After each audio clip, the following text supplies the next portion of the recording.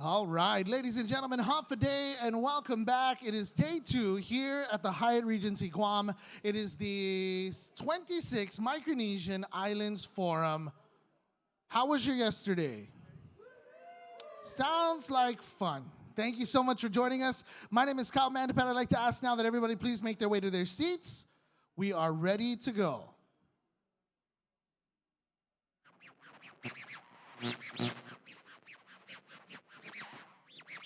All right. Yes.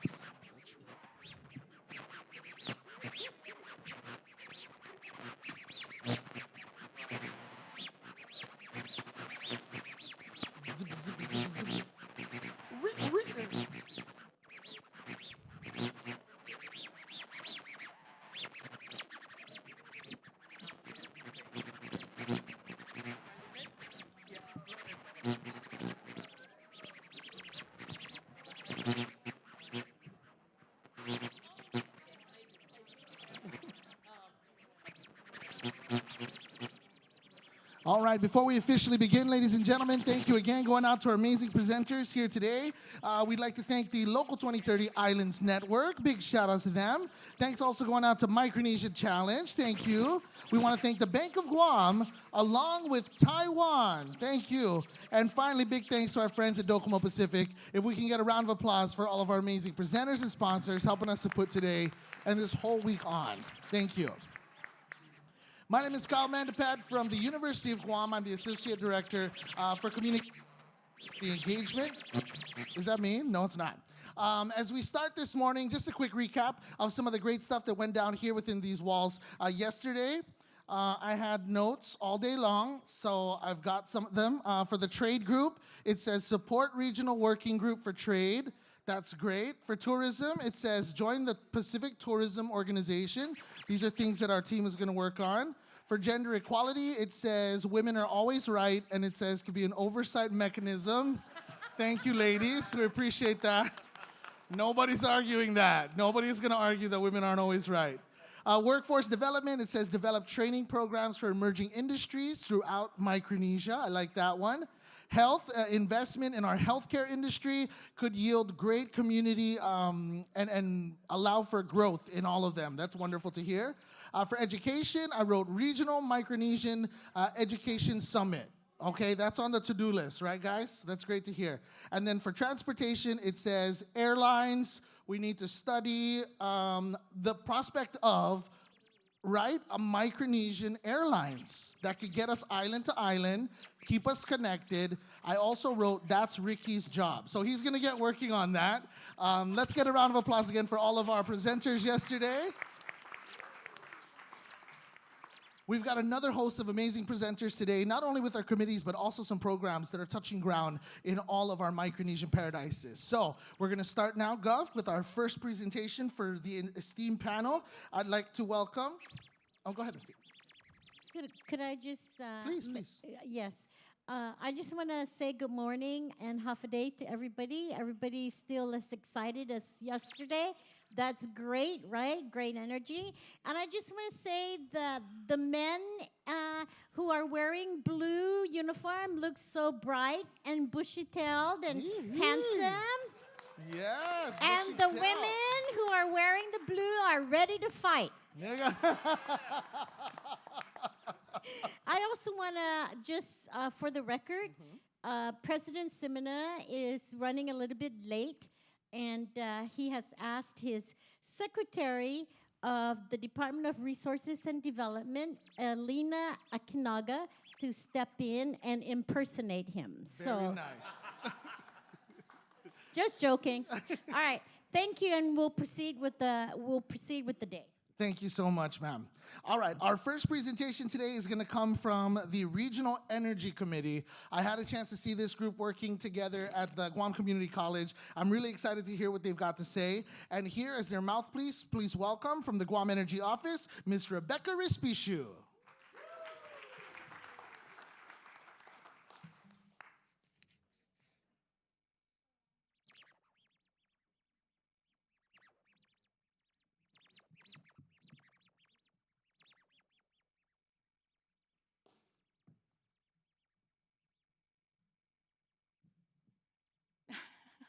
It is so quiet. I heard that.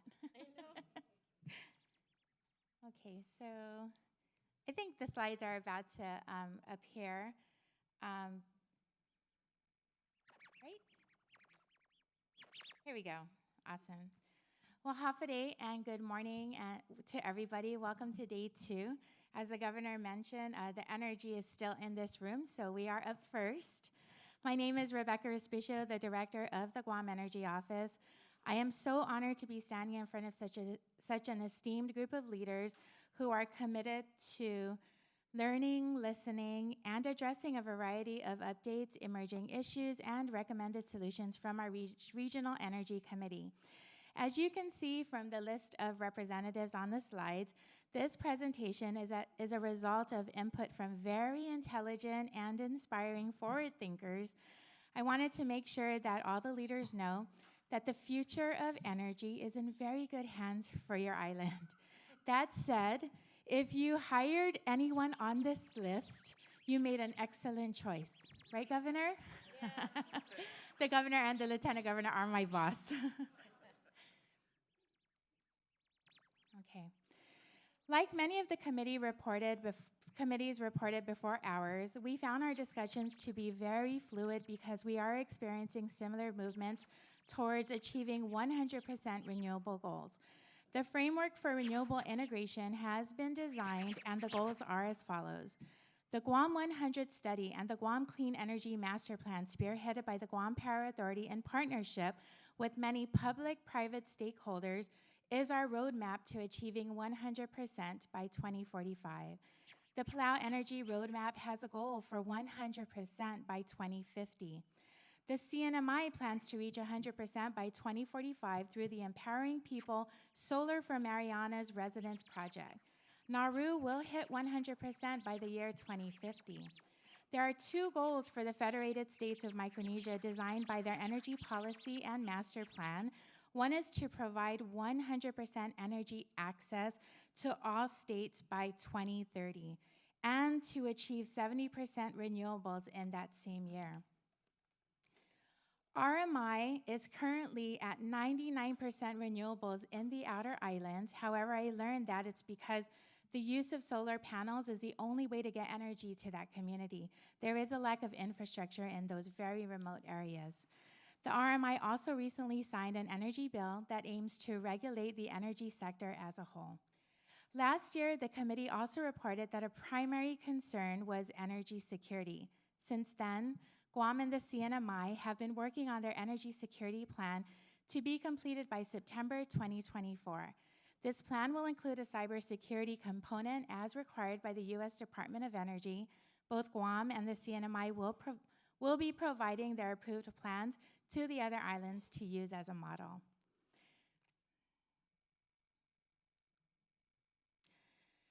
Emergent issues for this reporting period are as follows.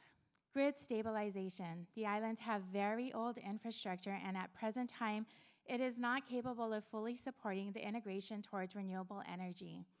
Additionally, there is a concern that there are no specific regulations for residential solar to include mandatory battery storage. Without storage, there is no contribution to the grid, which then doesn't allow for power purchase agreements. Unfortunately, adding battery storage makes it harder for low to moderate income households to afford solar PVs on rooftops. The high cost of fuel. The price of basic energy is generally more volatile than the prices of other commodities. Consumers are limited in their ability to substitute other fuels when the price fluctuates. Then we have the high cost of transshipment, of course, our supply chain. We must import almost everything due to our geographic location. This includes not only fuel, but the necessary resources to achieve renewable energy goals, as I shared earlier. And familiar to the esteemed panel of leaders is the lack of trained labor force. In order to achieve our renewable goals, the islands need more experts, such as energy auditors, solar PV maintenance specialists, wind turbine maintenance specialists, electric vehicle mechanics, and contractors for all these related projects. And finally, it's not up on this slide, but I'm going to have to bring attention to the issue of disposal and recycling of all of these solar panels, battery storage, electric vehicles, etc. While this is truly the way forward, what happens 30, 40, 50 years from now when our tiny islands are trying to figure out where to put all these hazardous waste items to make room for even newer technologies? And finally, the moment you've all been waiting for. What do we need from all of you? Well, 1 year is not enough time to make drastic progress for the energy movement forward to meet various island sustainability goals. The committee has worked to establish a larger network of resources. We, however, cannot do this without the endorsement and full support of our leaders. Therefore, the MIF Energy Committee is making the following recommendations and requests. Number one is to support the creation and adoption of an energy security plan using Guam and the CNMI as a working template which will be tailored to your individual island security needs. Develop and support policy that is backed by funding to improve the current infrastructure in preparation for renewable energy goals. Additionally, since everyone is working towards common goals creating healthier environments, the committee, where applicable and allowable, is asking for policy for Micronesia electrical standards that will set energy efficiency minimum requirements regulating the import of appliances, vehicles, equipment, etc. To address the high cost for ratepayers, how about we explore higher incentives for those who invest in renewable energy, such as higher tax credits, lower interest loans, and more rebates. Also, explore the idea of combining all the islands for the bulk procurement of fuel, Guam possibly being the hub. Number 4 would be to require representations from all applicable islands to the Association of Micronesia Utilities. AMU is an organization aimed at procuring identical utility equipment to share these resources in the event of any threat or disaster. This also means a sharing of skilled workforce among the islands.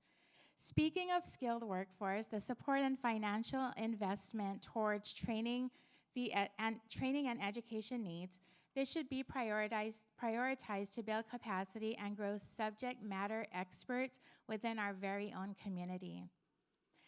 And the next request is to really begin the structure and framework for plans to address the future disposal and recycling needs of what will become old renewable energy equipment.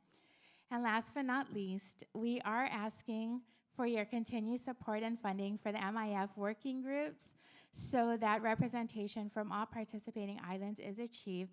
This could include financial support for a mid-year in-person committee meeting.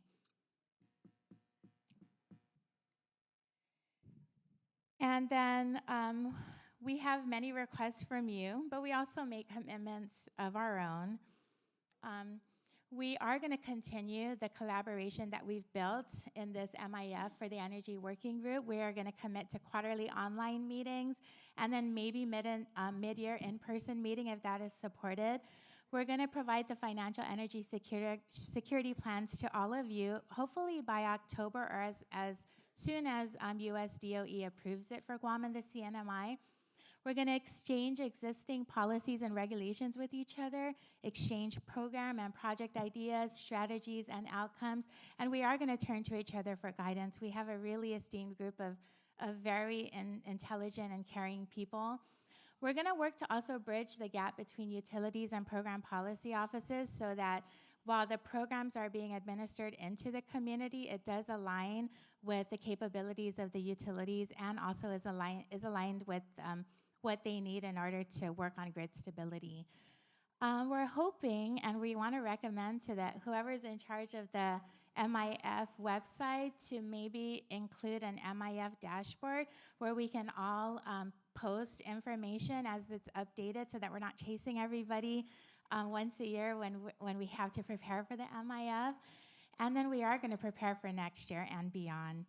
So we want you to be assured that just like you, the well-being, safety, health, and prosperity of the communities that we all serve and work hard for is a reason we commit to continuing the partnership that we formed through years of MIF collaboration. Ultimately, we commit to taking a united Micronesia approach in the work that we do. Thank you so much for this opportunity to present. Thank you very much, Rebecca. Certainly very impressive work that's been done. And, you know, the request to have a mid-year meeting, this is something that I've already been discussing with Landisang from Palau. And once I think the MIF Secretariat General's office and provide them with the funding resources that they need, they already have a plan to get those kinds of requests done, because it's very important from one meeting to the other that's the period where a lot of the work is being done, and we need to support that work to continue on with the initiatives and the outcomes and the agenda that we want to do. So we are already in discussion with that, and hopefully we will get to that point. So thank you, and please thank your team. Oh, thank you so much. Thank you, everyone.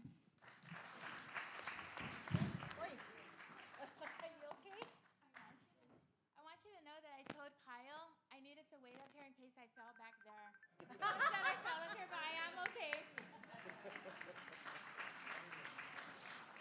She literally called it. Those were exact words. She said, I'm coming up here because I know you. She said this. She said, you're going to call me. I'm going to be all the way in the back, and I'm going to trip over here. You manifested that. Thank you, ma'am. That is the power of the Energy Committee. One more time. Round of applause. We love it. We're going to continue now with our discussion with our Information Communication Technology Committee. And for that, leading the way, ladies and gentlemen, from GTA, please welcome Mr. Dan Taidinku.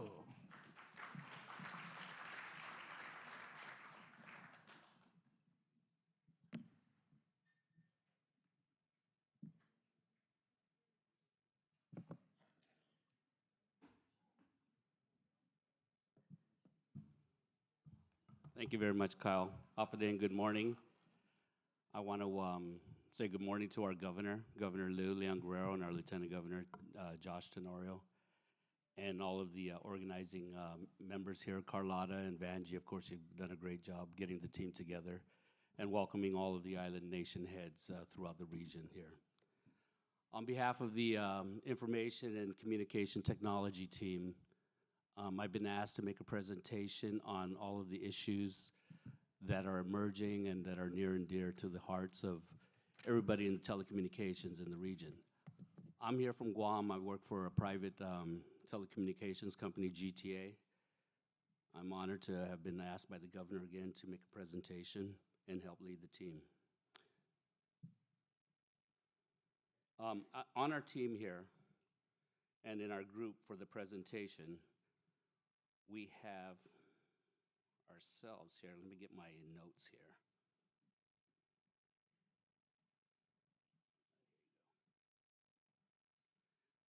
Myself, Frank Lujan, the Chief Technology Officer from the Office of Technology with the Government of Guam. T.R. Mori from Chuuk, Lubu, Falanru. Simon Fraser from Palau PNCC, alongside of, this is not cooperating,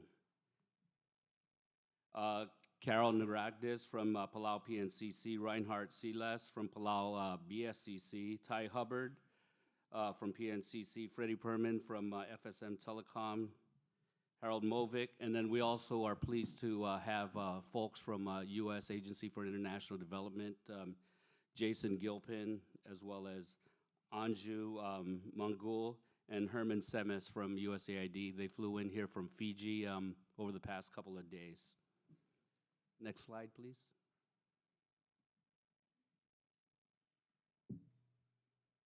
So the emerging issues during the course of the discussion that we had amongst ourselves here are primarily in three areas. One, protecting the home team, and that's making sure that all of the assets and all the investments that are being made in the Pacific because of the new interest in the Pacific, primarily Micronesia, that these island nations are protected insofar as making sure that the resources and the revenues that they're supposed to be derived from these infrastructure improvements in our nations are captured accordingly for the benefit of each of your respective island nations. And also to make sure that any outside competition that comes in, there's accountability, because you really do have to make a protection of the home team. You guys have made investments in your people. with your own government and state-owned telecommunications companies, and you have to protect the investments that you made in your networks here. If you let outside competition come in, you have to make sure that the rules of the game are fair and level, and that there's accountability. It's easy to have people come in and say, we're going to provide service to you or to your people, but at the end of the day, you have to make sure that there's accountability for them, because they can pull up their stakes anytime and go. Remember, we've all made investments in our own telecommunications. The other ones are, and this is kind of interesting, Simon Fraser from PNCC and his team can speak to this on addressing the investment gap to make sure that your telecommunications companies and your information technology is sustainable over the life of as long as they're there, serving your communities. And then the last item will be on Frank Lujan and the U.S. Agency for International Development team people will be speaking a little bit towards cybersecurity and digital transformation for the region. So they'll be making a separate presentation after me here. Next slide, please.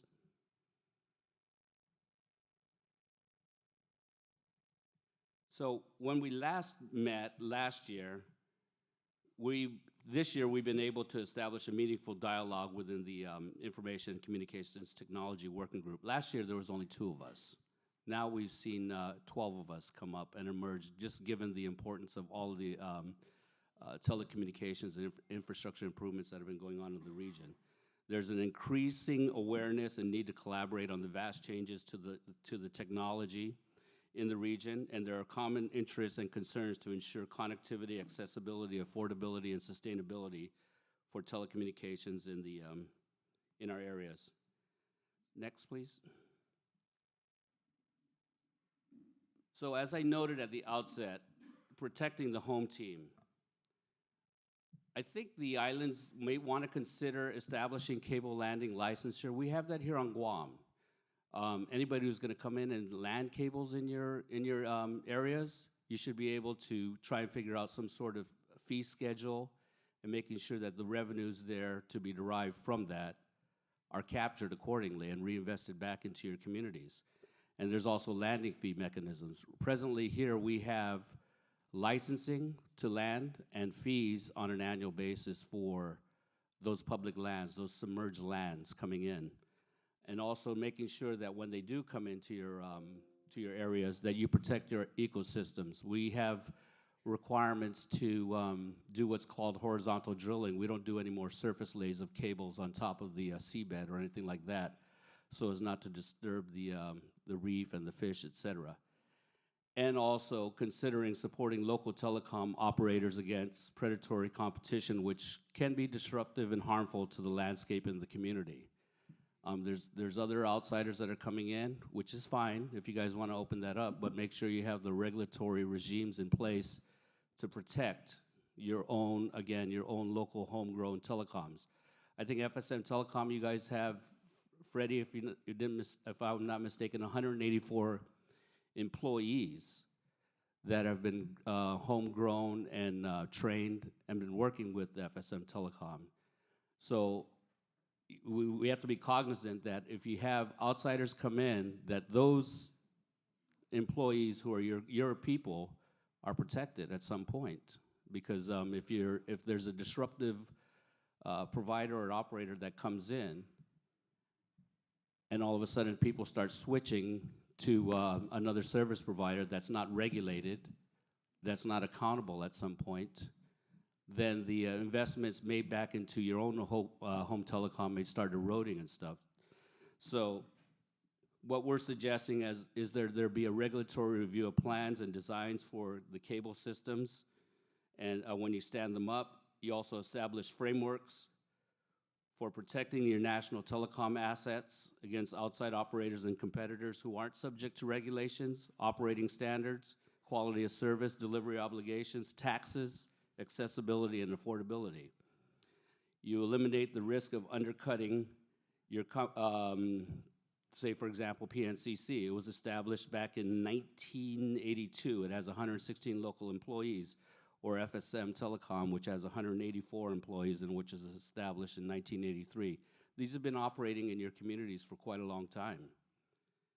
And they all have employees who are accountable, they're reachable, they're tax-paying, contributing to your governments and your community. Next slide, please. Simon and the team noted that there's some other things that we may want to consider, and that's further sealing revenue leakage, which isn't captured from tech, which is traversing your island-built network. So there's presently in the national government of the U.S., there's legislation ensuring that big tech giants contribute to infrastructure costs, service affordability, and network sustainability. These telecom operations are both CapEx and OpEx intensive, and there must be continued support mechanisms stood up to ensure that whether it's FSM Telecom or PNCC or out on the Marshall Islands, your government-owned, state-owned operations are sustainable. So this is a possible piece of legislation for everybody to consider. And there's also benchmarks for accountability. Please, next slide, please. And then at length, the USAID people and Frank Lujan will be speaking a little bit more about cybersecurity and digital transformation in the region. And then last slide, please. All right, last few slides, sorry. And then there's some indices here. We want to give voice to the Pacific Island communities in Micronesia at international venues such as PETA, PIF, and also using MIF, the Micronesian Island Forum, to help establish indices. This on the prior slide, Sarah. Nope, one more slide up. Okay, yeah. So this is what I'm alluding to.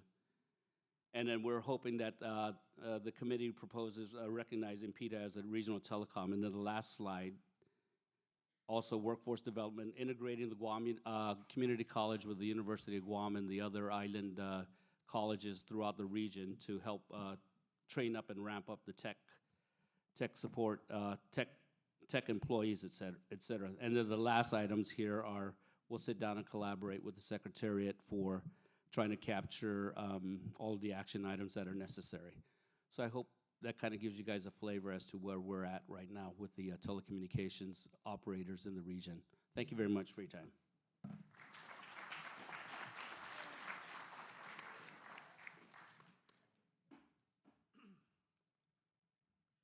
All right, after our next presentation, Dan will be back up with the rest of that crew as they worked on this all together. And then if you have any questions, we'd love to entertain them there. Okay, speaking of our next presentation, we're talking digital connectivity and cybersecurity. Please welcome the Chief of Party from the USAID's Digital Connectivity and Cybersecurity Project, Cadmus Group, Ms. Anju Mangal. Also joining her is a Supervisory Program Officer from USAID in the Pacific Islands, Mr. Jason Gilpin.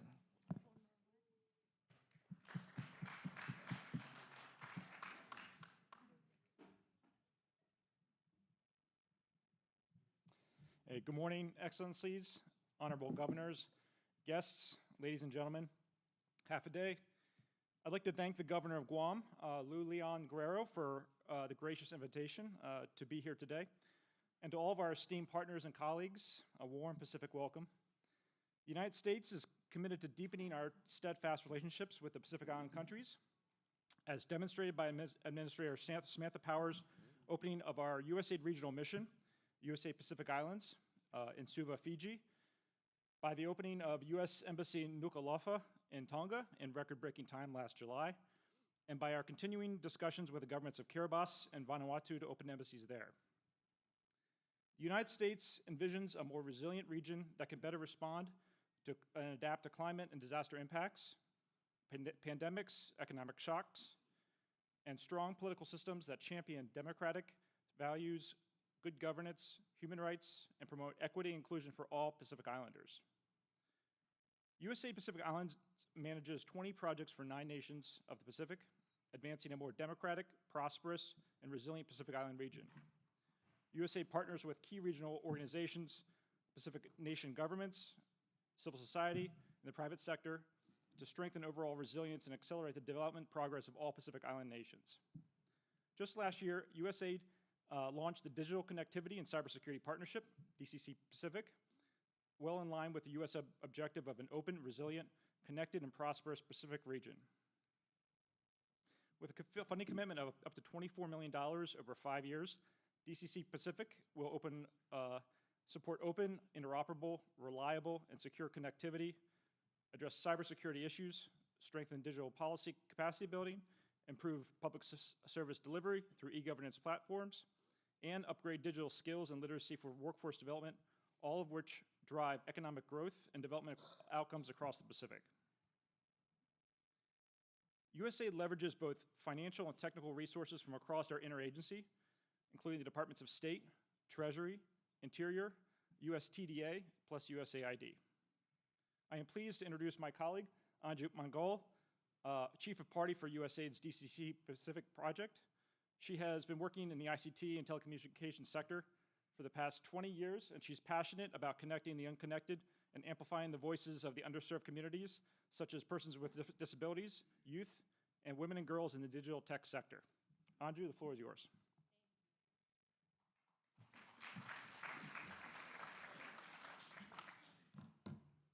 Okay, let's see.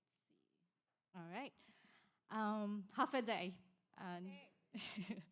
Your Excellencies, leaders, ladies and gentlemen, thank you so much for this opportunity to speak at the Micronesian Islands Forum. It is an honor for me. This is my first ever event for MIF, so thank you so much. I'm going to dive straight into what DCCP is doing, but particularly focusing on the support that we are providing to the Northern Pacific. So on the screen, we have the USA Digital Strategy. So a lot of the DCCP work is aligned to the digital strategy, but also to the digital ecosystem country assessment that we've done for the Pacific, which also included FSM, Kiribati, Marshall Islands, as well as Palau. And DCCP is aligned with high-level priorities, so one of the things that we continue to emphasize on is that we want to strengthen the digital ecosystem in the Pacific, but also looking at opportunities to support digital economy, digital infrastructure adoption, and digital rights and governance across the Pacific. And one of the things that we've been requested to do this today is to talk about cybersecurity, but just to let you know that the USAID is very focused on the Cybersecurity Primer, which tackles cyber threats, vulnerabilities, cyber attacks, and also cyber harm for underserved communities. So we support the goals and objectives of the 25th Joint Communique, which was endorsed by the leaders. Based on that, we were able to prioritize the Year 1 activities supporting the Northern Pacific. So to support accessibility, particularly to support digital services for underserved communities, to ensure reliable and resilient telecommunication, and also to ensure that we are strengthening the telecommunication security, which is cybersecurity throughout the region. It is very much aligned to the 2050 strategy for the Blue Pacific, as well as the Boyd Declaration, which is based on cybersecurity, and the 2023 Langatue Declaration, which is endorsed by the ICT ministers in PNG. And a lot of the work that we are doing is aligned to existing reports and also the donors and development partners that are already doing great work in the Pacific. So we want to make sure that all our efforts are aligned to the reports that have already been done by UN, DFAT, MFAT, as well as the World Bank and ADB, and also UN and other agencies. We also want to complement all the existing initiatives, so we do not want to reinvent the wheel, or we do not want to duplicate any efforts. We believe in a multi-stakeholder approach, so our partnership is not just with governments, but we work across private sector, public sector, universities. We also work with the telecommunication sector, ISPs, regulators, and making sure that every activity that we do is aligned to our gender and inclusion strategy. And I'm happy to hear that there's quite a lot of gender emphasis. You know, one of the things that we are trying to promote is more women in ICT and telecommunication sector. If you look across the Pacific, there are not many women in cybersecurity and telecommunication sector. Since 2023, we've established quite a lot of partnership, and we have been listening to our 200 plus participants and also to our stakeholders across the Pacific, including FSM, Palau, RMI, and Kiribati, basically to understand what are their priorities for the Pacific, what are their priorities based on the national strategies and also their policies. So we have partnership with the University of the South Pacific to use their regional hubs for virtual training, and I know this has come up yesterday by the leaders, and also the Asia Open RAN, which I do not want to get into. It's very technical, but we also have a partnership with Samsung Electronics, and we're working with Google, Amazon, Palo Alto, NIST, and CISA to do some of the work for the Pacific. We have 4 objectives. So one is improve broadband access. I'm going to specifically talk about what we are doing to complement some of the work that's happening in the Northern Pacific, particularly the East Micronesian cable and the Google cable. And also, we are able to support community networks. There was a question about whether we can support the states, for example, the underserved communities, so we can support Yap, Kosrae, and Chuuk. That's just an example. And of course, you know, we are very much encouraging Leo, but I do understand that Daniel has given his perception about telecommunication sector, but at the same time, it is always about the underserved communities, and I'm ready to fight with him, but at the same time, encourage a lot of the conversations, because it's not just about them, it's always about the communities that we are serving. But not having said that, we do support the telecommunication sector as well. And of course, cross-regional learning, we invited PNCC, Simon Fraser, to one of our sub-regional workshops, because PNCC is deploying Open RAN, and this has been funded by USTDA. We are very much strengthening national policies, so national broadband strategies, and also universal access fund is something that we are looking at. But just specifically on the work that we are doing with Northern Pacific, there is support for critical infrastructure cybersecurity framework, which is looking at the vulnerability assessment for all the sectors, not just the Ministry of ICT or Department of ICT, but also energy, transport, aviation, etc., and just trying to figure out how is it that all these sectors will be working together if there is a big threat in the nation. And also supporting some of the spectrum management, which is very much linked to the work that telcos are doing. And objective 3 is advancing digital government services. And again, we've started talking to RMI in regards to the data governance and data privacy work, because there's been quite a lot of discussions about digitization. But to get to that, we need to basically do the basic work, which is to ensure that we have the data governance and the data strategies in place. And of course, there are other key things that we are working on, like e-commerce, but again, you know, this is based on national country priorities, and we are happy to discuss further. And objective 4, this is we're very passionate about this, because we're not only promoting the girls and women in ICT and cybersecurity, but we want to engage the community college. So we've been talking to Palau Community College, FSM, RMI, and few others in terms of, you know, what is it that we can do to ensure that we continue the workforce development. We also encourage more of the next generation ICT specialists to become part of the government work, as well as, you know, supporting student workforce development.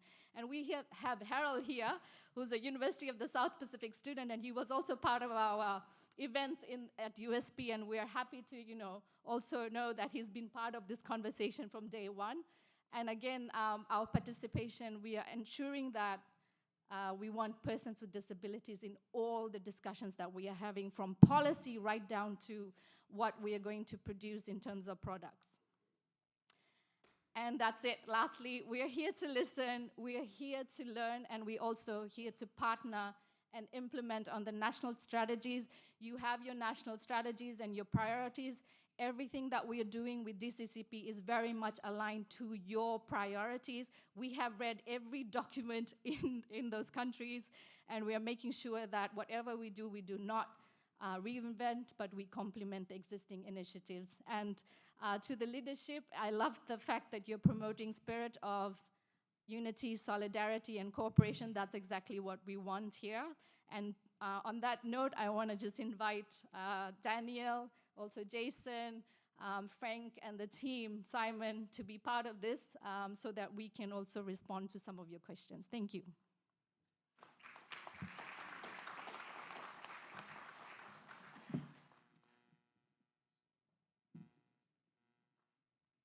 Also, I'm trying to bridge the gender gap here. Okay, do we have any questions for?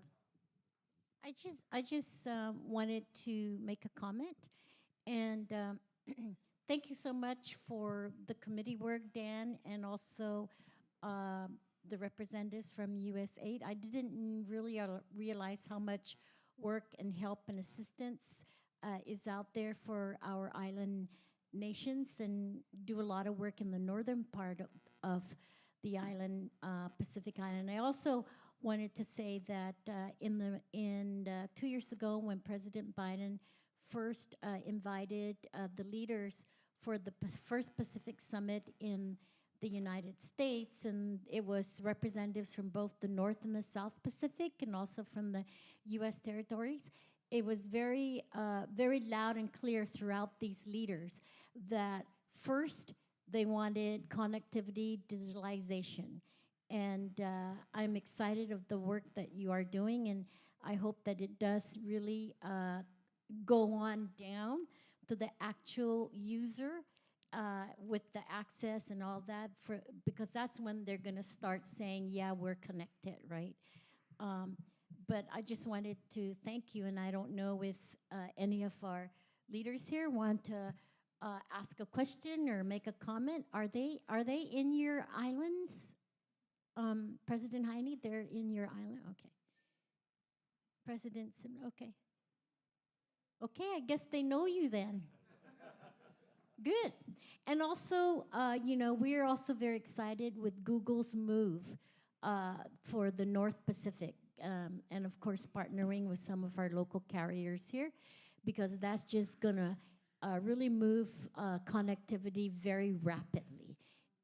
And if you look at their strategy, right, how they're gonna connect the whole North and the South Pacific, and also connect on over to the US and Asia, and provide a very strong cybersecurity, it just makes us in the islands so fortunate to have that process and program in place, because in this age of digitalization, we're lost if we're lost, and we felt that in our Typhoon Mawar when all of our communications just stopped, and felt very paralyzed within our islands. So thank you.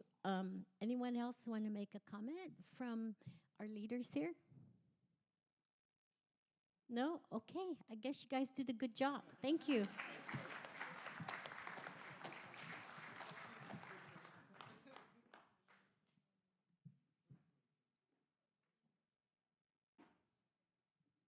Before we go on, I'd just like to make a special acknowledgement. Very, very happy to have with us here former president of the FSM, Chairman Peter Christian. Peter?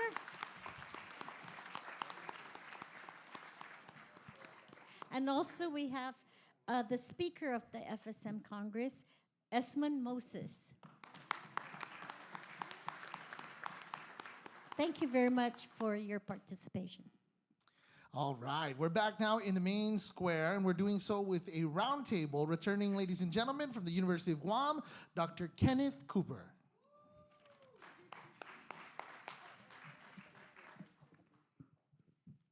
Good morning, Hafa-Adai leaders. How are we doing? Hopefully well. Welcome to our third and final roundtable, focusing on cybersecurity and digitalization. And so, you know, we just heard really good presentations. USAID has a lot of involvement. They just said, we're here to listen, so this is the opportunity for us to expand more on the needs of Micronesia. And so my first question that I'd like to pose to leaders is really an opportunity for that expansion. So either or, what is the either most important digitalization need for your jurisdiction, or the most pressing cybersecurity issue for your jurisdiction? And how do you think we can address this on a sub-regional level? And just for a little bit of background context, there have been recent news stories, even in the New York Times, regarding cybersecurity, hacking, geopolitical players. So that's why I think cybersecurity, this is a good time to talk about that as well, but you can also address the most important digitalization need. Would any of our leaders like to speak first? Okay, Honorable Governor Palacios? I'll take a crack at it. Just to, obviously these telecommunications and the emerging technologies that's going on around the world, as small island nations and small communities, a lot of times we're doing catch-ups in technologies. But we read, we watch on TV about cybersecurity and what nations or what parties do to infrastructure facilities or potential. And it kind of hit home as elected governor when I was in DC and Governor Liu shared some briefing that we have some supposed research vessels tracking on the fiber optic lines close to Guam, and later on to find out that those are not really fisheries or research vessels. So the reality is, as things, as this technology ratchet up in our areas, we want to make sure also that we are informed and that perhaps now's the time to start looking at the type of governance and security for those technological assets that we have that can basically cripple the lives of our infrastructure. So those are realities, and I certainly am not a technologically techie type of person, but when somebody says that somebody from off island or away from Guam or the CNMI or from Micronesia could disable some infrastructure in our areas, that's cause for real concern. And we perhaps need to look at what national policies or even at the federal level or even other countries that have been dealing with these kind of issues, what kind of governance policy are out there that will fit Micronesia. We start considering that. Thank you. C.J. Smasi, Honorable Governor. Oh. Okay. Your Excellency, President Yes, Heidi. thank you for the question. I'm not sure that my comment will fit either of your question, but I know that for the Marshall Islands, what we need right now is a regulatory regime. We don't have the regulations in place to monitor or to manage as new players come into the scene. There is no regulation to manage how they operate in country. And so I think for us, we would need technical assistance to help us get up to speed on regulations in the ICT sector. That's where my dollar would be placed at this point. Thank you. Thank you, Your Excellency. The Honorable Vice President. Ali, good morning. The Palau has been subject to cyber attack. March 14, 2024, at the Ministry of Finance. Just this just yesterday, on one of the news papers, said that the cyber attack was much more serious. There was a larger problem than had been realized in March 14th, 2024. Apparently, there was a theft of thousands of documents from the Palau government. And it involved information regarding U.S. radar installations on Palau, which was marked for official use only, as well as crew list of Japanese Navy ships that had visited Palau were also exposed, and hundreds of documents outlining the close relationship between Palau and Taiwan. So that is a big issue with us, and so we'd like to look into getting more support from the cyber attacks. So the Ministry of Finance is currently developing a national cybersecurity framework. And the Ministry of Finance is also oversees key national digital initiatives. We have the Digital Residency Program, the Palau Stable Coin, eGov, e-commerce, amongst others. And so as we transition into this digital space, we are in need of more protection. So I'm very appreciative of the presentation that was just done by the USAID, AID, and we'll be looking to Paula. And I must really applaud Paula's work in Palau. She was able to, with her help, get the Asia Foundation 3-year program that on human trafficking in Palau. So looking to connect with you after this. But yeah, I wanted to say that we are been subject of cyber attacks in Palau. Much thanks, Honorable Testing. Lieutenant Governor. Special Envoy? Yes, good morning, everybody. In the context of Nauru, we too have also got a cyber attack in the 2020. And I think this optic fiber cable gives us bigger opportunity that gives us a national carrier for our own internet source, because where in Nauru's context, our internet service, mobile service is all privatized by external services outside.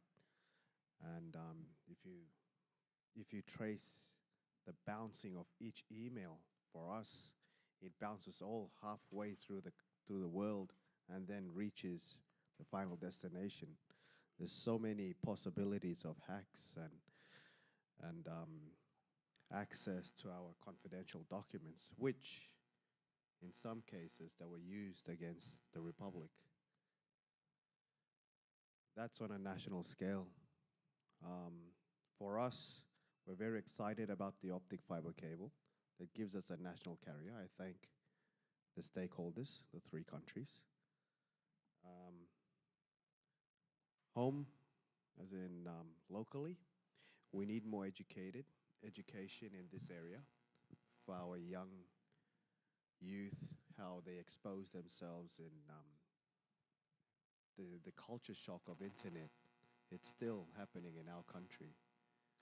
So these are, I think we would need more education on how to teach younger generations how to behave in a proper manner, as we are Micronesians. We have our local ways, and some of the integration of foreign cultures made and shaping our future generations into something not familiar to our culture and ways. Thank you very much. Much thanks, Special Envoy. Oh, Your Excellency, President Semina. May I just say something? Thank you. I think for the FSM, just like some of the other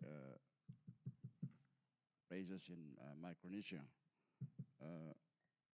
Our effort is to develop the technical and legal infrastructures for these emerging technologies that are just going so fast. I mean, we have yet to develop sufficient rules, regulations to address this. And as we know, the technology is evolving so fast. So we need to try to catch up, play catch up to this. And of course, the technologies are really good.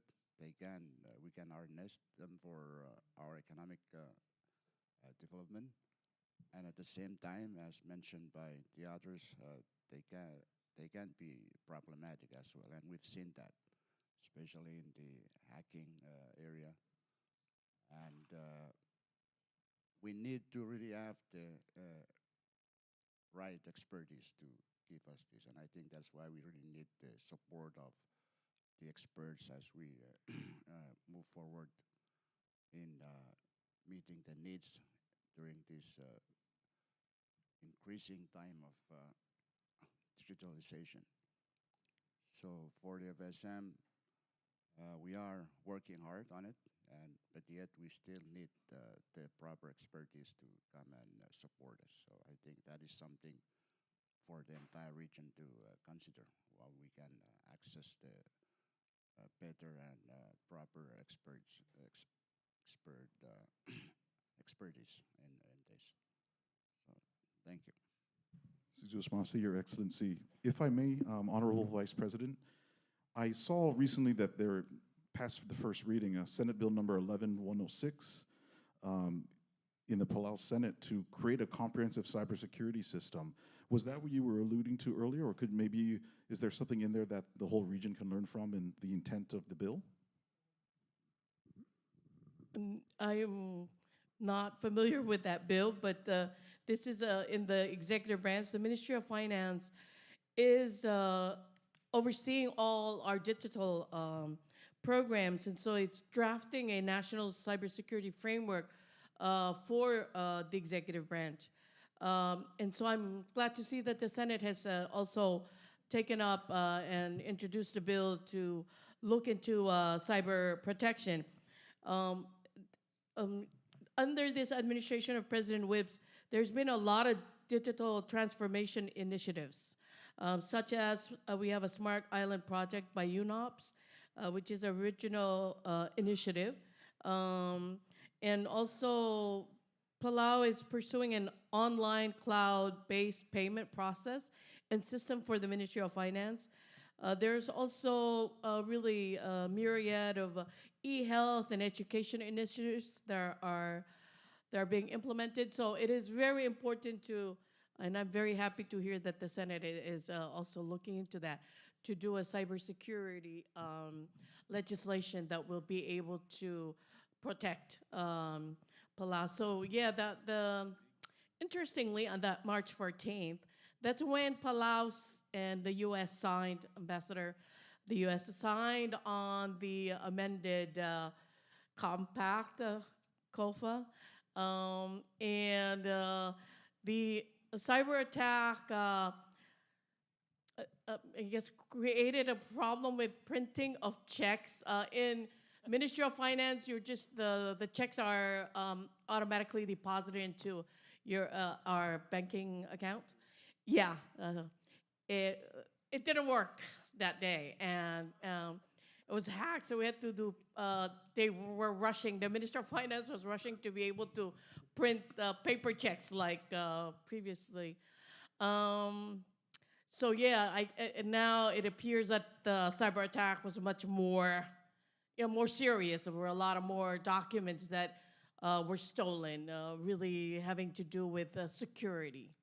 But we have a National Security Office that also oversees our security. But on that note, and the Ambassador of Australia is here, I'd like to also point out that the assistance of Australia in putting up this yearly annual meeting of the Joint Heads of Pacific Security that really looks at cybersecurity within the PIF countries and bringing them together to be able to bring capacity into how to protect our borders as well as our countries from these cyber attacks.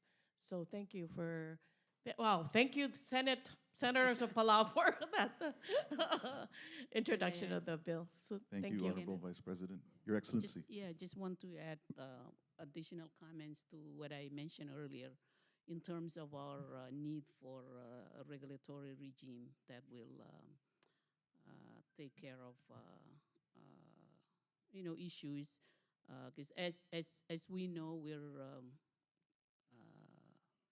we're having to deal with new operators. They come into the country, and so we all know about Starlink and its efforts to get into all the different countries in the region. So the regulatory regime would help us to coexist, these new operators with our existing telecom. Because as mentioned earlier with the presenter, we need to protect our local team. And so that's important to us, at least in the Marshall Islands, that there is the local team, but there is also operators that come in and there is some competition. So in order to have them coexist, we have to have some ways to regulate that. But in terms of cybersecurity, Marshall Islands has a project with World Bank that is working on developing a plan with respect to cybersecurity. So that's ongoing. We also have a plan that is digitizing e-governance for the government, and that is also ongoing. We're in the early stages of getting that set up. And again, technical assistance is needed to help move that along so that we can accomplish our goal. Then we also have a National Security Office that just got established, and this is supposed to coordinate all security-related issues as they come up. So, I mean, I think we're all kind of in a new space at this point in terms of looking at all of these issues, not only developing our own technology and regulations and security issues, and there is so much more at our stage at this point. So there is a need to get more technical assistance so that we're doing the right thing as we move forward in this space. Thank you, Your Excellency. It seems like the conversation is, a regional regulatory regime. We've expressed the importance of cybersecurity, but I was wondering, what are your respective governments doing right now to promote a safe cybersecurity environment, inclusive of training your government employees? I mean, these were some of the stories, like a government employee opening up a link in an email could lead to the, degradation of a whole system. So what are your governments doing to promote this safe cybersecurity environment? And how do you think this can be enhanced on this sub-regional level as Micronesia? Yes, Honorable Governor Leon Guerrero. So the first thing that, of course, we have an Office of Technology in our government, and that office is, of course, their responsibility and their obligation is to provide access to all of our employees, but also more so to protect our internet. And so we have I think, a very good cybersecurity implementation. Of course, they do all the firewalls and all that's necessary to protect from hacking. But even with that, I think if we don't do a lot of education to the employees, because usually cybersecurity happens because an employee didn't do what they were supposed to do, or report what they were supposed to report, or opened when they weren't supposed to open. And so those are some of the things that we are aggressively trying to do to educate our employees and to report them to the Office of Technology. I get that kind of information when you're on your email and they write you and they say, "Oh, sister, somebody is in London and she." Right? And she lost her purse and somebody stole her purse and she's asking you to send money to this address. We get that. And of course, you have to learn that that's a scam and that you need to report. So some of the weaknesses could be just within our human capacities. So and I know that Guam does do a lot of public service information also about phishing and those kinds of aggressive kinds of actions to try to get into your and hack your security. But what we also did was we established a cybersecurity, island-wide cybersecurity plan. And that was approved by CISA, which is one of the recognized official cybersecurity government agency.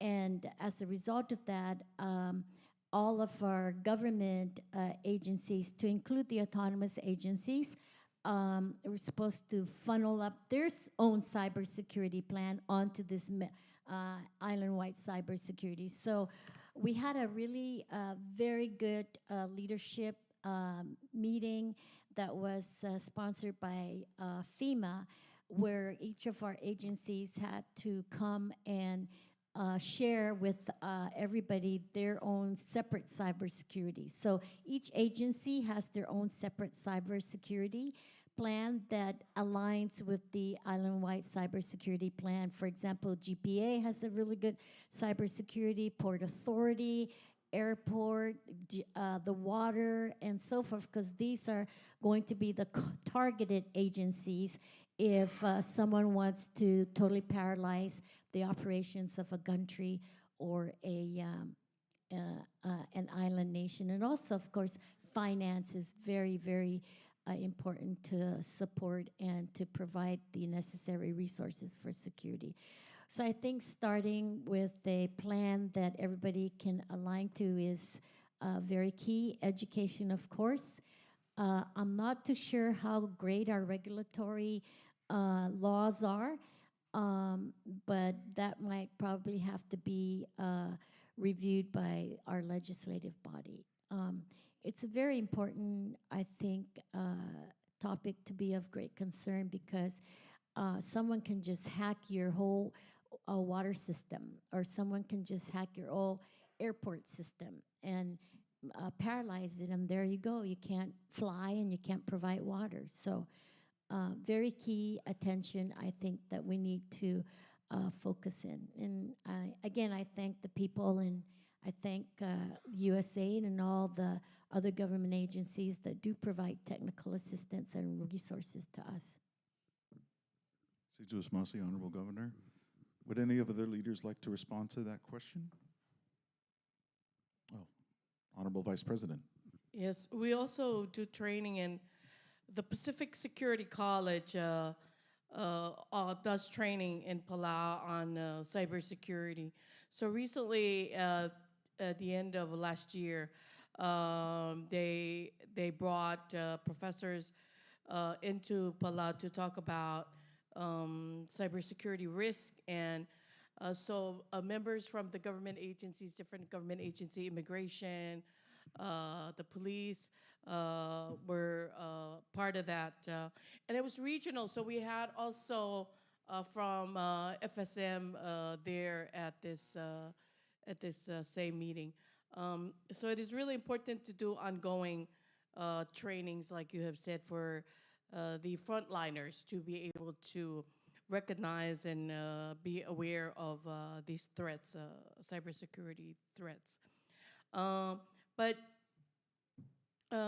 the governor, Governor Liu, has really on her Guam template. Maybe we can look into doing an MIF, a regional cybersecurity plan, and working off the template from Guam, be able to kind of bring it into our respective regions, jurisdictions, and tweak it to be more consistent with the systems that we have. But it's a big threat. It's something that is very large, and we need to be able to be protected. And if that'll be a good step coming from the MIF to look into doing a regional cybersecurity plan that can be brought back into our respective jurisdictions.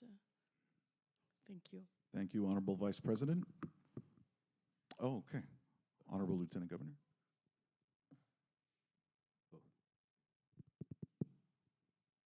Yeah. Thank you, moderator, and my respect to our FSM president.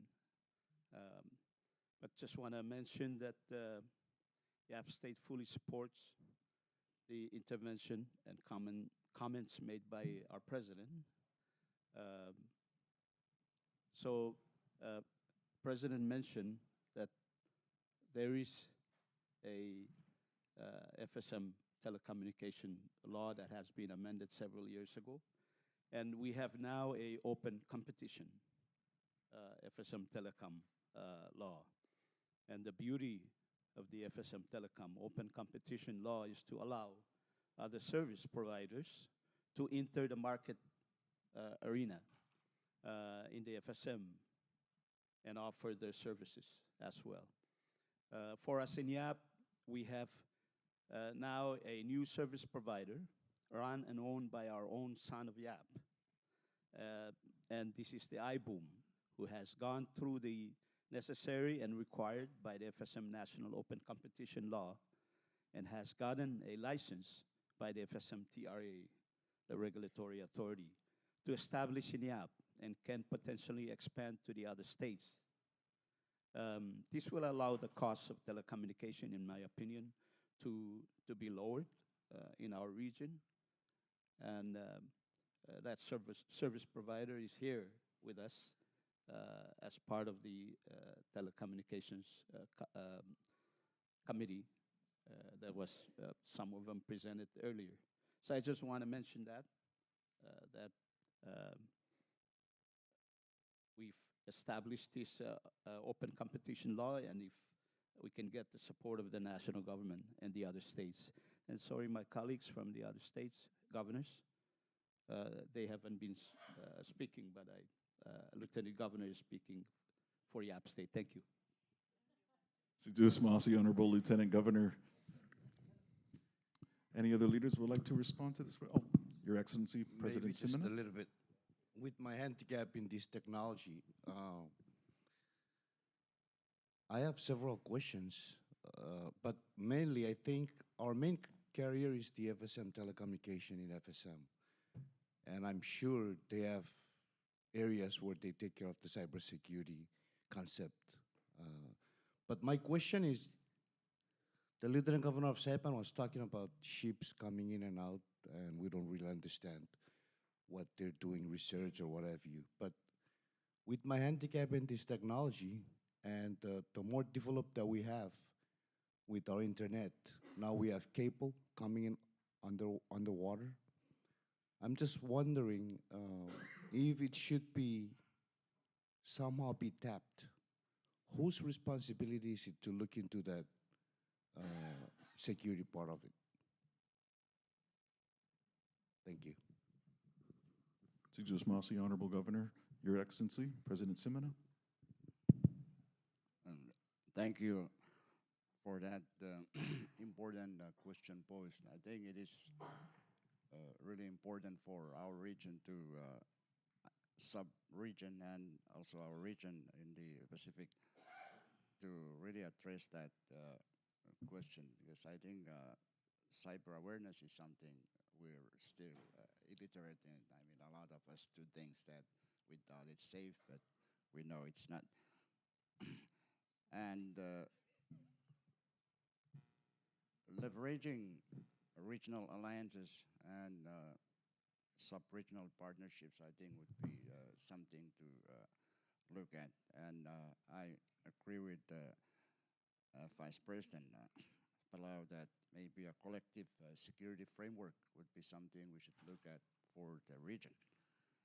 And that would entail our involvement, membership in Interpol, because they're very much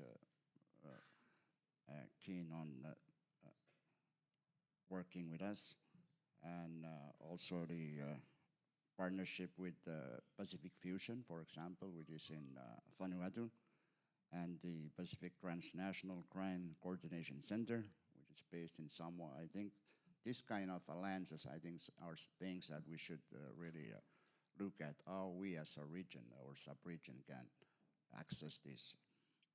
And of course, sharing of resources and exchange information and coordinating our response efforts throughout our region would be a way of making that collective security framework work.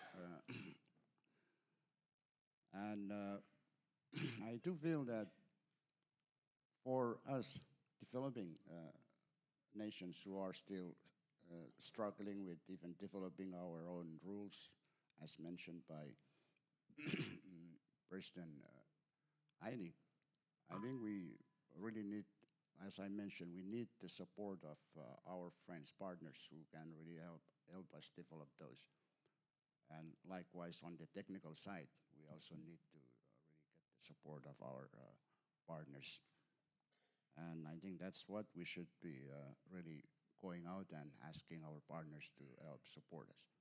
And we're grateful, like USAID, I mean, they've been very supportive of what we do. In the FSM, we do have a cybersecurity office in the Department of Justice, but it is undermanned. It's not yet well developed. So we really need, as I mentioned, the support of our partners to help us build up our capacity and ability to deal with this really difficult subject. So thank you. Thank you, Your Excellency. I have a question more about, you know, institutional memory. And it's an exploratory question, but I would like to get your thoughts on this. You know, the digitization process can help ensure and strengthen institutional memory and provide guidebooks to future leaders, which in turn strengthens governance. And by this, I'm talking about the fact that everything that the governments have done can get wiped out and destroyed in one typhoon. And there goes your institutional memory, right? How do you pass that on? These are the decisions that our leaders have made, right? And this question comes from the fact that I was doing research, currently still doing research on negotiation history during the Trust Territory of the Pacific Islands era, right? A lot of my contacts are like, oh, there might be in this one file cabinet in this one room. And there's all of that knowledge, all of that memory that can be passed down to future leaders. So my question is, what efforts are being made in your jurisdictions to digitize government archives, transition to digital government record keeping, and if not, do you view this as a regional project that can help enhance future leaders for Micronesia?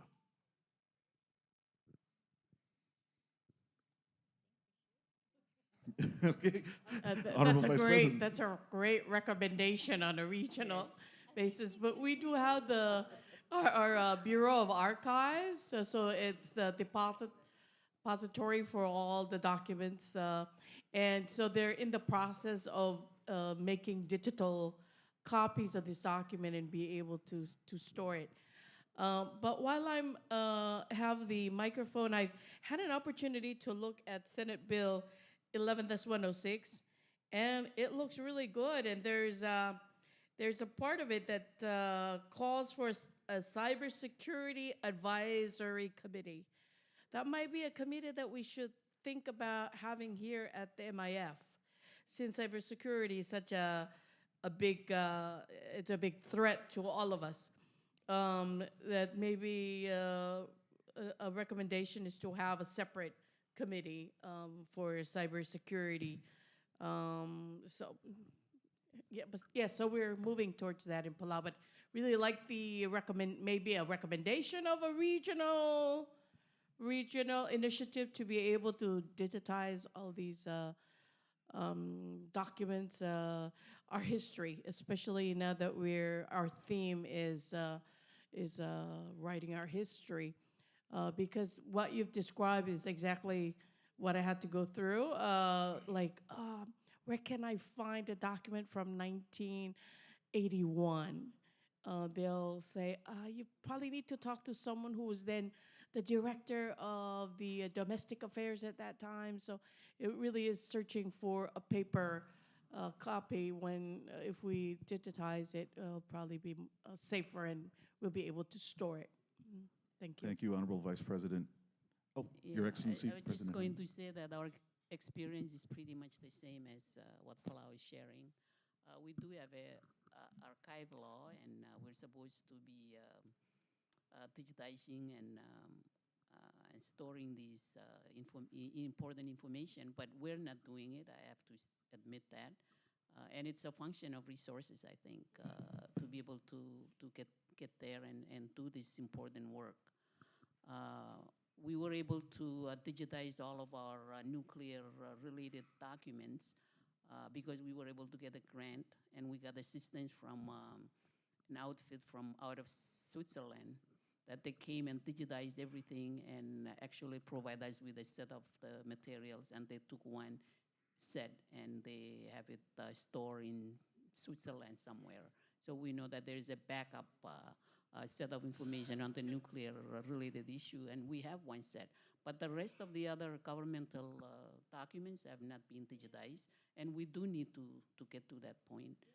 As you said, for future governance, and we need to know our history, what happened, what went on, how things came to be. And right now, we're not placed to be able to get to do that. So we need and if this body can create a sense of urgency in that respect and find resources to help us move in that direction, I think that would be really good. Thank you, Your Excellency.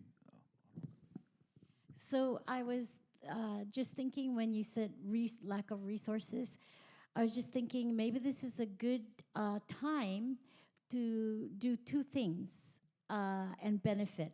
One, let's all hire our high school students during the summer to do the digitalization, because I'll bet they are very experts on that, right? And it gives them employment for the summer, and then we have records that are digitalized. So maybe we should start thinking that way. Get our, those that are like juniors, seniors in high school, and keep them busy all summer, and give them a source of income, and then they've done the work.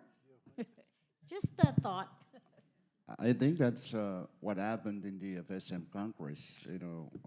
During times they hired part-time students to work on digitalization of all these things that have been approved in Congress, start way back in the 1970s, and they've done that. It's a successful thing that they've done. And due to these students who come and they're just interested to work on those kind of things. So I think it starts with each government. We should start with that, and then go on.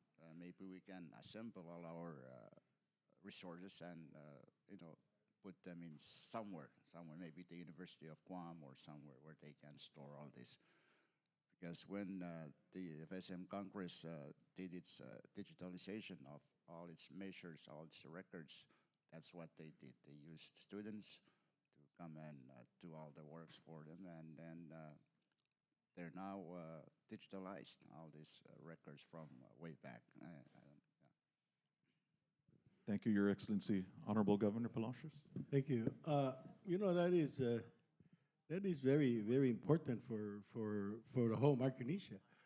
But we already have I believe we have the structure, the institutional structure to make this happen. You were talking about the University of Guam.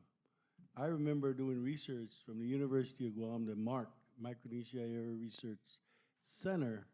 There's a lot of records there, But like you said, those are not even digitized. But one day, my sister, who lives in the States, sent me this picture and said, "Do you remember this picture? It was during the Trust Territory days." When my father was one of the members of the Congress of Micronesia, I said, "Where the hell did you get this?" I said, "University of Hawaii." So we have the different institutions in our areas. It's just we need to, kind of put the structure back together with Micronesia and the institutions in our area, where it's with Bishop Museum, University of Hawaii is with Center, University of Guam, it becomes a repository and digitizing all these records, because our history is there. And when we're talking about making history, what about looking back at our history? And those have to be preserved. And I thank the Vice President of Palau for bringing that issue up, and you. But it is there. We just gotta put forth the effort, maybe through MIFS, now realizing that we may be losing a lot of our own histories and our own records. But it could be done. Let's make technology work for ourselves. Thank you. Absolutely. Thank you, Honorable Governor. Yeah, let's give that a round of applause for sure. I will also add that some of the best negotiation history with the TTPI, Howard Willens actually did a digital version that you can find on the CNMI Humanities website. So there are models for us to do this. And I think the importance is, yesterday we sort of ended the conversation on a high note, talking about we're going to counter all of these ideas that Micronesian subregionalism is X, Y, or Z. This is a way to strengthen that. And I think so, this is definitely something to explore. Now, I just got the 5-minute mark, so I want to end with a sort of a wish list question. We do have a lot of people in the room who are listening today, and so we all know about the importance of ports, roads, bridges, different kinds of infrastructure. But what do you see, if you were doing a wish list, a priority wish list for your jurisdictions, what is the comparable infrastructure investment needed for a digital transformation?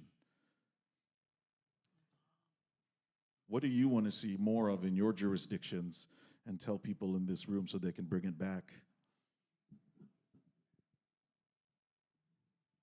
You want to be a little bit more elaborative? What do you mean? I mean, Sure. And so, is it the fact that, our jurisdiction would really need, we talked about the regulatory regime, but is there something like, is there any infrastructure in the name of, let's see, man, I'm not a technological person, but I will say, yeah, so we're all in the same boat here. But I was just wondering, in regards to your jurisdictions, what have you heard when you're talking about all of these, like cybersecurity, digital infrastructure? Is there something, you need you need accessibility? Well, what do you need for that? Like, is there a wish list, or is there anything? It could be not even a piece of infrastructure, but what would you like to tell people in this room today that are going to go back and bring these needs that we as Micronesia have for a digital transformation? What does the region need beyond what we've already explored? What can be enhanced? I'm going to answer that jokingly. Let's talk to Google.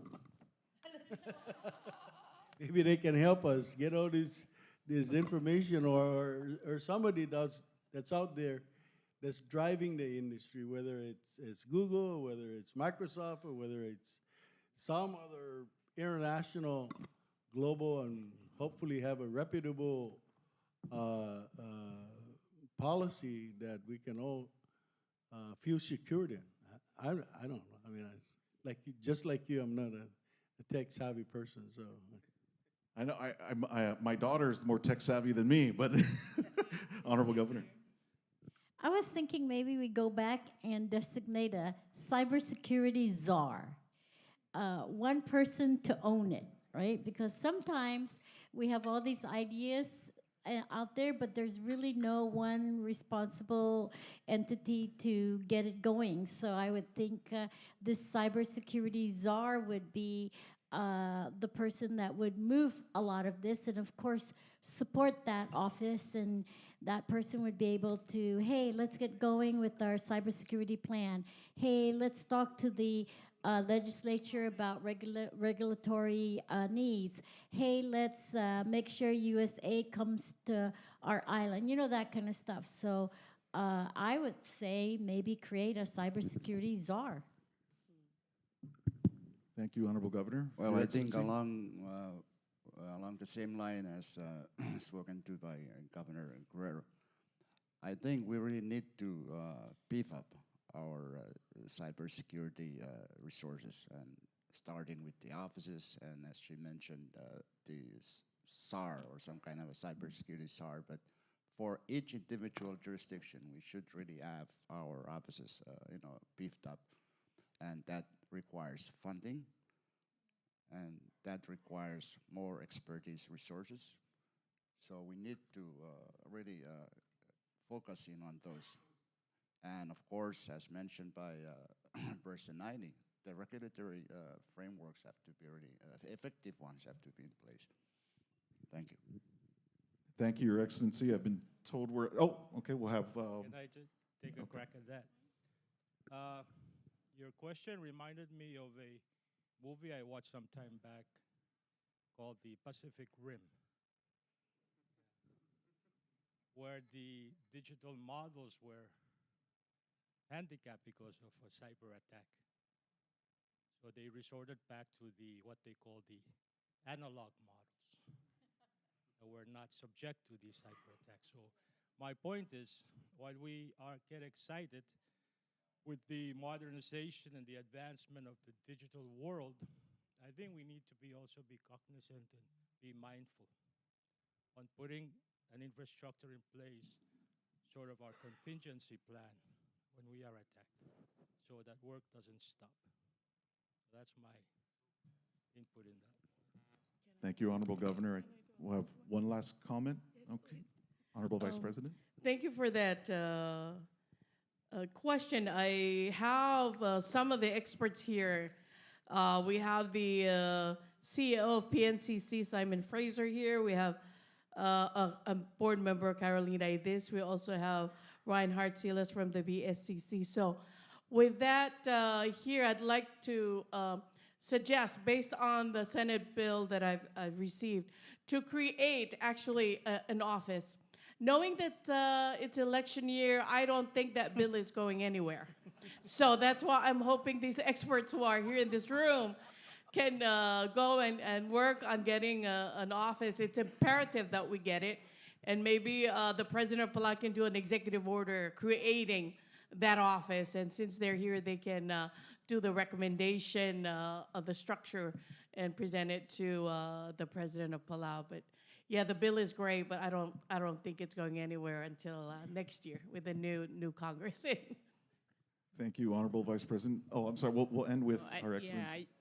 Yeah, I have a kind of a crazy idea about digitization, and I'm thinking about how our islands, especially the low-lying islands, are subject to climate impact and sea level rise.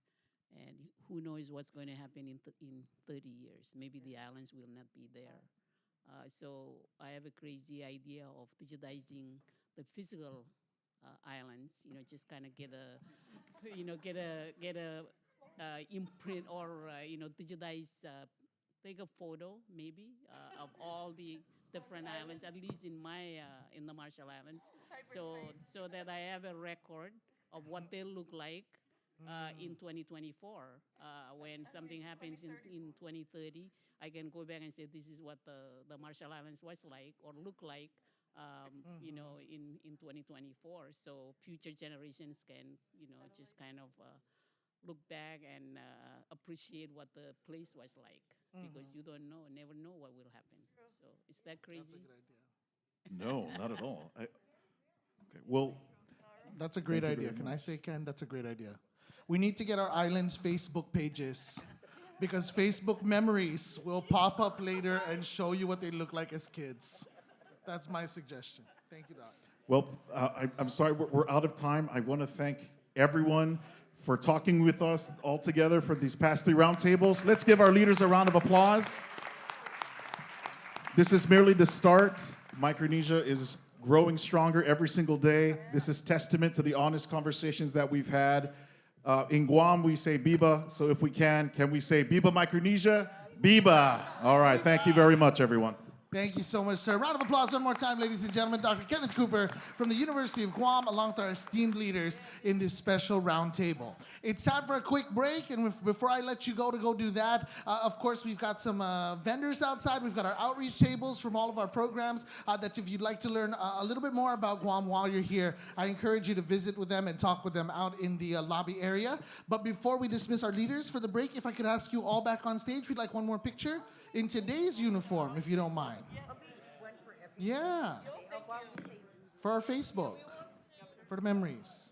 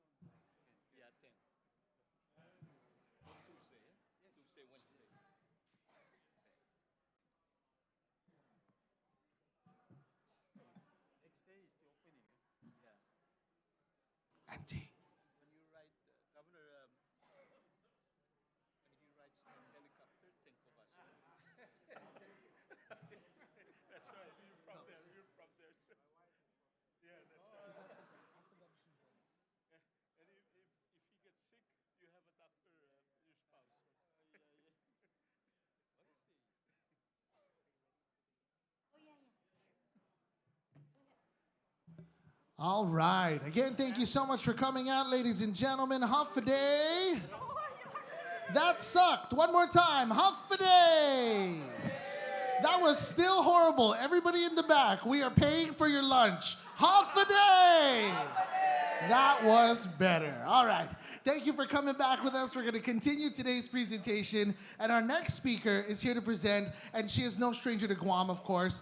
She's been through it with us, and she's been working besides us out of Hawaii and the East-West Center. We'd like to welcome now, for a very special presentation, the president of the East-West Center. Please welcome Miss I was going to say, I say Susie, but I don't know if she allows that. Ladies and gentlemen, Miss Susie Verislow.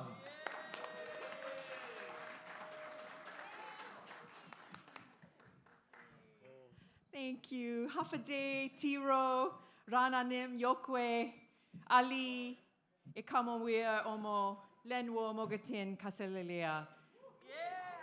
Talofa lava, aloha mahikako, and greetings to all of your excellencies, our distinguished honorable leaders of the Micronesian Islands Forum, ambassadors, secretaries, leaders, ladies and gentlemen who are here today. It's with great respect that I acknowledge our people of this land, I Tau Tau Tano, past, present, and future, and offer my deepest gratitude for allowing me to be in this beautiful space with our honorable leaders.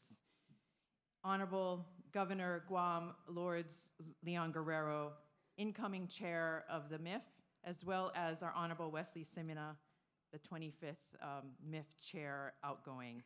Sizusos Mase, and thank you for inviting me here to address the leaders of Micronesia, and I'm in awe of this inspiring assemblage of leaders who are committed to ensuring a sustainable future for Micronesian islands and its people. And I had to check that I don't trip. I come with aloha and greetings from the shores of Hawaii to you and your families and your communities. And you know, I, like many of you, love to hear stories. That's our Pacific way.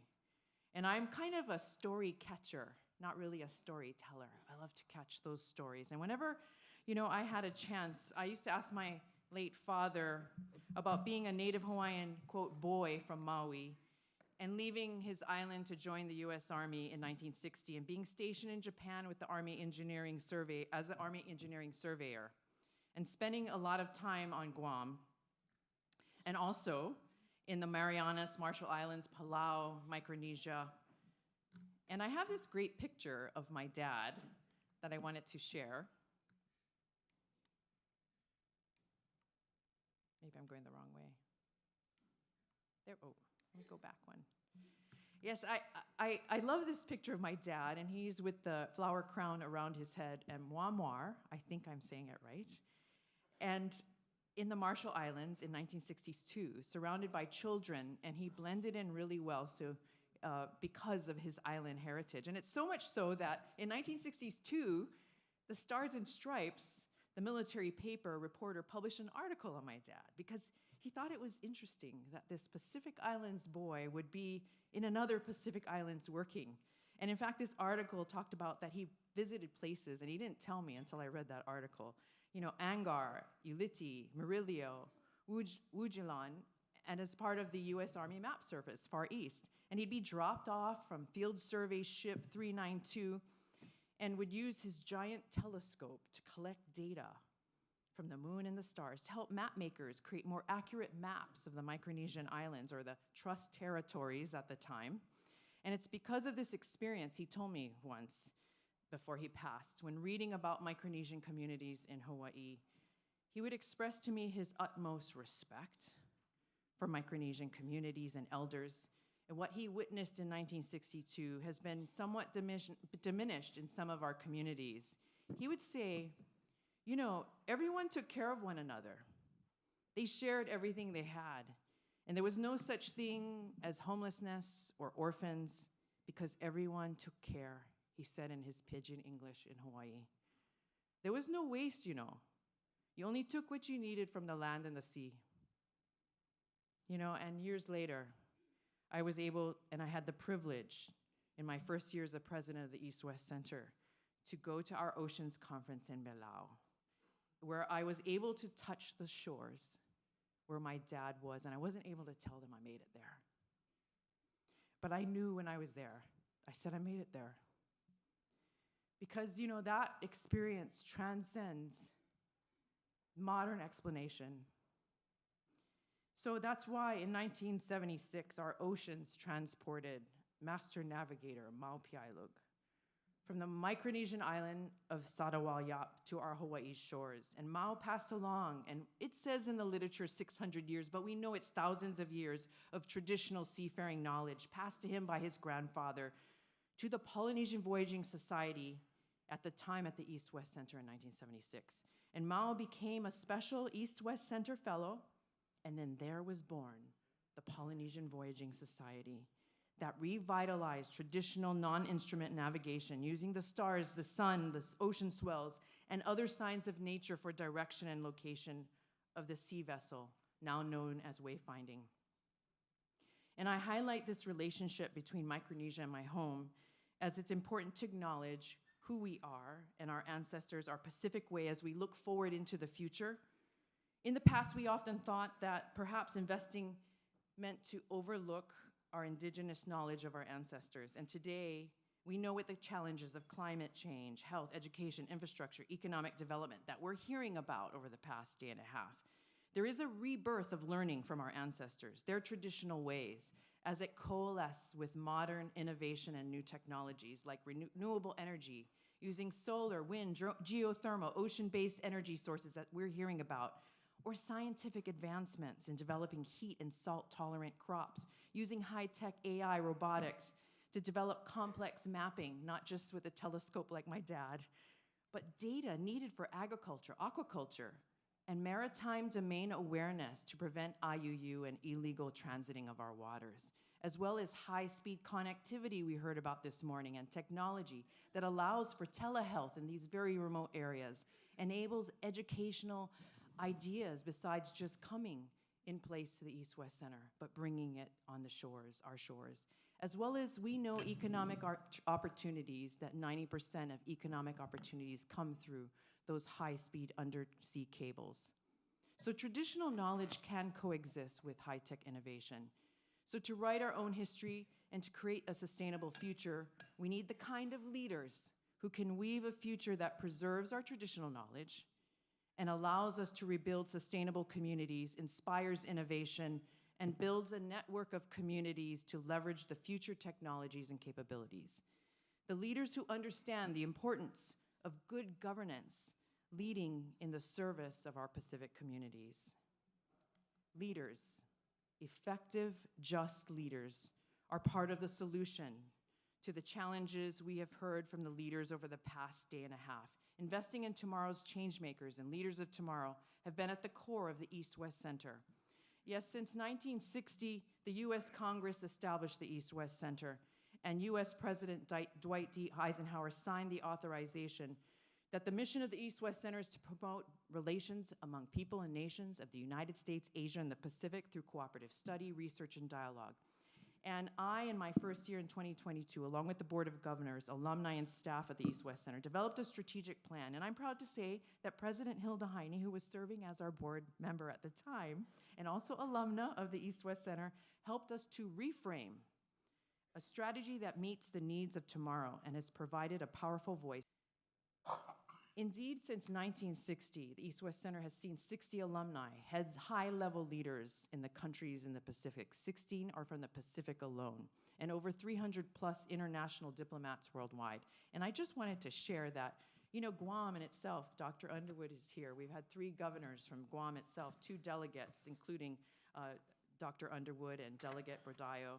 From the FSM, 7 presidents, including the first president, Nakayama, and I know that President Peter Christian is here somewhere, but he's also alumni of the East-West Center, and you can ask him to tell you some good stories. And Marshall Islands, of course, President Hilda Heine, 5 presidents. Palau, 2 presidents. Nauru, 5 presidents.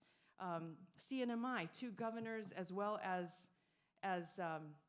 Kiribati, who's not part of the forum yet, but they had 3 presidents as well.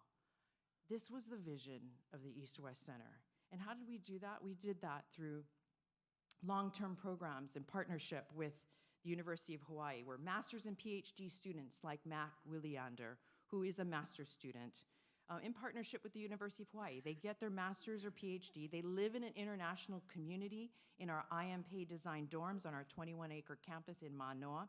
And we work with a variety of partners.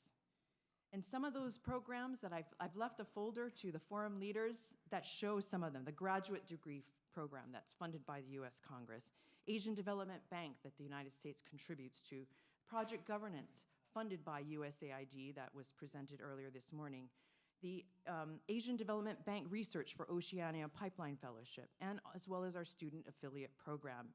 And also our short-term programs, like our Asia Pacific Leadership Program that's funded by many, many donors. And one of our first class is Ambassador Margot Day from Nauru. She is ambassador to the UN, and I got to see her in Congress when I did the roundtable with the Pacific heads of mission to the UN, to our House and our Senate. The Indo-Pacific Leadership Lab, funded by the Japan Foundation, so many of our partners, Changing Faces by our donors, Women's Entrepreneurship Programs, Jefferson Fellowship Program funded by the Freeman Foundation, 9 different journalism programs, and many of our Pacific Islands journalists have come through our programs, as well as the Special Professional Fellows Program opportunity with the Young Economic Empowerment Leaders. We talk about economic empowerment, funded by the US State Department. Young professionals, research fellows in our Washington, D.C. office on L Street, if you're ever down there, as well as our Pacific Island Leadership Program funded by Taiwan, the Republic of China, for 10 years. And I was able to see many, many of our Micronesian fellows go through that program. For 2 years straight in a row, we're really excited about the Resilient Pacific Island Leadership Program funded by Congress. This funding allowed for our Pacific Islands territories to participate, as well as Hawaii. For the longest time, for 10 years, not even Hawaii, my own home, where we're sitting, we were able to participate as part of the Pacific. So I'm super excited. This last 2 classes, we were able to invite Guam, CNMI, American Samoa, and my own Hawaii as part of this group. And when you talk to these young leaders, they will tell you, wow, I really feel like I'm part of the Pacific now. It's a powerful thing. In FY24, we had 104 participants from Micronesia, and there was a total of 15 educational and professional development programs that our young up-and-coming leaders who become you can apply for. And a lot of them are in that folder right there. So on Mac, I want to say that he's a first-year graduate fellow from Pohnpei, Federated States of Micronesia, pursuing a master's in psychology. His research focuses on cultural psychology. And I want to tell you a quote that we took from him. He said, quote, "Back home, we don't have psychologists or psychiatrists, although there's more awareness of mental health, and people are talking about it now. And there's still somewhat of a stigma," he said. "That's one aspect that I want to help when I go back. When I go back. So they're going to get education, but their vision is, I'm going to go back and make a change. I want to contribute," he said, "professionally to my home island and my country." And that's our return rate since 1960, when you look at the kind of leaders who went back to make a change, is phenomenal. You know, he said, "I didn't expect the East-West Center to be this diverse, and I'm not just interacting with people from the Pacific. Now I've become exposed to many people from different places around the world. This is a rich cultural environment, and it's hard to find a community of people living together like this. So no doubt, these global connections, not just within the Pacific, will help economic development, will help ideas. And you know, we have 70,000 alumni from around the world, and wherever I go around the world, they say, for many of them, whether they're from India or Japan or Korea, that they have friends in the Pacific, just as many of the leaders here do. You know, our second pillar is to convene impactful dialogues. And you can see I've got 2 pictures here, one below from the 1980s, and the top was just in 2022. It's a Pacific Island Conference of Leaders. And, you know, as the chair, President Simina, we still have to talk to you more about the chair of the Pacific Island Conference of Leaders, but the co-chair generally is the governor of the state of Hawaii. And the Pacific Island Conference of Leaders allows this unique opportunity for Pacific Islands, but along with Hawaii, Guam, CNMI, and American Samoa, to talk about the issues that matter. You know, I got to interview our former governor, John Waihe'e, who is the first Native Hawaiian governor of any state of the United States, and he's a board member of the East-West Center. You know, I talked to him about launching the Pacific Islands Report, and what he said was he recalled in 1986, when the Pacific Island Conference of Leaders was established in 1980, he said, for the first time in decades, many of the leaders of the Pacific Islanders were Pacific Islanders themselves. He said in the 70s and 80s, this was very, very exciting, because what we discovered is that we all need each other, much like the conversation that was happening here. And as you can see, the Pacific Island Conference of Leaders from 2022 here in this slide. And a talk story on the Pacific Islands Report, which I'll get back to very quickly. We're really excited that we just recently relaunched the Pacific Islands Report that elevates the voices about the Pacific from the Pacific of the Pacific. You know, he said in this interview that in 1971, Ratu Serkami Sesemara was the founding organizer of the Pacific Island Forum. And then in 1980, he and Governor George Ariyoshi, the governor at that time, they formed, with the understanding of the Pacific Islands, the Pacific Island Conference of Leaders. And here they are at the East-West Center, if you can, and maybe President Hilda Heine can recognize the heart there on the stage there in the Imin Center. What he said was that this body was formed because together we became messengers and a bridge from the Pacific to the US State Department, the US Congress, and Hawaii Congressional Delegation. Key leaders like Senator Daniel K. Inouye, until he passed, was a proponent for the Pacific, and would share how very important the bodies like today are important, that the unified voice comes together. Governor Waihe'e said the Pacific leaders, could deal with issues of the Pacific, and that's why the Pacific Island Conference of Leaders were formed. It was built on economies, not necessarily countries of the Pacific. He added that the Pacific Island economic leaders, could address issues on aviation, tourism, trade, education, energy, law enforcement, illicit trafficking, and other policies that similarly impact Pacific Islands. And this is one of the many, many consequential dialogues that we convene at the East-West Center, and I'm sure many more. The third pillar on partnering with the Pacific, one that was very important, and you know, it is our goal that along with the United States and Asia partnerships, we want to be a nurturing, active hub for Pacific Islands expertise in this area of culture and arts, and the FESPAC is going to begin. I'm leaving tomorrow, and so are many of you for the Festival of the Pacific and Arts. But also economics, civil society, government, environment, sustainability. We want to be a platform that amplifies the Pacific voices. You know, since our strategy that with the help of President Heine, we've increased our Pacific programs by 300% in terms of personnel and number of participants with the help of the US Congress, US State Department, Department of Interior, Office of Insular Affairs, as well as the Center for Pacific Island Studies at the University of Hawaii, and it was brought up that the University of Hawaii is key as well as the Pacific Islands Forum crop agencies and the Hawaii and Guam Green Growth, USAID, and many other institutions who are represented here today. You know, central to our work, of course, is the Pacific Islands Development Program, led by our Guam's own Dr. Mary Therese Hattori, who is also the speaker at the University of Guam commencement ceremony, and the deputy is also Guam, Dr. James Virnes, alumnus of our East-West Center programs. You know, Pacific Islands Development Program serves as a key facilitator for Pacific Islands on social and economic development. In addition to working collaboratively on a variety of programs, the PIDP is also a founding member of the Council of Regional Organizations of the Pacific. Really excited, in 2022 we were accepted back in because we've increased that engagement significantly. We had a 5-year hiatus, and we are back, and we have had both of them in the region, engaging, being a voice for the Pacific. Also, we work closely as a crop agency on a variety of boards.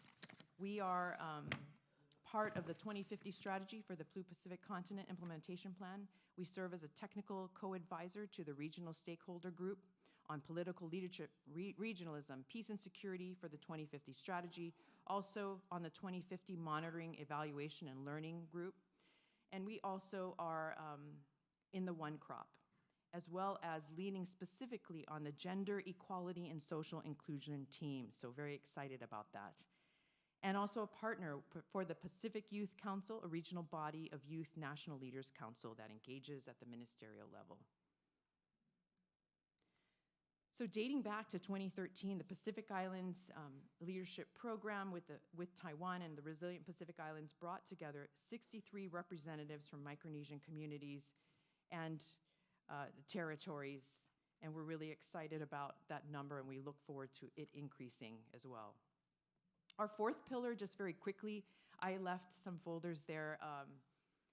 You know, we want to foster environmental solutions, and we want to work closely, and you're going to hear more about that, I think, with Guam Green Growth on their collaboration, but we certainly want to be a hub with researchers. We do have a research arm, and that's been part of our charge. Our research team partners and focuses on solutions on environmental challenges. And some of those outcomes include the U.S. National Chapter on U.S.-affiliated Pacific Islands. And it really outlines in those chapters, or some of our researchers in partnership with the University of Hawaii and many others, really outlines some of the real challenges that exist. And I think that voice to the U.S. Congress is critical, the role that we can play to be that bridge on why that's important. Also, other publications include the Pacific Islands Regional Climate Assessment, and I've left a few copies. Those are also online. We have completed the Federated States of Micronesia, Commonwealth of Northern Marianas, Guam, Palau, and the Republic of the Marshall Islands is going through its final review right now. And of course, Nauru is another place that we have not looked yet. The last pillar is supporting good governance. We want to be that cooperative international network of public servants and civil society leaders empowered to foster transparent, effective, and inclusive institutions. And we believe that information is being challenged today. Misinformation, lack of information, particularly of the Pacific, is an issue. You know, some of our goals, and this has been an issue obviously since 1967, since they created many of these journalism programs. The Pacific Islands Report, last month, we officially revived this after a long hiatus of quiet. No central place where the reporting of the Pacific could happen. And you know, significant things like you can see there, the Republic of the Marshall Islands signs 20-year compact, and you can kind of see their faces in the background. There's Assistant Secretary Cantor there on the far left. But you know, this is a collection of stories, not just reporting, but every quarter we will continue to have visions and voices, poetry, our arts and culture, essays, opinions that may not be in line with everyone, where we don't always have to agree, but a place where those voices can be heard online. And now we have a lot of high-level people who have signed up for the Pacific Islands Report, and we hope that you here all in the audience will also contribute to the visions and voices of the Pacific Islands Report, because this really helps good governance. This helps us to be able to really understand without allowing other people to tell your story. Another initiative is project governance. I know I'm short on time. The USAID supports, along with SPC and many other organizations. But this really helps looking into financial governance, rule of law, training for journalists. Some of the examples include Pacific Media Institute and Majuro, trainings of Micronesian journalists, students, and public information officers. Also 26 journalists that were in June of last year from FSM, RMI, Kiribati, and Palau. We also have a second workshop that will be coming to Palau July 8th through the 13th. So those are some of the project governance programs, as well as degree fellowships for one-year masters in law, finance, and information systems, something that we're talking about, having that high-level technology. Those are all accessible. So I've spoken long enough because I'm getting the sign here. I want to thank you for your precious time and attention and allowing me to share what in Hawaii we say our kuleana, what I see as my responsibility in supporting the education, leadership development, and dialogue of our Pacific Island cousins. And at the East-West Center and the Pacific Islands Development Program, we hope that you'll see us as a resource, an advocate and a voice for the Pacific and a bridge to understanding across the Blue Pacific continent. Writing our history and determining our future takes courageous leadership, bonded with our ancestors and with each other. And I believe we do this by investing in tomorrow's Pacific Islands changemakers like yesterday. Zizusos maase, mahalo nui loa, and a heartfelt thanks to all of you.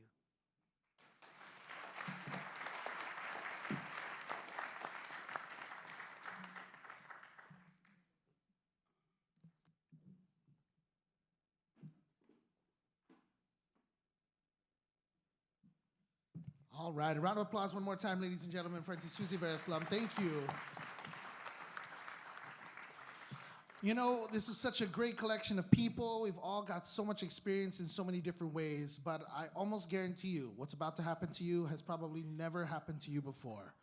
Ladies and gentlemen, you are all about to be Vangified, all right? Vangified. And to help Vangify us, please welcome from the Micronesia Challenge, Miss Vanji Lujan. He's just saying that because I'm the one who's telling all the working groups they have to stay within the time. So God, I'm hoping I'm gonna stay within the time. So thank you so much. And I know this is the last group of working group session. And thank you so much to the DRs for putting the best at the last. Yay, thank you. So the Micronesia Challenge has probably been one of the first committees that were established under the myth. The steering committee members are myself, Rich, Melvira, Camille, Alicia, Tam, and the MCT team, and our regional support chair, Trina from TNC. This week, we got to meet with a lot of people, including the people with risk. We met with Oceans because we want to be able to collaborate. The other thing is we had a presentation on the 5th assessment of climate change. President Heine, you will be getting that climate change assessment. That's the only one, if you saw Susie's slides, that isn't there, but it will be coming. The MC working groups, we got an update on the marine, the terrestrial, and the social economic working groups and the work that they've been doing. Okay, so, and if nobody knows what the Micronesia Challenge is, please see me and all our members, because we've been around for a very long time. It really is about the commitment from all our leaders to successfully conserve, 50% of our marine resources and 30% of our terrestrial resources. It has been around over 20 changes in the executive administration. So we're very long-standing, and thank you so much to all the leaders who have supported us. We have been able to leverage over $82 million in endowment funds, grants, and other fundings from all the governments around here to do conservation in this area. So from our last meeting, the things that we have done is really, the working groups work very hard to create an online data portal and analysis for all the protected area and create a protected area registry. They've also, as we said, participated in the 5th National Climate Assessment. The first thing about this assessment is that it included, for the very first time, Indigenous knowledge to address climate change and how to mitigate it. Through the Bill Rayner Scholarship, which is something that we're going to be talking about later, and the Young Champions, we have had 95 scholarships and interns across the region.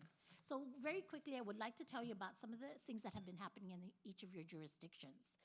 70% of the marine and 19% of the terrestrial conservation has been happening in Palau. They've established an eradication for detection rapid response for invasive species. They've established a Micronesia Challenge Working Group, and they are updating their National Biosecurity Action Plan.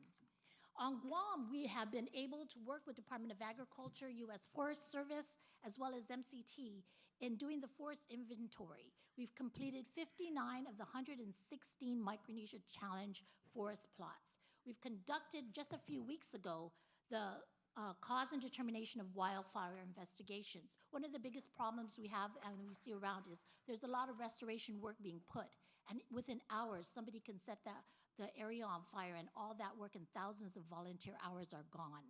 The other thing that we're working with is using science to community engagement to develop the fisheries regulations.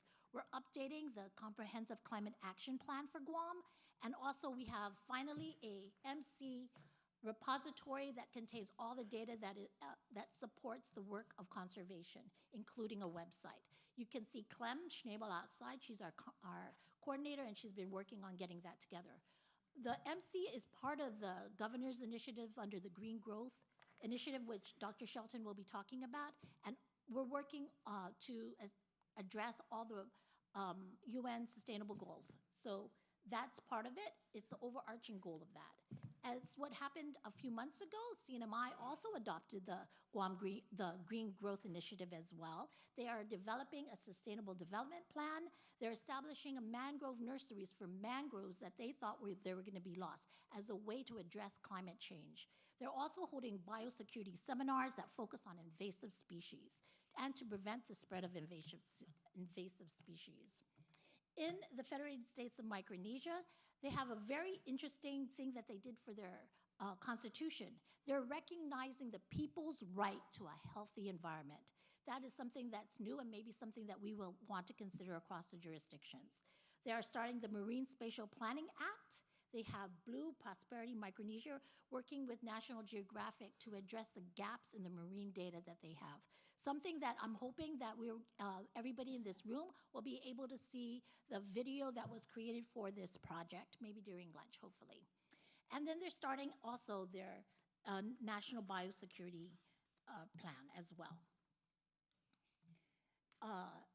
In the Republic of the Marshall Islands, they have already worked in their PAN, the Protected Areas Network, and I'm not going to say the name because I may screw that up. But they have already done 33% of its the area under conservation, as well as 19% of its terrestrial resources are under conservation. They've revamped their Coastal Management Advisory Council, which is a cross-cutting body that looks at all of their conservation initiatives from various communities and technical groups as well. Okay, some of the emerging issues. The list that we have here is something that all of us through the last couple of days have talked about. We have a big turnover in employment, getting capacity to do the work that we have. The management and enforcement of all of these protected areas are always a concern. On Guam, we have an issue related to balancing development with natural resource protection.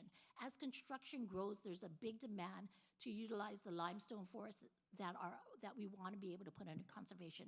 That has become a big issue for Guam. Meeting all the financial commitments have been also a challenge for all of the jurisdictions. Monitoring, doing sampling, seeing how things are reforestation projects, all the things that are necessary for conservation to occur is quite expensive, and so it's always been a challenge for us. The other thing is really, in many of the areas, the communities are all over the ocean, and so coordination is a big issue. When we talk about transportation in our section, we're talking about the vast oceans that people have to use boats to get to. Gasoline is very expensive. It becomes very difficult to do monitoring across this vast ocean, so it becomes a very added financial impact to the jurisdiction. And as we talk about in many of our groups, limited resources and capacity is there. We have that issue. One of our biggest asks right now then will be, the steering committee has been working on updating the regional sustainability plan. We need your endorsement to fully commit to that, collaborate with our legislative bodies for annual funding for our endowment, supporting the endowment, developing a sustainable plan in each of the jurisdictions that are site-based, specific to that jurisdiction, and if possible, having a financial coordinator that manages that fund. So we've been working a lot. When we first started with the challenge, it was very evident to us that the cost to do conservation is a lot. And in many times that we just experienced, like with Mawar, the funding is not always there. Having an endowment allows various jurisdictions to withdraw funds for that to continue the work within the communities. So the other thing that we're asking is we need to raise $50,000. We have a donor that will match every dollar that is being raised for education and scholarships, for the Bill Rayner Scholarship. We've already raised 50, so the donor will be providing another 100,000, but we're asking to raise another 50,000 by the end of June. But we're really we would like to work with you to try to get that commitment from you to raise that funds. The next thing that we'll be doing is really working on looking at the sustainable financing plan and how it works to the new goals of the 2030 Micronesia Challenge, related to specific targets within each of the jurisdictions, and seeing what is the funding scenarios. Is it going to be grants? Is it going to be private investments? How will it work to be able to ensure that we have a healthy endowment as well as funding that is available to the communities? So we're very fortunate. We have a website that is being developed for the region, the MC 2030. You can get a lot of information from that. Please feel free to ask any of us in the Micronesia Challenge if you need additional information. And we put on your table one of the outreach projects that we had with the Young Champions. Please visit our table outside so that you can get additional information about what's happening within your region. So, Sejusmasi, and thank you very much.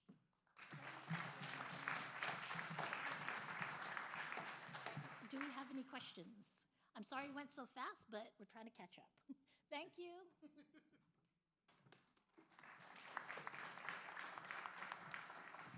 Told you she was good. Ladies and gentlemen, up next, we're talking regional invasive species. And here from the council, please welcome from the University of Guam, Mr. Roland Kirigua.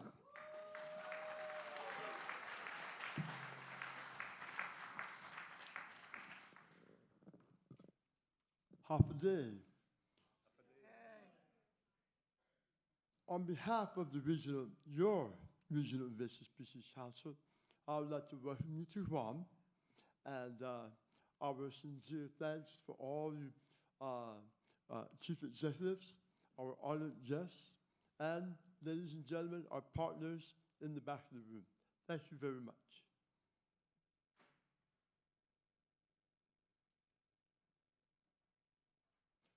So, the mission of the Regional Invasive Species Council is a pivotal one. Our mission to protect the natural, the cultural, and the traditional or economic resources of our region. Without this, what are we as a people? And that's why we do what we do. Before you, this here is a list of your council. Please, I hope you all know each of your council members personally, as it is important, because they should be the first line when you have any questions regarding invasive species in your region. They are the conduit to the rest of the region. There were so many milestones, so many things that we've accomplished over the year. We spent the past 2 days last week, as what was put by His Excellency, fighting over what should be reported. And what we've decided is to highlight a couple of things that have regional impacts.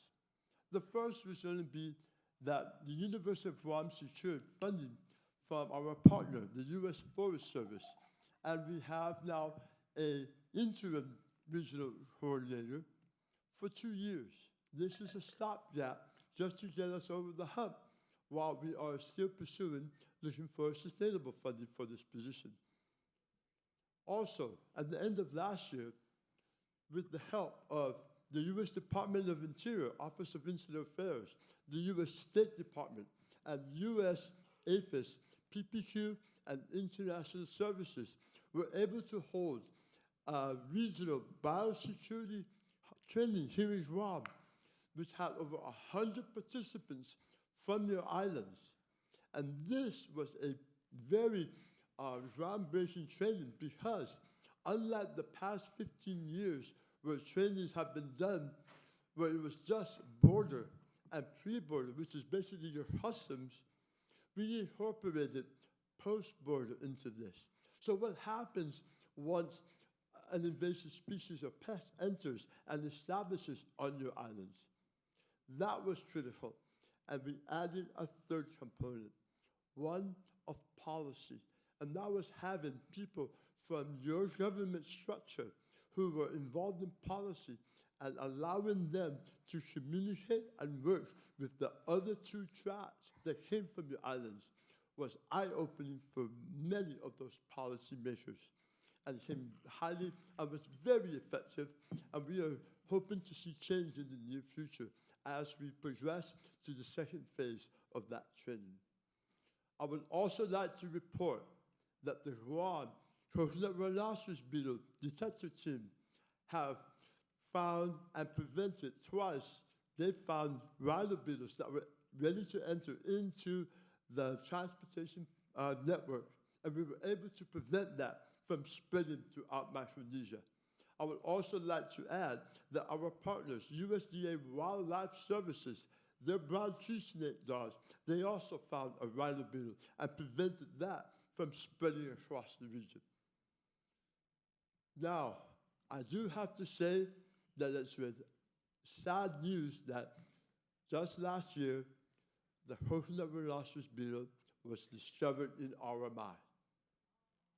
But I will tell you this, because of RMI's participation in risk, the minute they had that, they were on the phone with our council, and we organized and helped them set up an emergency response system in a matter of days, and they were able to coordinate our other stakeholders to bring in resources.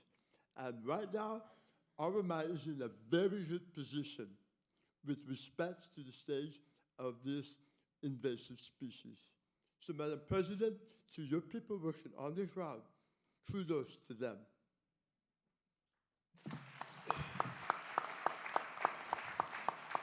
Now, there is one thing that the region must report out, and that is, of all the islands in this region, it is only FSM that has yet to have rhino beetle discovered on their shores. And for this reason, the president of the FSM issued a presidential executive order that stood up protocols to prevent the accidental introduction of the rhino beetle. And that must be commended. That also put and kicked in with the quarantine to secure funding from partners, and they've already deployed traps for sentinel purposes to help protect them, once again, from this very destructive invasive species. FSM has also started to refurbish the biosecurity facilities with the help of the JEF funding. Very important for that. And I would like to also give credit to the Micronesian Conservation Trust and the Invasive Species Task Force of Pohnpei as they put together a video called Invasive Alien Species and had it translated into 4 different languages for better outreach. Kudos to the FSM for that. Now, not to be outmatched, because while FSM is forging ahead in protecting its natural resources, Palau is the only nation, only member state who has completed its early detection and rapid response plan, as well as its inter-island biosecurity framework. Palau, congratulations. Would like to also report that CNMI has finally finished their draft for the CNMI biosecurity plan, also funded by the Department of Interior. Thank you for that partnership. And SPREP has been working across Micronesia, working on eradication on rodents as well as weeds, on FSM, Palau, Kiribati, and the RMI. We have a bunch of emerging issues, and the one thing I need to ask the chief executive is when you go home, please seek out and have a meeting with your invasive species councils. Find out what their status is, find out what you can do to make them stronger, and how they can be more effective. Because we can only help you if your invasive species councils are up to speed and engaged regionally. Please, the benefit will only come back to you. And another emerging issue is one of data A lot of our partners are coming to us asking for data. We are currently mining data that is from the different islands and trying to compile them, but we don't have a website. We need a website in order to host and put these gaps up. If we had a website that was linked officially to the MIF, it would bring credibility to not only RISC, but all the other subcommittees. And we highly recommend that the Secretariat stand up such a website for all committees. And finally, with emerging issues, is one of technical capacity. And what RISC is trying to do is the University of Guam has went forward and submitted a grant to NOAA to establish the Pacific Island Center of Excellence in Climate and Invasive Species Resilience. What this will do is coordinate the resources of the university to better service the region. We also must look at ourselves, and we are asking that the chief executives, we have land-grant institutions across Micronesia. If you should please encourage your land-grant institutions to be engaged with your invasive species councils, and also with what we're putting forward as the first regional project with the CRB multi-state project for under land grant. As far as our recommendations to the leaders, we're only allowed to ask a couple, so here they are. Number one, as with many other committees, we need invasive species coordinators. Second, last year you ended up endorsing the outcomes of the pest that happened in 2022. We're asking that you bring that forward to the Pacific Islands Forum.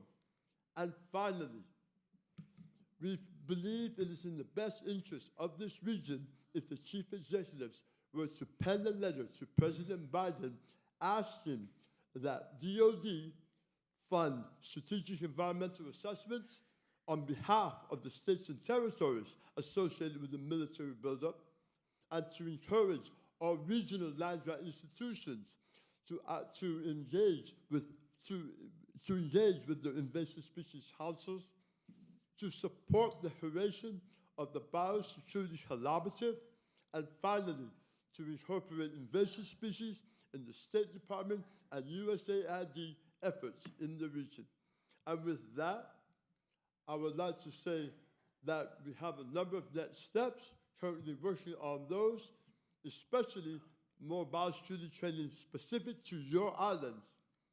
And on behalf of the Regional Invasive Species Council, Sejus Masi, thank you very much.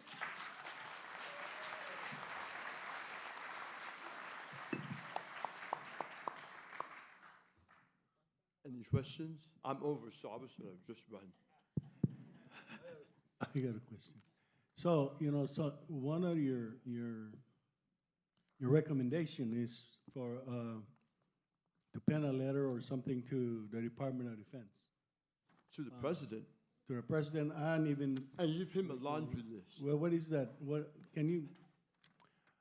And it's true. I mean, we need the body.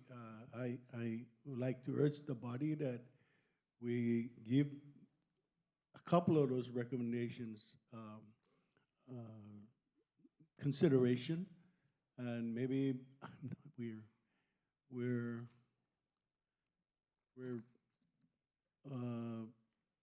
our meetings will be finishing at 2:30. So is any of the Secretariat staff available to pen a resolution for I was just making a note that maybe we do a resolution and do the resolve to write a letter to the President of the United States. And I think, in the resolution, we probably already have, right, Roland, the attestations, right, or the citations, so that we can just resolve that we write a letter to the President with those recommendations. Thank you, Chair. So I think Ricky, my policy directors, will probably work with the attorney that's helping with this proceedings. Thank you. Madam Chair, just a little bit, maybe 2 more minutes. Uh, it is very critical that this forum really considers all these recommendations. I mean, we've talked about air connectivity and everything else. This is right on top of us. And I, with all due respects, with all the things that is happening in our region, the Indo-Pacific, and the movements of goods between our islands, these are real. There's I expressed this to our Department of Defense, and I continue to thank Interior, OIA,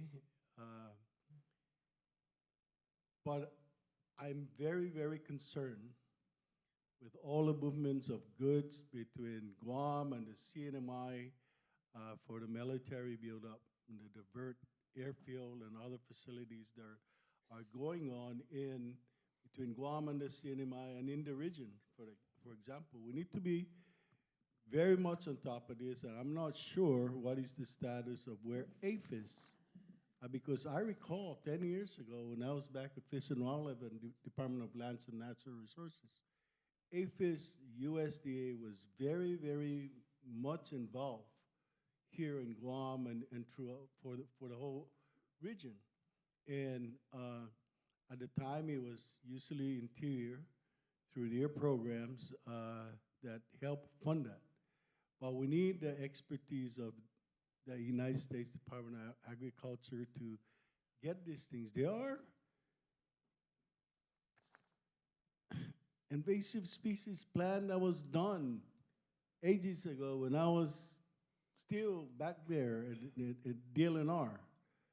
I mean, we used to have this annual meeting, Roland. I think you were involved in some of these meetings in the trainings. Oh yeah, I thought you said in the 70s. But we need to. It's on top of us. It really is an urgent issue. The rhino beetle, the fire ants, brown tree snakes. Those are issues that are not popular to think about, but it's an issue that if the rhino beetle, for example, hits any of the smaller islands, our coconuts are going to be gone pretty fast. So we gotta give it some thoughts and give it some urgency. Thank you. Yes, I just have another comment. Sure, go ahead. Yeah, and before I bring up my comment, I'd like to commend the Invasive Species Council for the report and for the thorough work that you've done, clearly articulated in your recommendations to the forum. You know, when rhino beetle was discovered in the Marshall, that was really a wake-up call for us, you know, because we have not been as vigilant in terms of taking care of that. So anyway, we thank all the support that came from Guam and other places to help us deal with that. And we're still dealing with that. I don't think it's gone away yet. We're very vigilant about that because the other islands, if it goes to the other islands, our copra industry is dead. So I want to, again, thank you for the On good behalf report. of Guam, I would Yeah. like to apologize, but I was requested to go to Majuro, but my passport was expired. So one of the things for biosecurity is make sure your passport is updated. Yes. So what I suggested was that our might issue a warrant for my arrest, and then extradite me to Majuro. And by the time that we finish that up, my passport should have been renewed. Yeah. But in addition to that, you know, I would like to also seek the indulgence of the forum on this matter, which has been raised throughout years of the forum, and including the last Micronesian, 25th Micronesian Island Forum, and this has to do with SPREP and the assistance that PrEP provides the region. So RMI is seeking the reaffirmation of the summit to support and commit to the full operationalization of the North Office. We happen to host that office, and it's partially there, but not fully functioning. So I think it's important that we, make it fully. Yeah. So anyway, the SPREP North Office is supporting Micronesian President's Summit member states with their environment databases, writing of state of environment reporting and national environment management strategies, assisting with adaptation fund projects, and assisting with accessing green climate fund projects, and supporting the risk committee under MIF. So we have been urging our CROP agencies to give us more focus and support. And this is our chance to take ownership of one of the CROP agencies that's now located in the north. So I think it's important for us to consider, and we reiterate our financial commitments, and however nominal they may be, SPREP would really appreciate having this coming through from our region, our countries in the north, to support the operation of SPREP office. So I wanted to make sure that we table that, and let's make this office work for us. Thank you. We will make sure we record it in our communique so we can go back and look at all the things that we need to do. I think that's a very important office to do, to strengthen it more, because they do provide assistance and training for our region. Yeah. So Roland, I know that the invasive species group for Guam at least is very active, right, through the University of Guam. We have been very active, and I have to say, a lot of it goes to the network and the partnerships we're doing in the region. You know, the Department of Interior, USDA APHIS, U.S. Forest Service, these guys are true partners and are investing in the region. And I think they need to be recognized for that. I know that you do annual meetings with them, and you bring out scientists and researchers, because I've been to some of that conferences, which is very helpful, because we not only understand invasive species to our region, but also other invasive species throughout the nation that could come over to our region. I remember this one about the virus of the coral. Yes. That they're seeing in Florida, and they're very concerned about bringing it over to this part of the world through ships. And these are the kinds of things I think that we do through the University of Guam. So I just want to make sure we don't leave here thinking that there is nothing being done to help not just our region, but also to communicate with the outside partners to help us with that. You are so correct, Madam Governor, and that's why when you saw in one of the things that we're doing, a lot of the committees here talks about needing more technical expertise. And if we establish that center of excellence at the university, remember that is to service the region, and that will help build our technical capacity throughout the region. We already have grants in that will allow us to do that, just waiting on approval of funding. Thank you very much. Any other questions? Thank you.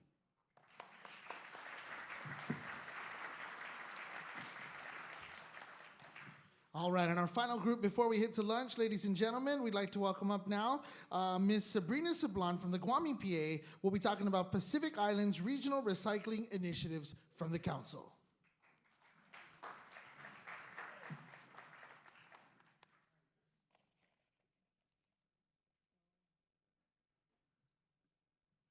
Half a day. As Kyle said, it's almost lunchtime. I promise to do our period report very quickly. Half a day, Madam Governor, Lieutenant Governor Josh Tenorio, Your Excellencies, Honorable Governors, distinguished guests, ladies and gentlemen. I'm honored to present the report on behalf of the Pacific Islands Regional Recycling Initiatives Council, also known as PURIC. I would also like to acknowledge the PURIC committee members who traveled to Guam to assist in preparing this presentation. We have Brian Melore and Calvin Ikasil from Palau, Greg Regis and Michael Tan from CNMI, Shania Arnold from Chuuk. Our local recyclers, Bob Perrin from Guahan Waste and Eric and Heather Shu from Pyramid Recycling, also came to our committee meetings and provided information on their recycling operations here locally. Also present today to provide us moral support is Secretary Andrew Yettleman from the FSM National Government and Dyson Keepus from Kosrae. This has been prepared by all these committee members, and I won't mention their names. Anyway, updates since the last MIF. Chuuk has completed 3 waste surveys in their outer islands and has secured funding from the World Bank to construct a materials recovery and solid waste facility. Additionally, they secured funding from EU PAC Waste for a composting facility. CNMI has been exploring permits for small community landfills for Rhoda and Tinian, and they are conducting an advanced deposit fee study. Guam's recycling rate has increased to 38.51% from 2022. That's up 9% from 2021, and we exceed the national average of 32%. We work very closely with the Mayor's Council of Guam and the permitted recycling community for this data. Guam EPA was recently awarded a solid waste infrastructure for recycling grant, and we are partnering with an NGO to promote household composting and community gardens. Kosrae has received an aluminum can baler, a PET bottle compressor, glass crusher from Jigs, and is currently used for their recycling operations. They secured partnership with J Prism to promote regional technical cooperation project in waste management, and the 3R sector to provide a basic framework towards a sustainable solid waste management and 3R plus sector program. Palau has a very successful container deposit legislation with an 88.33% redemption rate. They collect aluminum, steel, plastics, juice, pouches, and glass. They have a Pack Waste Plus program to design an end-of-life tire management system, and this project has been ongoing and we will complete it by 2025. Pohnpei has procured a new pressing machine and has it successfully installed. Additionally, they have a partnership with the Catholic Relief Service, USAID Blue Ocean, and Clean City for a pilot project on plastics recycling. Yap received technical assistance from Japan with the renewal of the J Prism 3 for the expansion and marketing of the container deposit legislation and sustainable financing for the solid waste management program. They also procured a paper shredder with funding from Japan for the recycling of paper and cardboard. Republic of the Marshall Islands has a successful used lead acid battery program, and they export to Korea. They also procured a mobile green waste shredder under the Pack Waste Plus and has successfully trained staff in the composting process.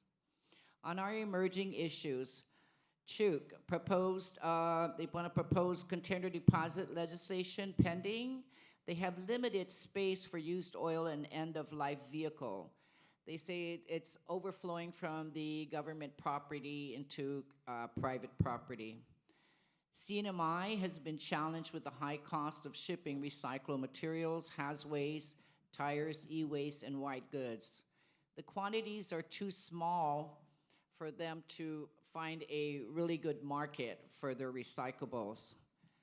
They also would like to have they have a single-use plastic ban law in place, but they have no action towards the implementation.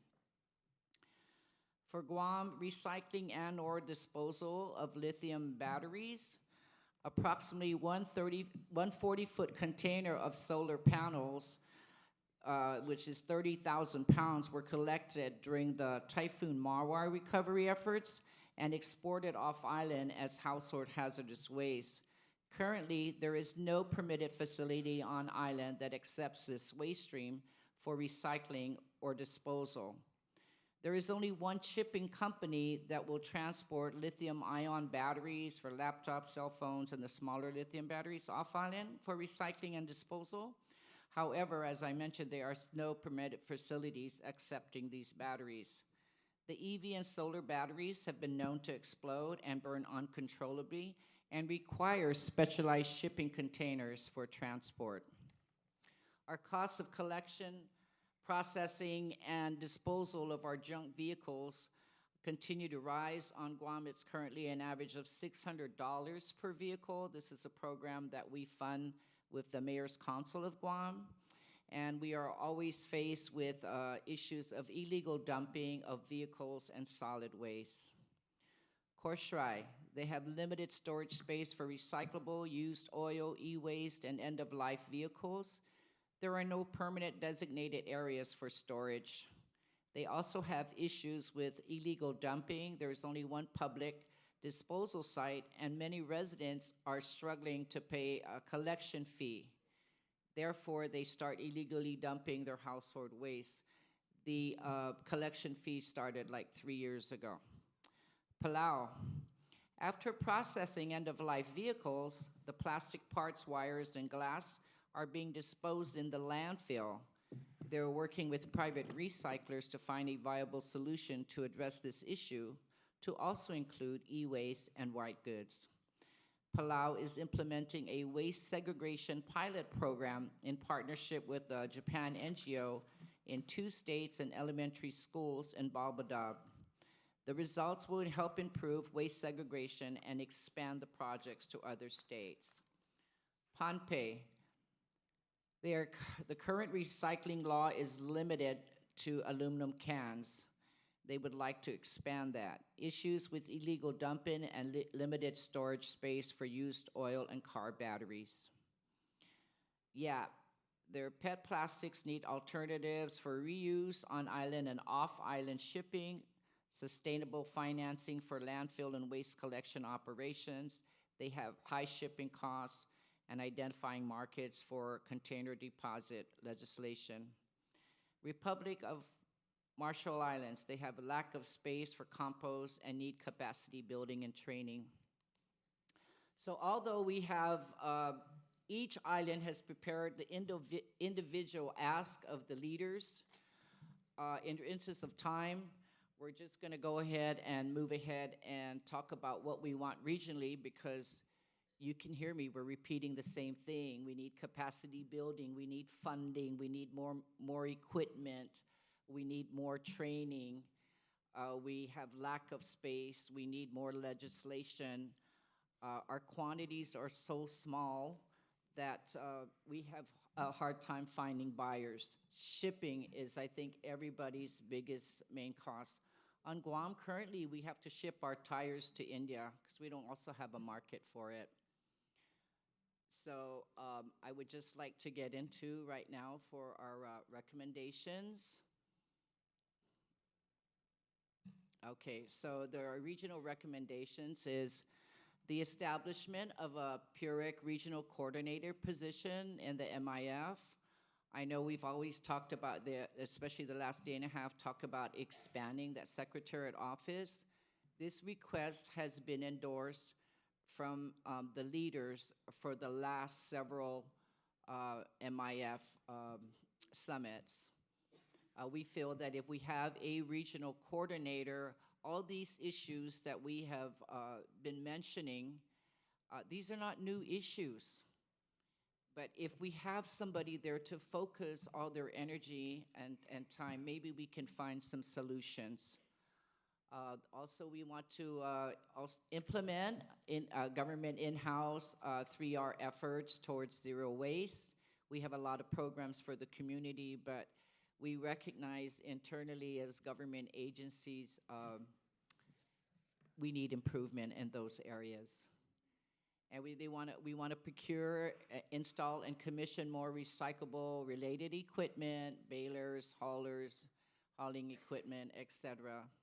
Again, capacity building with a pay scale that is commensurate with industry standards. You've heard the last day and a half about the brain drain, people leaving the island because we can't pay them enough, so they will go to the competition who will pay them. It's hard to keep people unless you're really passionate. And then we also have regional consolidation of recyclables for export to increase marketability and affordable shipping costs. We feel that if we have a Pureit coordinator, they can assist in looking into that. Thank you very much for your time, and everybody can have lunch now. Thanks, Sabina. I especially like that number 5, regional consolidation. We could maybe hire, I don't know, a barge that can go from Marshall Islands to all this, pick up all those, and then submit it to Asia. I do like that that recommendation, and I think we need to work on that very, very closely. Thank you. Any other comments? Thank you again.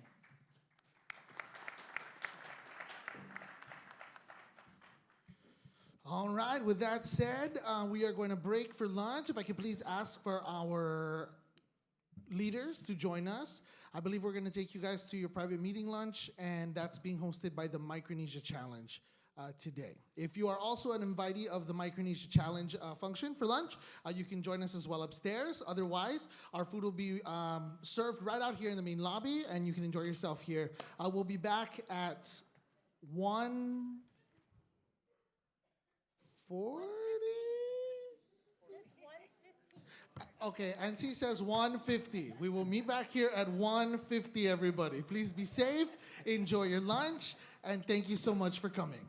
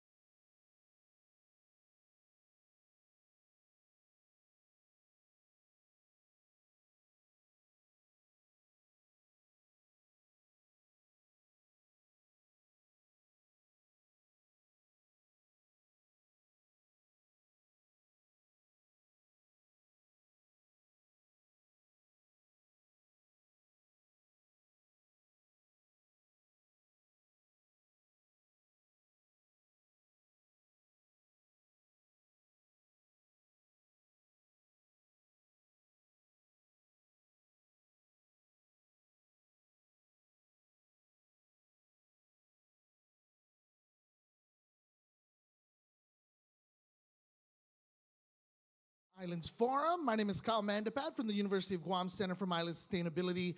And before we go any further, again, we'd love to thank our amazing sponsors and partners, Micronesia Challenge, Local 2030 Islands Network. Thank you to the Bank of Guam, Taipei Economic and Cultural Office here in Guam, and Docomo Pacific. If I could get one more round of applause, please, to wake us up and shake us up.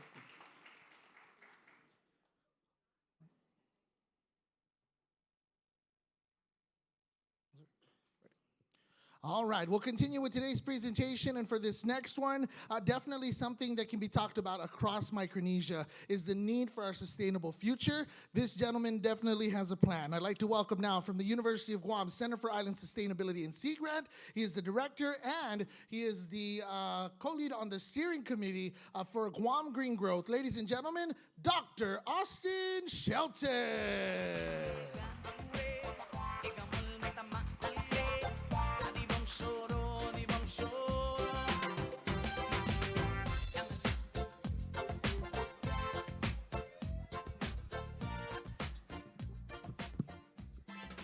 Hafa.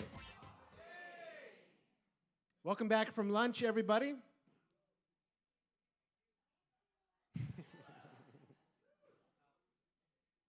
Madam Chair, Governor, Excellencies, Governors, Lieutenant Governors, Vice President, and members of all the different delegations, thank you very much for being here in Guam again, and looking forward to sharing some of the work that we've been doing around the United Nations Sustainable Development Goals that actually really preceded that whole movement at the United Nations.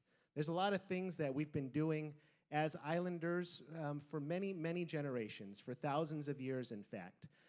But here we are today aligning with these Sustainable Development Goals and what the rest of the planet is doing to guarantee a sustainable global future. And so we have a few exciting things that we are doing here in Guam, throughout Micronesia, and with island partners around the world that we'd like to feature for this presentation, and to also continue to build on this coalition, on these island alliances, to make sure that we have a sustainable, thriving, prosperous future for our region and also for islands worldwide. Again, my name is Austin Shelton. I serve as the director of the University of Guam Center for Island Sustainability and Sea Grant. I'm also the co-chair of the Guam Green Growth Steering Committee, along with Lieutenant Governor Joshua Tenorio, who you've been meeting this week as well. And this is our team at the University of Guam Center for Island Sustainability and Sea Grant. It is our pleasure to be entrusted by the governor and lieutenant governor to do the logistics for this whole meeting this week. So if you haven't met all of our team members, they're on the tables outside sharing about work that we're doing in watershed restoration, sea turtle research, capacity building for the sciences. We have aquaculture and aquaponics programs and so much more. So as you go about your day, please make sure to stop by and see how we can connect. Thanks, Celeste. And our mission is to create our sustainable future together. And so we're happy to be working with many of you in the room here today. So in 2015, well, actually, just to step back a little bit, that word sustainability, which means meeting the needs of today without compromising the ability of future generations to meet their needs, sustainability, used to be really a fringe idea, something that were just for quote-unquote environmentalists or tree huggers, but it really became the centerpiece of international accords when the United Nations adopted it as this focal point of all of the efforts that are moving nations forward together. So in 2015, all 193 member states adopted the 17 United Nations Sustainable Development Goals. And if you look at these goals, you see that it's not just about the environment when we're talking about sustainability. It's really about human society, about economic empowerment, and about the natural environment. So there's things like no poverty and zero hunger and good health and well-being up front, and it's not until you get down to that bottom row with climate action, life below water and life on land. But what this tells us about the 17 UN SDGs is that there's something for everybody to be contributing. And that's what we're doing through our green growth initiatives, which I'm excited to share a lot about today. Well, like I mentioned before, these SDGs were adopted by the United Nations. There was already a lot of great work happening in islands. We had the Micronesia Challenge, which actually inspired the Aloha Plus Challenge in Hawaii. That later inspired the Caribbean Challenge. And these are just some of the partnerships that are included in the Global Island Partnership and others that islands have been leading the way in this space for a very long time. But a few years passed after those SDGs were adopted by the United Nations, and they realized around 2018 that those 17 goals would not get implemented, not achieved, unless there was local action. And so there were these hubs called Local 2030 hubs that were created in order to stimulate that on-the-ground local action. And one of them out of those 18 hubs was to be focused on islands. And we have that coordinated by the Hawaii Green Growth Local 2030 Hub. And you might have met Celeste Connors. If you just raise your hand, you might want to see her a little later today. She's the executive director. And supporting a lot of the work that you're going to see in a little bit. So the hubs were formed, and then in 2019, Guam was invited to be a founding member, and some of our other islands here at the table today were invited to be a founding member of the Local 2030 Islands Network on the sidelines of the 74th UN General Assembly in New York. So we made that commitment, joined this network, and now we have many islands. All of us here represented today are part of this network. And I'm just going to share a few of the things that it means to be part of the Local 2030 Islands Network. You get access to things like these communities of practice where you can have peer-to-peer exchanges, and also a lot of really valuable technical assistance in data for climate resilience, for clean energy, for sustainable and regenerative tourism, and also resilient water systems. And you may have had, you may know people, or maybe some of you here today were in a recent gathering in April in Honolulu for the Communities of Practice. Many islands from around the world have come together, and there's been fantastic exchanges of ideas and actions to go forward. Also, this Local 2030 Islands Network gives you access to a lot of really important movers and players in the global space for sustainability. So we have high-level leaders convening at least once a year or so. They take place in New York or in other islands. We used to have Secretary John Kerry be one of the conveners, and it's always an island leader that is co-hosting as well. Last week at SIDS4, the Small Island Developing States Conference in Antigua and Barbuda was co-chaired by the Secretary of Interior, Deb Haaland, and Gaston Brown, the Prime Minister of Antigua and Barbuda. And we had, from Guam, our Lieutenant Governor, Josh Tenorio. You can see in the picture, President Whips was there, and we also had, I think, President Heine and others from the table that were also present throughout this conference. So that's really important access that this network is able to convene. And what you need to do to be part of this network is pretty simple, but also a big commitment at the same time, which is to just commit to these 4 principles, to be able to set up, to have political leadership that is committed to these sustainable development goals and implementing them in locally and culturally effective ways, to create public-private partnerships, to measure what you're doing, and to have concrete actions. And so that's what I'm going to share about now, how we're committing to those 4 principles, the political leadership, public-private partnerships, measuring, and concrete action, through our mechanism here in Guam, which is Guam Green Growth. So after that meeting in New York in 2019, where Governor Lou Leon Guerrero committed to joining the network and advancing these sustainable development goals, we created the public-private partnership between the University of Guam and the government of Guam. And so the way that our structure works is that Governor Leon Guerrero is the co-chair along with our University of Guam president. I'll give a shout out if you can raise your hand, ma'am. President Anita Borja Enriquez. That's my boss as the co-chair. And then myself and Lieutenant Governor Josh Tenorio are the co-chairs of the steering committee, which oversees the actions that are done by 100 working group members representing all sectors of society. And this is business, academia, many of our government agency leaders and nonprofits. And to make the Sustainable Development Goals a little more manageable, for 17 of these different goals, we clustered them into these different categories of action. And now we have hundreds of action items, and that moves us forward. But the great thing is that the way that we keep track of this is that we put it on a public and transparent dashboard. The G3 dashboard, which is a sophisticated technology that we get for free from the Hawaii Green Growth team. We have an ESRI license that we're able to access, and they teach us how to put all of the data together, and this is how we're tracking and measuring all of our collective actions that are contributing to this global sustainable future. And like I mentioned earlier, this is not just about the environment. You'll see things about farmers, obesity rates, traffic fatalities, prevalence of tobacco use.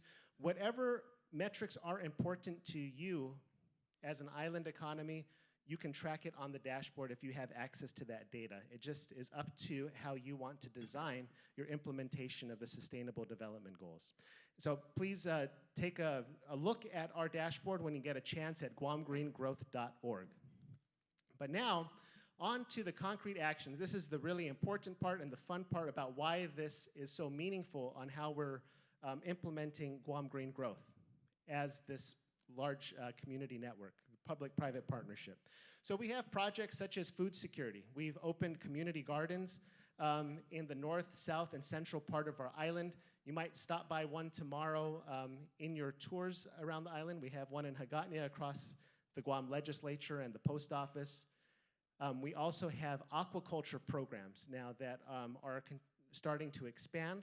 We have support from the governor to put community-based aquaculture systems out in the community, or CBAS for short.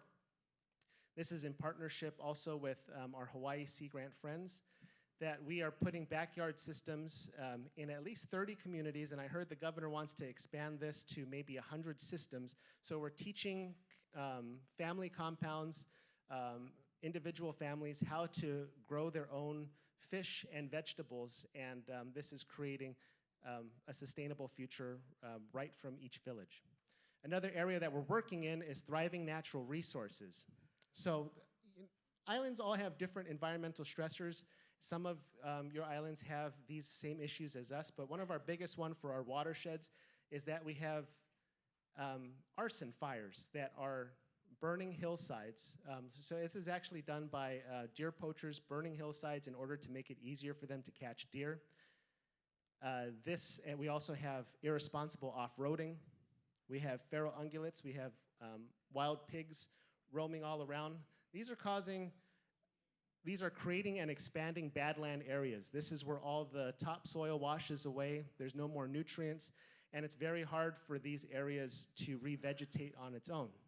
And you might also have heard of the brown tree snake in Guam. We don't have many birds that can come and seed these areas either. So what happens is that when the rain comes, it washes soil. The island bleeds into the ocean where the soil smothers and suffocates our coral reefs. But we're taking action as a community to help address this through thousands of volunteers coming out to plant trees in these eroding hillsides. Sometimes we get community nonprofits or banks even to come and other businesses to sponsor plots of land where we can restore a little faster. But now we're trying to accelerate this because we can't actually hike up every mountain and plant every tree, but we're thinking if we can use drones or UAVs, we can drop seeds and get restoration done a lot quicker. So this is technology that we're trying to get good at, and then we are going to be happy to share this with any of our island partners who would want to try the same thing as well. We're also working on fisheries projects to make sure that we're not over-harvesting our reef fish. Because like one of our studies showed is that parrotfish, which is a big favorite here, has declined over 30% in just the last decade. We're doing sea turtle research and tracking our nests on many of our beaches. And then there's also work in island wisdom, which is very important. Just want to thank our friends from Yap for letting us borrow Master Navigator Larry Regatel, who's been a new island wisdom faculty at the University of Guam, teaching many of us traditional seafaring knowledge. We also have our traditional healers, the Zoamti, who are teaching us about traditional medicine and teaching these in official classes now at the University of Guam. Governor Leon Guerrero planted one of these very special sibicao trees right at Government House when we launched this important project recently. Another big area that we're working in is called the circular economy. And this is one of the really exciting areas, I think, for green growth and the potential to really diversify our economies. So for Guam, our main industries are tourism, which we used to have over 1.5 million tourists per year before COVID, which we're not getting close to at all yet. And the second area of our economy is military and government spending. But we were talking about this in our recent conferences that Guam has a lot more to offer. Islands have a lot more to offer because we need to rediscover the depths of our island abundance. We come from Guam, which has the most diverse coral reefs in the United States with over 375 species. And all of our islands together, I mean, Palau, I think, might be the most diverse coral reefs because you're closer to the coral triangle. But all of us have incredible biodiversity that's unseen anywhere else in the world. That's just one example of our depths of abundance. But here's our big sustainability challenges that we're all facing. So we have an over-reliance on imports. For Guam, it's over 90% of all the food and goods we consume, we're bringing it in from off-island. And then with all of those imports, we have associated waste products. And what do we do with the waste products? We dig holes in the ground, and we throw the trash in there, we bury it, and that's it. We may run out of space one day if we keep using this same method. So this is what's really great about the circular economy, which the biggest thought leaders around the world tell us is a $4.5 trillion opportunity if we transition to it. But first, the current economy that we're in is called the linear economy, which means we take something out of the earth, we use it, or we take something out of the earth, we make a product, we use it, and then we throw it away. But the circular economy means you bend that line into a loop, and then you do three things, which is to design out waste and pollution, keep materials in use, and to regenerate natural systems. So there's big companies around the world that are implementing this now. There's Apple that are putting more recyclable pieces inside of their phones and laptops. Philips light bulbs is starting to sell light. Just lease the light for a whole airport. And if you do that, then you no longer have the incentive to let your light bulbs burn out. You want to just keep them going for as long as possible. So that's circular. But the thing about islands is we're not manufacturing those type of things. So what can the circular economy mean for us? We wanted to do that in a tangible way and put that in the hands of our community. So the governor supported us in this, and also the Department of Interior helped us open the Guam Green Growth Circular Economy Makerspace and Innovation Hub at the Chamorro Village, which is an area that's meant to be a business incubator on our island. So now we have a place that entrepreneurs and artists can access 3D printers, CNC routers, laser cutters, a whole bunch of power tools. We have precious plastic recycling machines. And then we have a variety of workshops and classes that we have a full schedule every month that the community can attend. And then we have a demonstration store where if you're one of our members in the makerspace, you make a product, you can sell it here to test the market. And you can talk to our business development experts that work at the makerspace.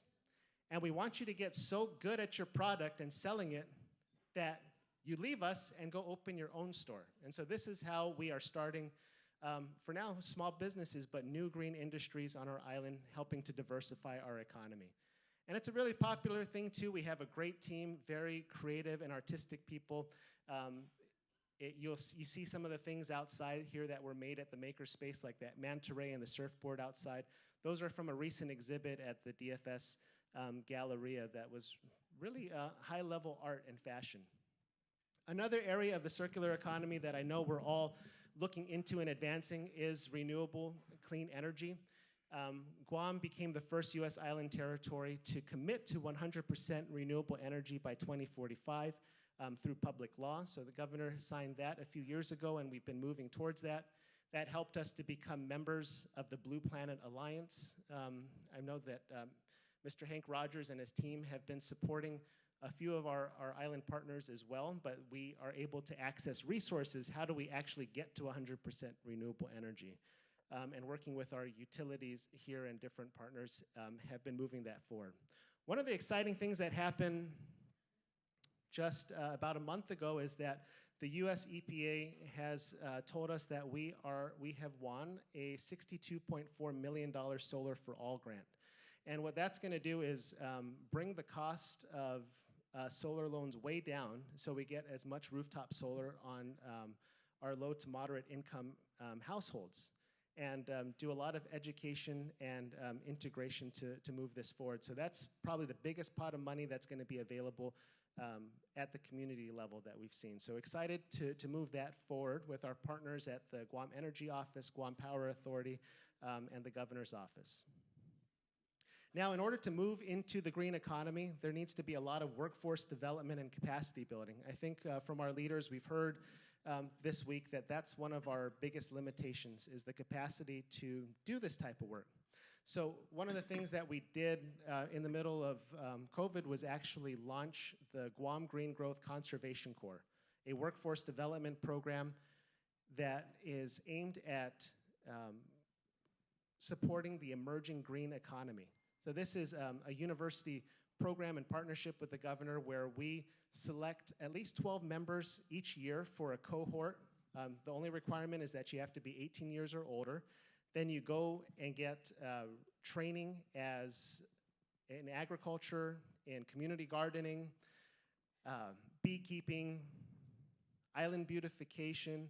When we had our typhoon last year, the Corps was activated to help in recovery efforts and distribute over 60,000 pounds of food commodities out into the villages. Circular economy work in recycling, removing invasive species like invasive algae. Those brown tree snakes I mentioned, they go out at night and learn how to hunt for those. Invasive species like the chain of love, the Cadena de Amor, which the governor really despises. So we went out, harvested some of this Cadena de Amor, and we challenged the Corps to make something out of those tubers that are really hard to dig up. We made bath bombs, textile dyes, the same artist that made your shirts and your dresses for this week, leaders. Tao Pacific Designs, he was a Corps member and got to test out this new product. We also had recipes like new pesto recipes. And the governor and lieutenant governor ate the chain of love, and they're still with us today, so it is safe. Bamboo is an invasive species on our island because it plugs up the rivers and it causes a lot more erosion when large rain events come through. So we've challenged our members to make bamboo vases, instruments, different products. And now we have a School of Engineering at the University of Guam where one of our faculty members are stress testing bamboo planks so that we can actually use it in the construction industry as a sustainable building material. Then island beautification is a huge part of the Conservation Corps. They lead at either a cleanup, a mural painting event, some kind of beautification event each week in partnership with one of our 19 village mayors. And we bring volunteers along the way as we do this. And everything that we do is considered workforce training, and these members get continuing education units from the University of Guam. They put these on their resume, and we help them get into a green job when they graduate. So we have over 75% of all of our graduates now in that green job or going back to school for further training. And we track everything that we're doing on that dashboard I mentioned earlier. So we are now in our, I believe, our 4th cohort, and so far we've collected 145,000 aluminum cans and we take that redemption value, it goes back into our public schools, planted over 5,000 trees, installed 641 solar panels, just a whole bunch of different things that you can track here. And our next step is to be able to put dollar values on what the impact of this is. So it's a really good system to track and measure how good we're doing in all this work. And then our Conservation Corps got so popular that we've had some other partners that have helped us to expand and spin off new programs. So Kupu is a nonprofit in Hawaii that have given us an additional 8 members each year, and some of these are in the CNMI and in Guam, and they get to work in an agency, and the idea is that the agency will hire them after they complete their program. We also created, through a grant from the Governor's Office for Education Assistance and Youth Empowerment, a G3 Art Corps, and we're painting educational murals in each of our villages. So we're unveiling these one by one as the Art Corps members complete them. And what's really great about having the artists involved is that they help us envision what the sustainable future looks like. So all of our community can get involved and help seeing the possibilities. And that Solar for All grant, that $62.5 million, one of the really great things about that funding is that we asked for a renewable energy core. So we still have to wait to see exactly what's all approved, but that's the next core that we're hoping to start later this year, to have a trained cohort installing the solar panels and actually having the workforce to complete these large renewable energy transition projects. We're also helping students from high school to early career level, and it's not just students from Guam. We are supporting students from throughout the region because that's one of our missions at the University of Guam, is to be a university that supports our whole Micronesia region.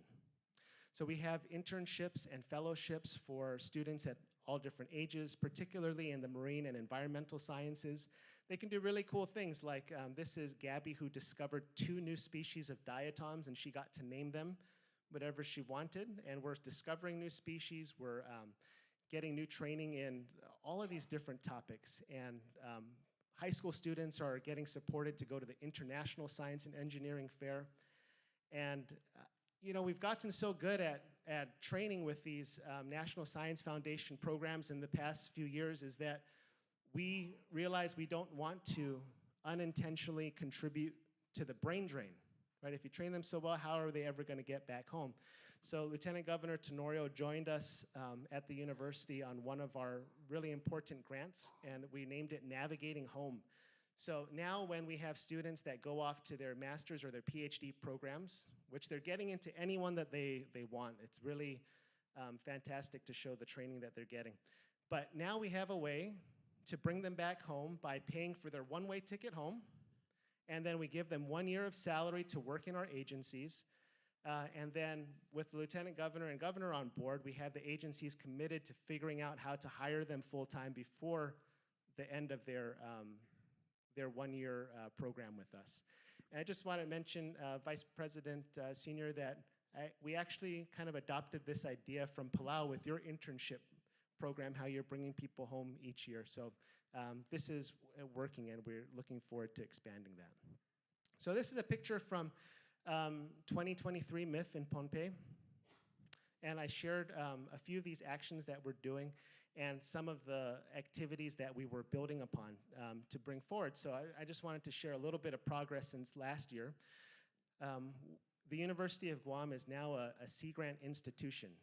We used to be just land grant, but now we can say that we're both land grant and sea grant, which means we bring the science of the land and the ocean out into the community in useful and understandable ways. And what this has allowed us to do is that the State Department, US State Department, has given funding to NOAA, National Oceanic and Atmospheric Administration, through sea grant programs here in Guam and Hawaii. And we have a limited amount of funds to help accelerate this local 2030 Islands network, to accelerate green growth initiatives. So we are able to support at least 3 or 4 of our islands for now in Micronesia to create your own green growth initiatives. And so this is what I was sharing with all of you leaders earlier this week at our breakfast meeting, that we would love to support you if you would wish to do similar efforts like this. We can help launch the Green Growth Initiative in your island and support the establishment of a dashboard. Also for that funding, which was really cool, they gave us another conservation core too from NOAA. So we have the UOG residence halls. Our dorm students are coming from all different islands in Micronesia. Perhaps some of you are graduates and may have stayed here as well. But now we have a conservation core program for them to get this training in agriculture, aquaculture, invasive species, and all of that on weekends. They get a stipend, and then they're going back home and bringing these skills with them too. And I think we had our first graduate, Don David, just went back to Pohnpei at the end of May, so last month, and he is working at the Micronesia Conservation Trust in a green job. So that's our first success right there.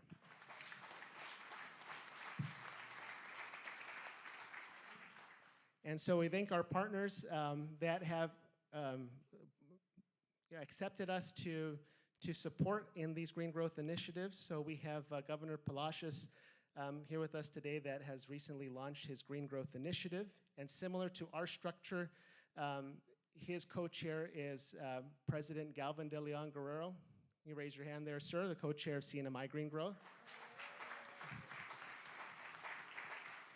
And Tina Sablan, like me, and our Lieutenant Governor here, Tina, you raise your hand. She's doing the steering committee with Patty Coleman at NMC. So they just launched theirs, and we're really excited to see how their community is coming together and going to be delivering on all of their goals that they choose.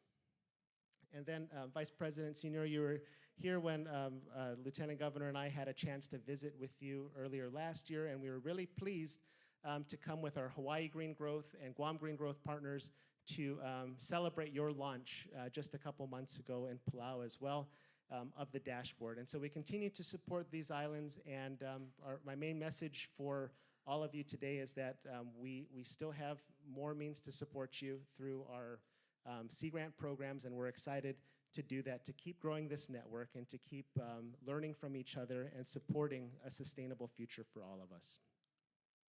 Now, here's my last point. The request that we have for you leaders today is that we hope that by the end of the meeting here this week that you will consider committing to establishing green growth initiatives if you have not had the chance to do so yet.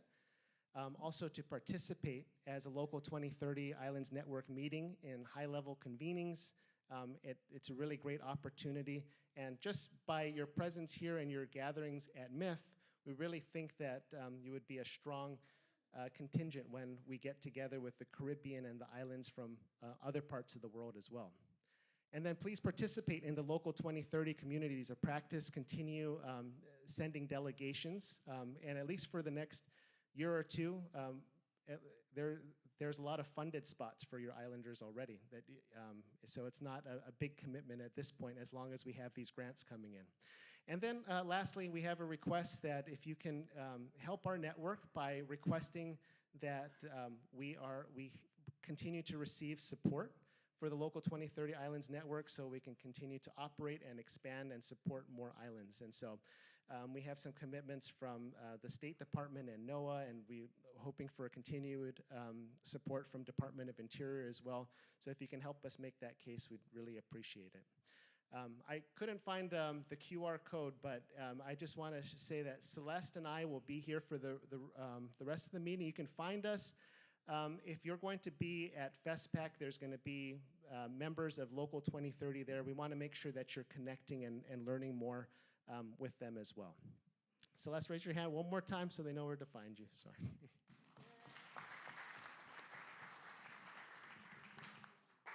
And it's always great to welcome you in Guam. I just want to give you an early date for our next Island Sustainability Conference. This will be our 16th annual. We usually hold it right here in this room, the University of Guam Conference on Island Sustainability.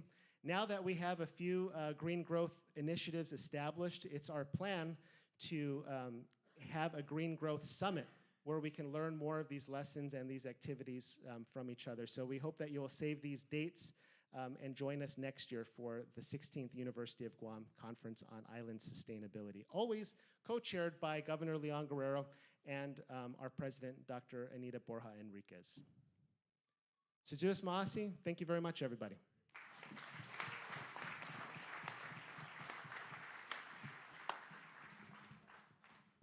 Any questions, Gov? Govs, Prezes? Good job. Hey. Thank you, Governor. All right, ladies and gentlemen, one more time, Dr. Austin Shelton from the University of Guam, Center for Island Sustainability. Thank you, sir. All right, it's time to move on now for closing business. I turn you back over again to our chair this year, ladies and gentlemen, our governor and our Magahaga, the Honorable Lourdes Leon Guerrero. Thank you very much, Kyle. Before we go into our closing remarks and closing business, for lunch we went to the Micronesian Challenge, and they talked about what, of course, Micronesian Challenge has been doing, and through the Micronesian Conservation Trust, the opportunities that they have given out to our island nations in terms of leadership support and in terms of financial support with their scholarships. Many of the residents and leaders of our Micronesian nations and islands have been the product of this scholarship opportunity. So, of course, the three women were talking, and we decided that following Vanjie's plight for support, apparently she's gotten about $100,000 from a donor, and the donor has challenged them that if they get $100,000 on their own fundraising, he or she would give $200,000. And so far, the Micronesian Challenge has raised $50,000, so he's given half of that $200,000. So we need to raise $50,000 to get the remainder of the $100,000. So I challenge us here that we figured out if each of the islands and the states give $5,000 each, we would raise that $50,000. So I start by saying Guam will provide $5,000 to that pledge.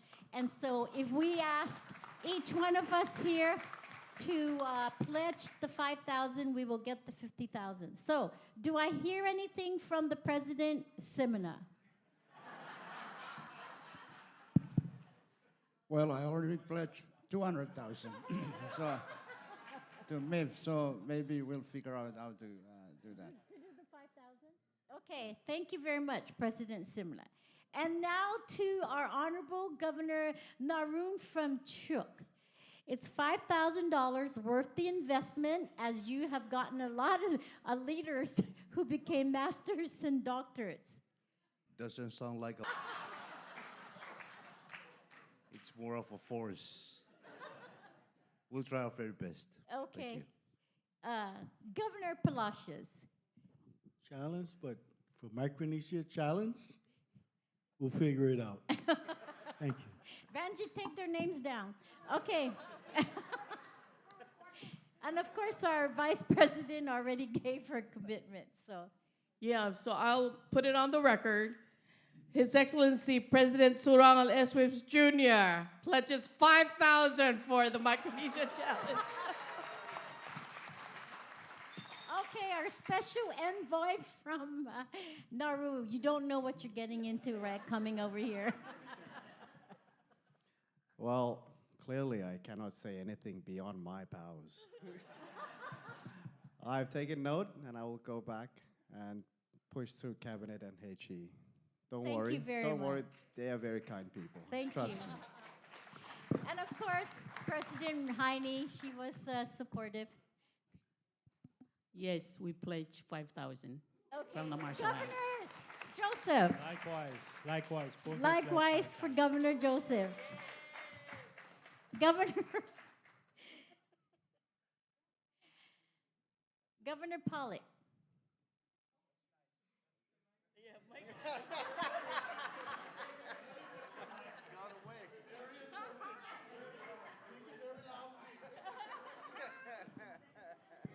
Just okay. Chair, let me ask my director of finance to answer you. Oh, he's going to ask the director of finance. Well, Governor, since you give me the mic, I'll think about it, but I say we go for it. All right. Yes. Lieutenant Governor from Yap. Remember, Chair Lady, yesterday I mentioned 2 privileges. Now, another privilege that I am the Lieutenant Governor. I don't have the control of the state. So I'll take it back to Governor Chien. I'm sure your governor will be more than happy. On a positive note, yes, I will go and force him to pledge this. So I pledge on his behalf. There you go, Vanjie. You have your 50,000. All right. Thank you very much. I just want to say, though, thank you for being part of the fun game here. But it's a very worthy cost, really. Very worthy, because it has given us a lot of good capacity for more leaders into our islands and into our countries. So I just want to say thank you for allowing me to force you to give your money. Okay, now going back to our business now, one of the items on the agenda, of course, is to decide on the next site for the 27th Micronesian Islands Forum meeting. And again, in looking around, you know, all of us have been part of this MIF conference and in our own nations and in our own states. And so I have graciously asked President Heine if she would be the next site for this great Micronesian Islands Forum. And we told her because we all want to go to Majuro to really see all the great things that you have done for your nation. And so she has graciously accepted, and we will do everything we can to support you in making sure you know, the organization, the logistics, and so forth. So I just want to say thank you, Madam President, for your willingness to host the next MIF. So we haven't yet set a date. I think we maybe need to do that soon, but we don't have to think about it now. We'll just work with the Landesy and get a date, and we'll give it out to you so there's enough time to plan for it. Yeah. Thank you very much, Madam President.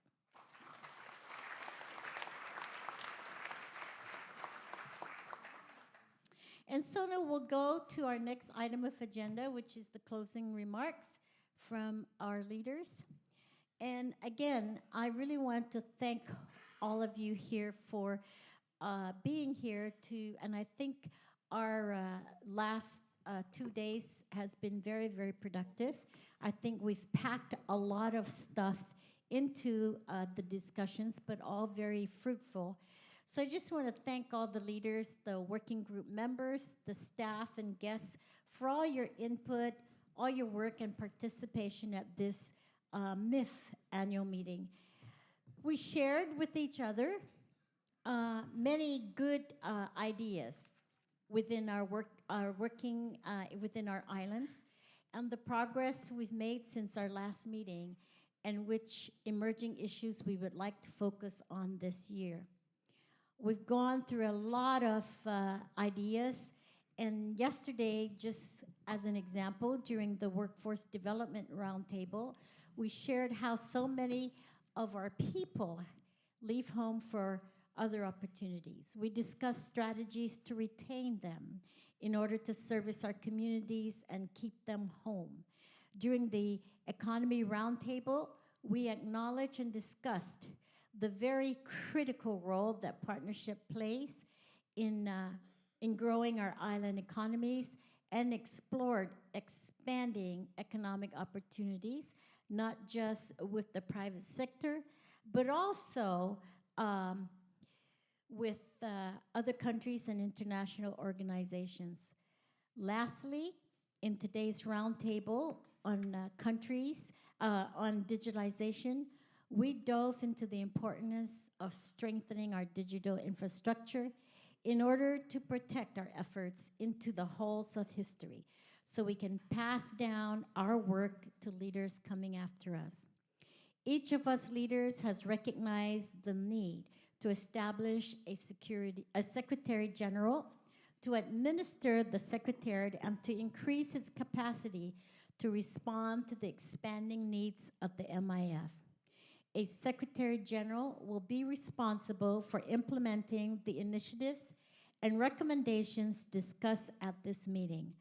I'm confident that with this additional resource, we can achieve the goals that we have set for ourselves at this meeting. I just want to again reiterate the importance of all that we have discussed here. And I just want to say that we have loudly and strongly talked about unity and collaboration and cooperation. But I feel that above all of that, what we've really developed here is a strong bond with each other. And a strong bond so that we can say to the world of politics that the Northern Pacific Islands are united and they are a strong region. And as we enter other kinds of meetings and forums, we would be recognized as very influential and that we drive our agendas and all for the quality of life and for our families and for a better life in our islands. So I think our theme, which is we determine our future through telling our stories and writing our own history. And to me, that resonates very, very loudly that we can ourselves take control of our destiny and take control of the direction that we want to go in this part of the world. So again, let's keep united. Let's keep the close friendship and bond as we continue on in the years and the years after for the future of our children and our children's children. Thank you, and Sidzus Masi for everything that we have done today.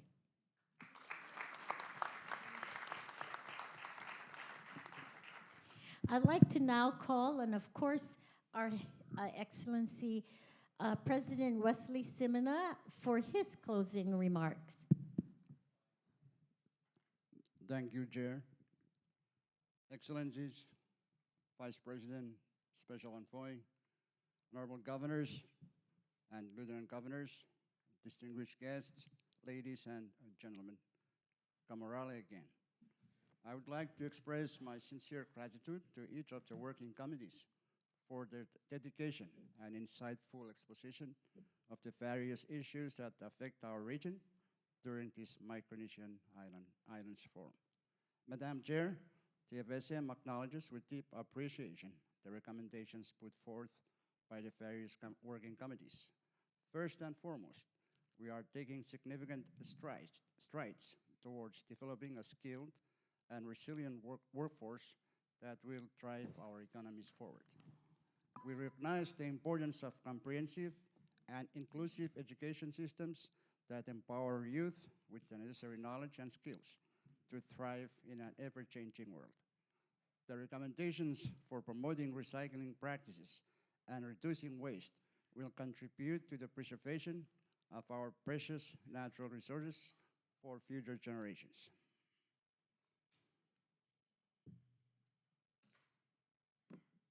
Gender equality remains a top priority in our age agenda, and the recommendations provided will guide us in creating a more inclusive and equitable society. Sustainable tourism and the preservation of our unique cultural heritage will pave the way for a thriving tourism sector that benefits both our economies and communities. Promoting fair and balanced trade will strengthen our economies and enhance our global competitiveness. Reliable and affordable air and sea transportation systems are essential for the development of our region, improving regional connectivity, trade, tourism, and social cohesion. The Micronesian Challenge has been a cornerstone of our region's conservation efforts, preserving our unique biodiversity and ecosystems, safeguarding the health and well-being of our people, and preserving the natural beauty of our islands. Sustainable management and conservation of our oceans will enhance the protection of marine biodiversity and the long-term viability of our coastal communities and ecosystems. Expanding digital connectivity and fostering digital literacy will bridge the digital divide and unlock new opportunities for our people. Harnessing clean and renewable energy sources is crucial for a sustainable future, contributing to mitigating climate change and ensuring energy security. Early detection and effective management of invasive species will protect our native flora and fauna, ensuring the resilience of our natural resources. Strengthening healthcare infrastructure, promoting preventive measures, and improving access to quality healthcare services will enhance the well-being of our people. In conclusion, I would like to express my deep appreciation to each of the working groups for their invaluable contributions to this forum. Your dedication, expertise, and collaborative spirits have laid the foundation for a brighter future for our Micronesian region. Let us carry forward the momentum generated here and work together to realize the aspirations of our nations and the well-being of our peoples. The progress we have made over the past days is a testament to our commitment to the betterment of our nations and people. I would like to commend our capable and efficient Madam Chairperson, whose exemplary leadership sets a high standard for our Micronesian region. I am confident that during your tenure, you will progress much of the things that MIF has decided upon today or in the past few days. And I thank you, President Aini, for accepting to host the next MIF meeting. With that, thank you very much.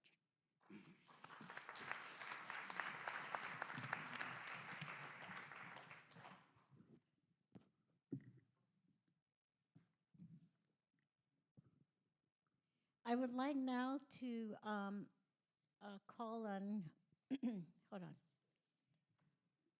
on, His Excellency or Her Excellency, President Hilda Heine from the Republic of the Marshall Islands for her closing remarks. Thank you, Madam Chair. Madam Chair, fellow leaders of Micronesia, distinguished guests and participants, ladies and gentlemen. Congratulations, Madam Chair, on a job well done.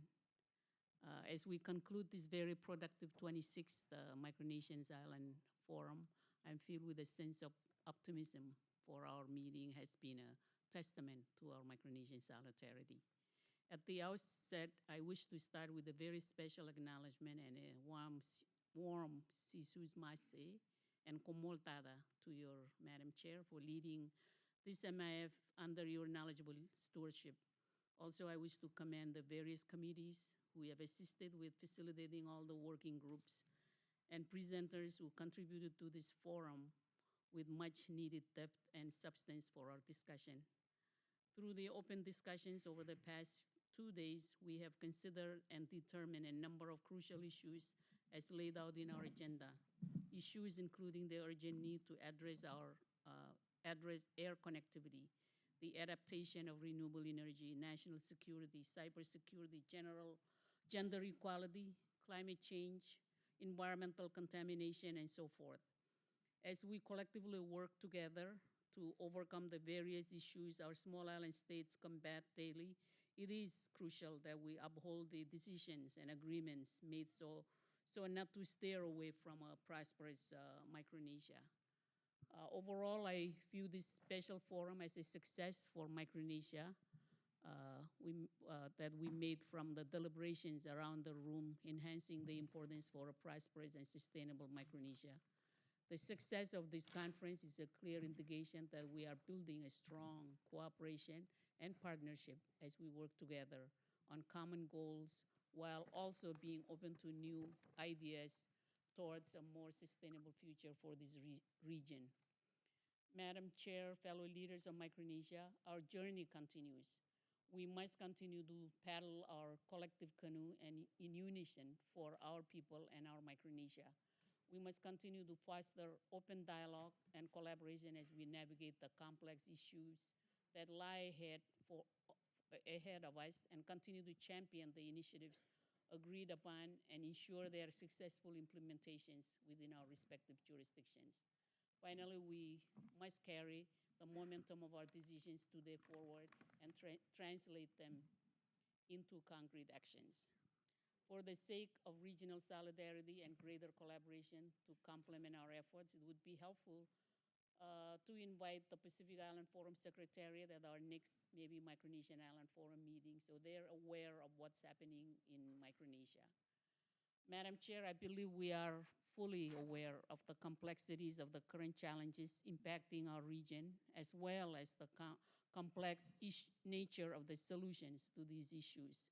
But I am hopeful that we can commit to continue to provide leadership and support for our Micronesian region to ensure we're doing more. At the opening session yesterday, I mentioned in my remarks regarding the need for strong political will towards the implementation of the goals and commitments that are made during this MIF. My point is that the real success of the MIF should be measured not by the numbers of resolutions and recommendations that we adopt, but rather by the impact that we make through our collective action with real meaningful results. I look forward to working with you and our fellow members in the coming years. I'm sure that our fellow leaders will agree with me that you led our meeting over the past 2 days with able leadership and poise. I commend you. Finally, on behalf of the government and people of the Republic of the Marshall Islands, we accept the request, actually the honor, to host the next MIF and look forward to welcoming you all to the Marshall Islands next year. Your shoes would be really hard to fill, but we'll try our best. I congratulate Guam and the Secretariat once again for the excellent organization of this meeting. Again, I look forward to welcoming you to the Marshall Islands this month also for the Micronesian Games 2024. Komoltada and Charaman.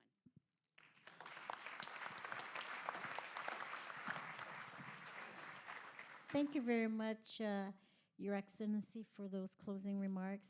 Now I'd like to invite the Honorable Uduk Senior, Vice President of the Republic of Palau, for her closing remarks. Your Excellencies, Honorable Ministers, Honorable Governors, Lieutenant Governors, distinguished guests and participants, my friends and esteemed Micronesian leaders, this is the first time that I've attended the Micronesia Islands Forum.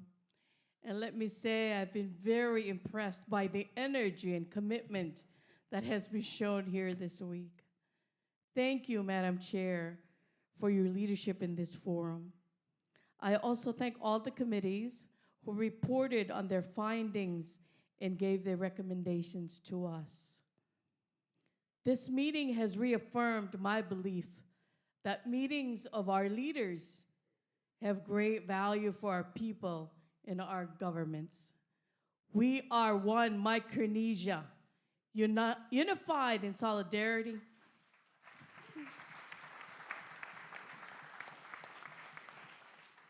Unified in solidarity and bounded by our shared history. I would like to thank Governor Leon Guerrero and all of the people of Guam for your wonderful greeting and hospitality. Island hospitality and friendship never ceases to amaze me. My friends and esteemed Micronesian leaders, this week, These 2 days, we have discussed many important regional issues. What becomes clear is that the MIF is rapidly emerging as a critical organization for moving forward Micronesian issues, both regionally and internationally. It is also a critical body in assisting each member jurisdiction to meet its own development needs at home. This being said, it is quite apparent that we need an enhanced organizational structure that is led by a professional Secretary General and that is backed by staff and committee coordinators to ensure that identified issues are carried forward and implemented in a timely fashion. As President Wibbs has indicated in the past, it is also apparent that we need to formalize the MIF through a joint agreement and that the relationship of the MIF and the MPS be clarified. As I indicated in my opening statement, under this broader MIF umbrella, the MPS should focus on the political relationship within the larger Pacific region through the Pacific Islands Forum. I would encourage our members to support this formalization prior to our next annual meeting with the assistance of the Secretariat. Within this context, we must recognize that the jurisdictions in our Micronesian sub-region and in our Pacific region must have the right to join together in sub-regional and regional organizations regardless of our political affiliation.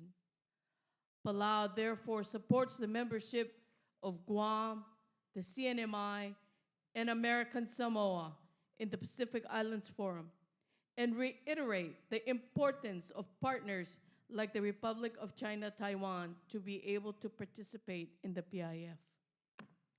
Our standing committees have been very successful in identifying the needs of our islands. We now need to give them the support that they deserve by identifying sufficient funding support to provide them with Secretariat support. I therefore call on our leaders to continue to identify new funding resources to stabilize our funding stream into the future. We have seen here how partnerships can help bring about more dynamic and robust discussions and sharing of best practices. While we contemplate an MIF structure that is fit for our Micronesia, I believe that aligning existing efforts with the MIF Secretariat, including the local 2030 Islands Network and the Pacific Community, SPC, would be beneficial for all of us. This week, we have seen collaboration between the MIF and the Guam Green Growth and Sea Grant that has been successful in supporting our meeting. And we have also seen great support from SPC to the Gender Equality Committee in preparation for this meeting. We can replicate those collaborations and forge other partnerships with the support of like-minded friends, including the US, Australia, Japan, Republic of China, Taiwan, and others. Continued support and collaboration with the local 2030 Islands Network and the SPC for the MIF committees would be highly beneficial. My friends and esteemed Micronesian leaders, COVID-19 and climate change have demonstrated to all of us our vulnerability to major economic and environmental shocks. Only through continued discussion, meetings, and collaboration will our region be able to address these resulting issues in a coordinated and productive manner. For Palau, and for me as Vice President, the MIF is a calm wind in a dynamic ocean of change. And we very much appreciate and need the friendships and relationships that we develop through this regional meeting. Let us never forget our unique island histories and traditions. And let us never forget that we are all Micronesians. We are family. Thank you very much. And thank you, Your Excellency, President Hilda Heine, for hosting the next forum. See you in 2025. Thank you very much.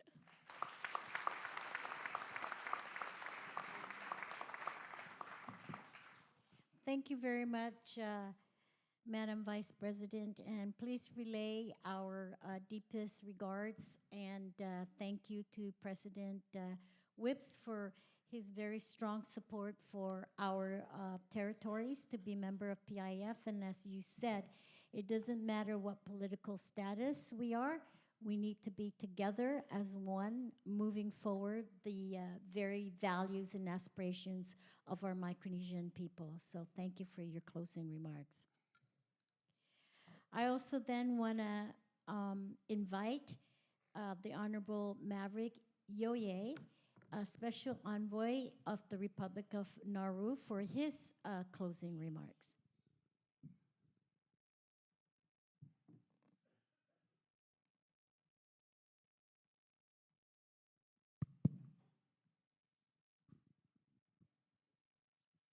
Good afternoon, everyone.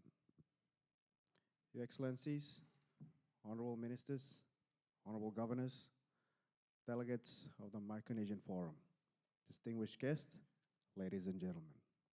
Hafadai and Kamuuramo to you all. As we conclude the forum under the theme, Writing Our History, Determining Our Future, we stand at the threshold of a new era of cooperation and shared progress. Let us embrace this opportunity to amplify our voices, share wisdom, and co-create solutions that will resonate far beyond these shores. It is in times like this that the strength of our unity, the depth of our collaboration, and the power of our shared vision has become most crucial. I'm filled with a profound sense of optimism and unity over the past days. And I believe I have engaged myself in thoughtful and fruitful discussions achieved through our dialogues on various and critical topics. Together, we have demonstrated that despite our differences in geography and background, we are bound by common purpose and shared commitment to shaping a better future for our nations. It is through our collaborative efforts, mutual respect, and unwavering dedication that we pave the way for a brighter tomorrow for generations to come. However, in my closing remarks, I would like to emphasize few points regarding our discussions within the Committee of Trade, Regional Tourism Committee, and Regional Transport Committee. These three committees play a pivotal role in shaping our economic landscape within our region, and it has become evident that interconnections between seas and air service is fundamental for fostering sustainable growth and development in Micronesia. Subsequently, I am confident that you all agree with me that transportation and connectivity are critical factors for sustainable development in contributing to our Micronesian economy. They play a key role by boosting the tourism industry and expanding trade opportunities. Consequently, these factors can generate employment, promote cultural exchange, and stimulate private sector investment. As we gather here today, I present to you a comprehensive call to action for collective prosperity and advancement of our beloved region. It is imperative for us as leaders to collaborate in efforts aimed at improving trade, transportation, and tourism.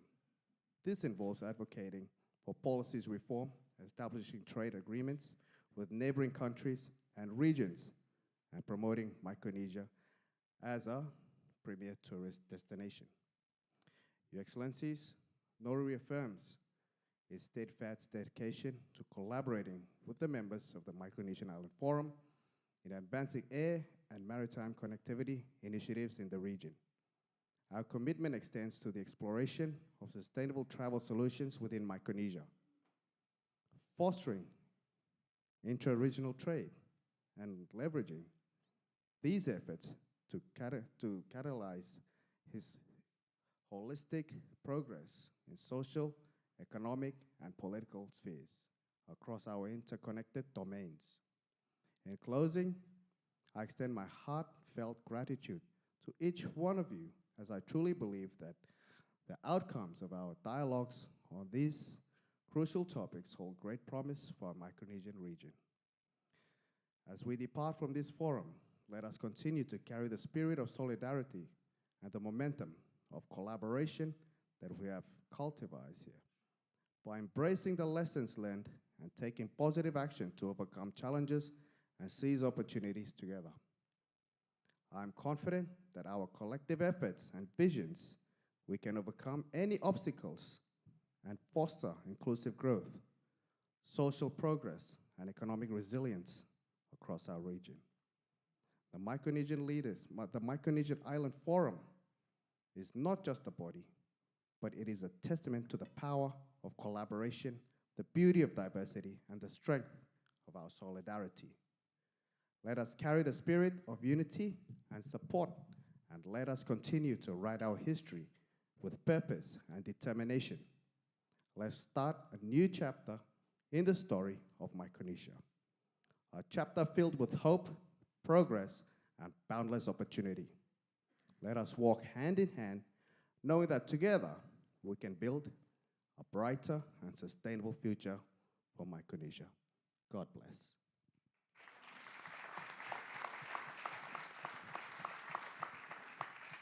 Thank you very much, and for those closing remarks, and for the very optimistic and hope for our future together, and also, again, emphasizing the need for connectivity and transportation, definitely a great factor for that. So thank you so much for that. I'd like to now ask our Honorable Alexander Nauru, Governor of Chuuk State, to share with us his closing remarks.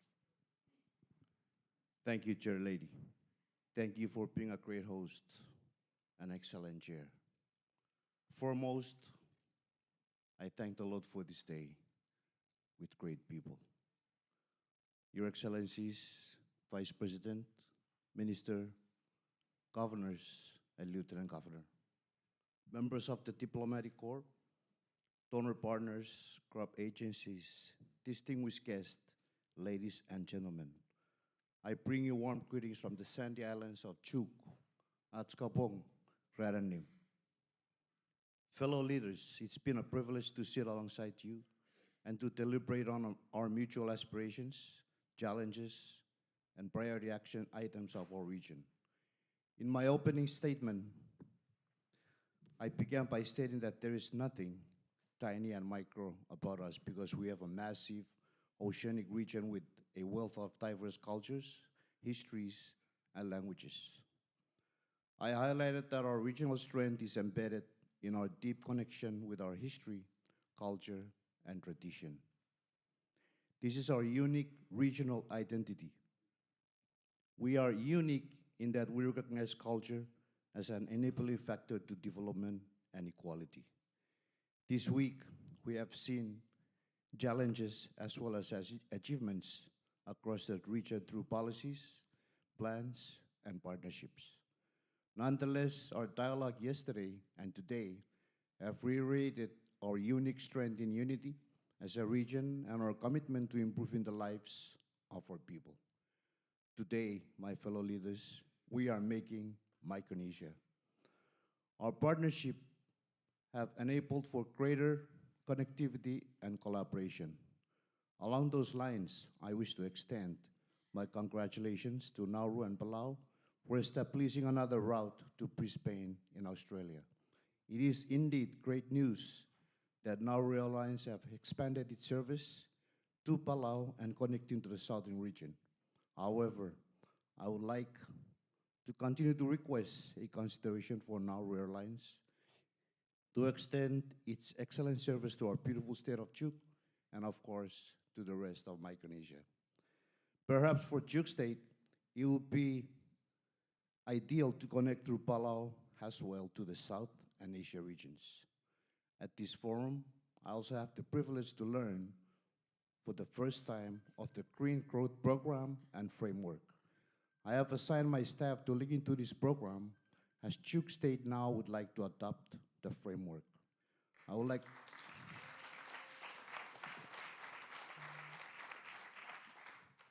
like to extend an invitation to them to visit our Chuuk for a more in-depth dialogue. I commend all the committees for their outstanding work, for their presentations. From all the different presentations, we have received great and important recommendations as put forth by the various standing committees. I further acknowledge all committee members, stakeholders, and all parties involved in the implementation of the priorities and action items of the Micronesian Island Forum. However, I recognize that in order to move forward with implementation, we need to establish and adopt regional frameworks for action and implementation.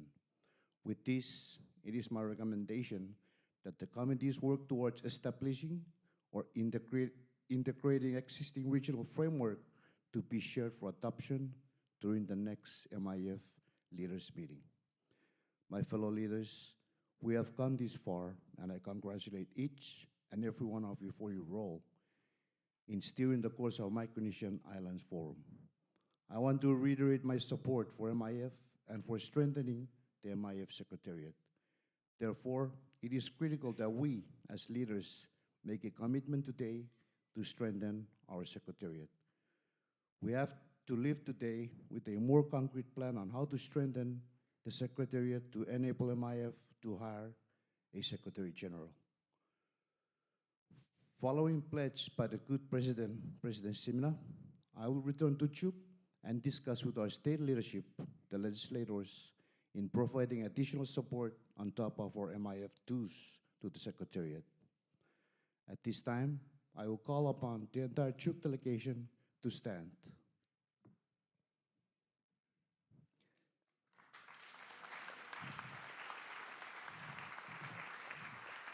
Ladies and gentlemen, this reflects my administration's commitment to strengthening our MIF participation and representation. With the support of the Chuuk State Legislature, Chuuk State government was able to fund most of the entire delegation. This shows the commitment of the leadership of Chuuk in strengthening the Micronesian Island Forum. Kiriso Jabur, Ngiriyo Chuuk delegation for your good work and participation. In closing, I wish to convey my sincere gratitude to Governor Lou Leon Guerrero, your staff, the government, and the good people of Guam for being a gracious host. Your Excellencies, your Honorables, thank you once again for this honor. Thank you very much, Governor Narun, and of course, thank you for your invite for Guam Green Growth to help you with your sustainability and, of course, your protection for our environment and, again, climate change. So thank you for that. Now I would like to ask Honorable Talensa Palik from the Kosrae, Governor of Kosrae State, for his closing remark.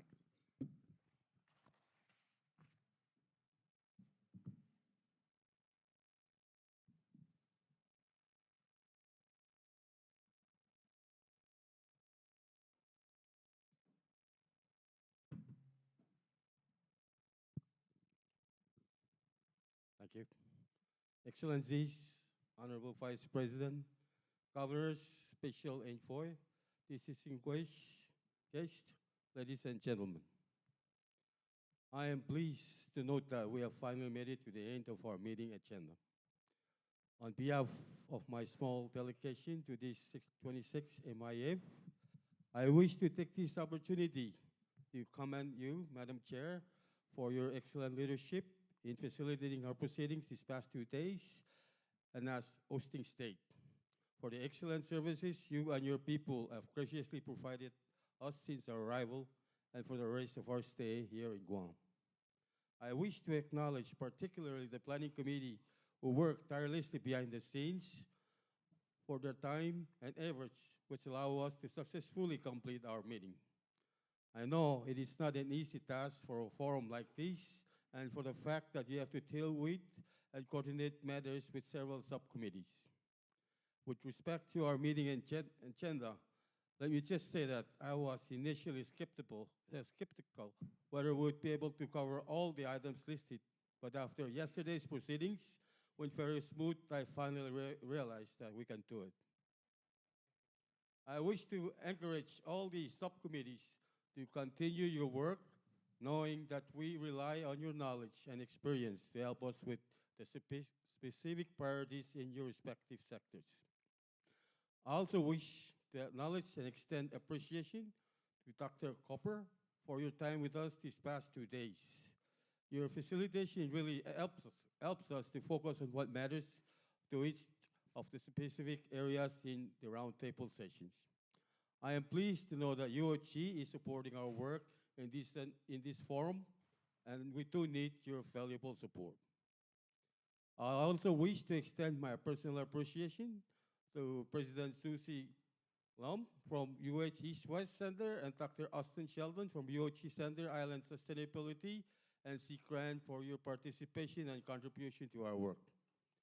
I also extend my appreciation to all the other organizations, representatives of regional governments who have contributed and joined us in this meeting.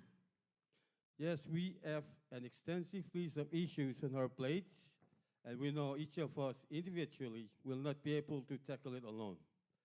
Therefore, I am grateful for the foresight to bring us together to work together as a bloc.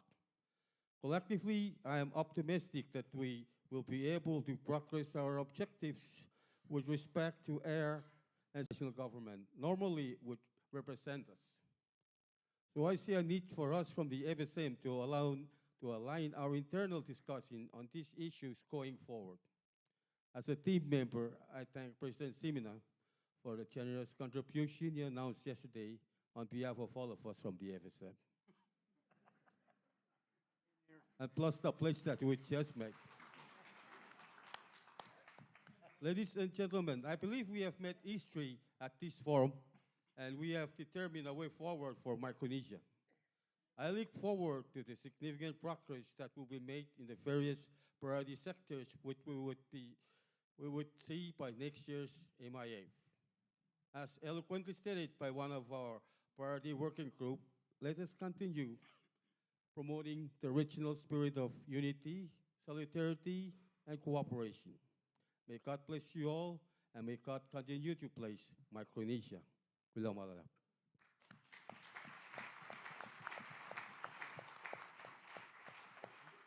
Thank you very much, Governor Palik, and thank you for your candor about your skepticism of going through a very loaded agenda.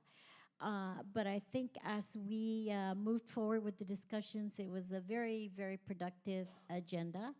And thank you for your participation in the deliberations of a lot of our topics and issues. I'd now like to call Honorable Arnold Palacios, good friend, Governor of the Commonwealth of the Northern Marianas, to share with us his closing remarks. Thank you. As we bring this forum to a close, I thank you, Madam Chair, my fellow Marianas Governor, for your leadership and hospitality, and all the leaders of Micronesia for coming together these past few days in spirit of friendship and collaboration. I also thank the leaders and partners from beyond Micronesia who've joined us this week for dialogue and support on so many critical issues affecting our peoples and our community. You know, we've covered a lot of ground in this forum, and I hope and urge that our fruitful discussions continue to develop into fruitful actions that make a positive difference in the lives of our people. One major theme in our discussions this week is the vital role of air and sea transportation in connecting our island communities to each other and to the world. Efficient, reliable transportation is a lifeline of our economies. It's essential for trade, tourism, and even the sharing of knowledge and sharing of our cultures. It must remain at the forefront of our collective agenda. And as I said at the beginning of this forum, we've done it before. And perhaps I'm the oldest person in this table, but I continue to remind everybody that you can still remember Continental Air Micronesia. It worked for us. We did it with shipping. So we do have a model. We do have a model. All we got to do is reach back to our own history and rewrite that history. We did it with our shipping lines too. Talked about workforce development. And you know, with the support of the United States and other partners like UMDA and training institutions in Japan and Korea, Micronesians ran transportation lines across our region. There were flight attendants, station managers, mechanics, captains. I remember Captain Robert DeBrun from the Marshals. I remember Captain Elias Okamura from Palau, Captain George Fleming from Yap, and also HMRO, and many other Micronesians who were captain and were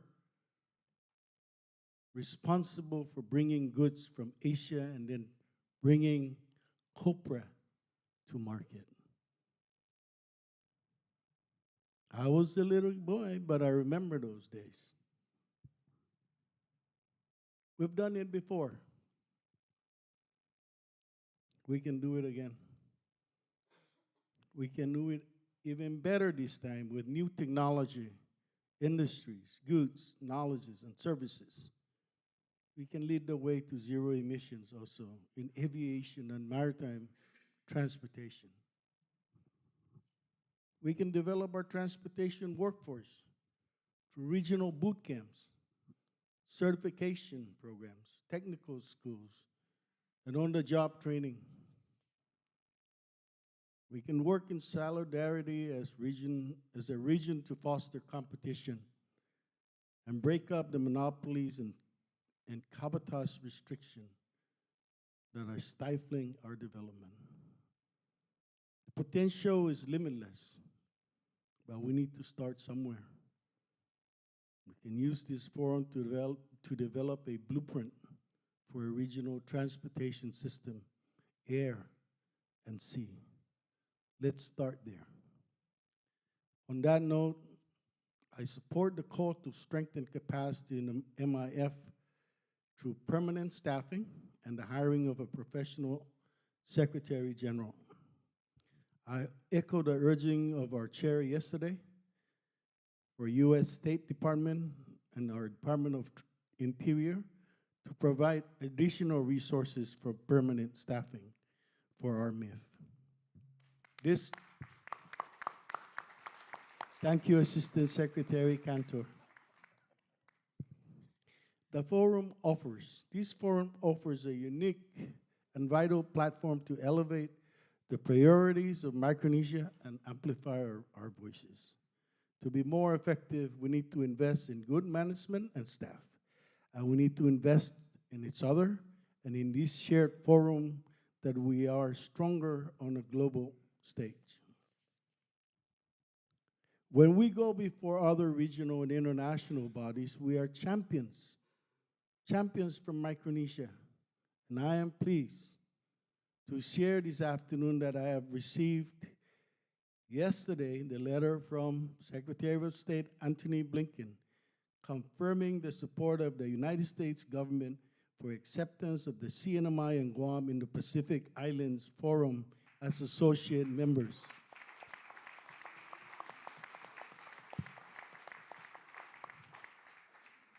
We are truly grateful for the advocacy of our Micronesian brothers and sisters to have us included in the PIF as well.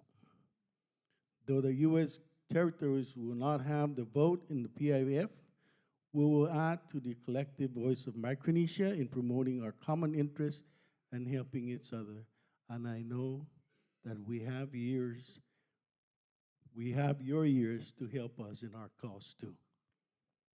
I look forward to seeing you all again and continuing our work together in the near future in the Pacific Islands Forum in August. Following the PIF, I'd also like to invite you all to a Coral Reef Task Force meeting that we are hosting in Saipan on November 12th through November 15th.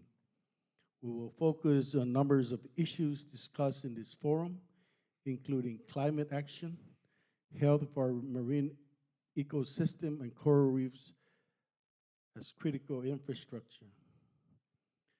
Beyond November, we offered a commitment of the CNMI to facilitate further discussions and planning for what regional transportation system we are going to pursue. The CNMI is also ready and willing to help our brothers and sisters in Micronesia to launch their own green growth program for sustainable development. We are also new on this initiative, but we can all learn together. Much has been said or alluded about the geopolitical tensions in our region. Much has also been said about our shared history and our cultural and economic ties that have sustained us for generations. In Micronesia, we are family. Beyond political status and boundaries, a strong, connected, and united Micronesia is key to security and peace in our region. Lastly, I wish to thank Governor Liu again, President Semina, and all the staff on Guam who've been able to facilitate and organize a very successful forum this week. Thank you. Jesus Masi Giliso. Thank you very much, Governor Palacios, and thank you for continuously reminding us that we've done it before and we can do it again. And as we reach back and learn from our past, we can bring more improvement and progress for our future. Also want to thank you for your strong support in stabilizing the Secretary General's office, as this is, like you said, the way to get our initiatives done and implemented. So thank you for that. I'd like to now invite Honorable Stevenson Joseph, Governor of Pohnpei State, for his closing remarks. Langan Governor. First, allow me to start my closing remarks with a personal note. In extending my utmost sincere Jesus Masi, Kalangan, and thank you for hosting, as Governor Palacio alluded to, a very successful conference. Thank you to your government and the people of Guam for your generosity and your warm hospitality. I also want to thank our partners who's not only assisted in terms of providing funding, but giving us guidance in how we approach and solve some of these issues. I also want to thank, the organizers, the people that tirelessly work to make this possible. Give yourself a pat on the back. And a clap too. Your Excellencies, Honorable Governors, Honorable Vice President, Special Envoy, ladies and gentlemen, as we draw the 26th Micronesian Islands Forum to a close, I am filled with immense pride and optimism. Over the past 2 days, we have come together, shared our visions, and forged plans for a future marked with hope and progress. From energy sustainability to gender equity, we have laid out a comprehensive roadmap. Our discussions have been rich, our collaboration strong, and our commitment unwavering. The stage is set and the plans are drawn. But now comes the most critical part, action. How will we write our history? The choice is ours. The responsibility is ours. Let us embrace this opportunity with the determination to transform our plans into reality. Together, we can ensure that the legacy of this forum is one of unity, resilience, and shared success. And I would like to add, as we ponder on the issues before us, let us not forget why we sought the jobs that we are currently in and why we come together as a forum to discuss issues we choose to pursue. I would like to believe that the underlying reason for that is to better the lives of those that put us in this job, which is our people. I therefore would like to suggest that as we ponder on these issues before us, let us not only prioritize the issues that we have in common, but let us prioritize those issues that we have direct control, that we can believe that we can have positive impact, so that immediate realization of this positive impact can be felt by our people. So with that, kailangan, Jesus Masi, and thank you.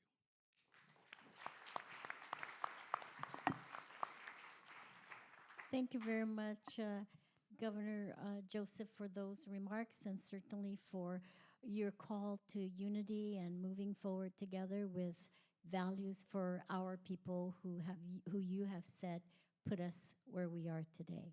Thank you.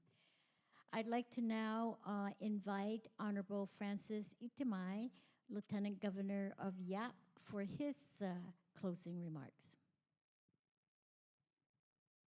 Thank you, Madam Chair Lady. Yesterday, I thought it was a privilege to be the only lieutenant governor here, up with you leaders, esteemed leaders, presidents and governors. But today I regret it because I'm put the last speaker as the last speaker of to close out this forum.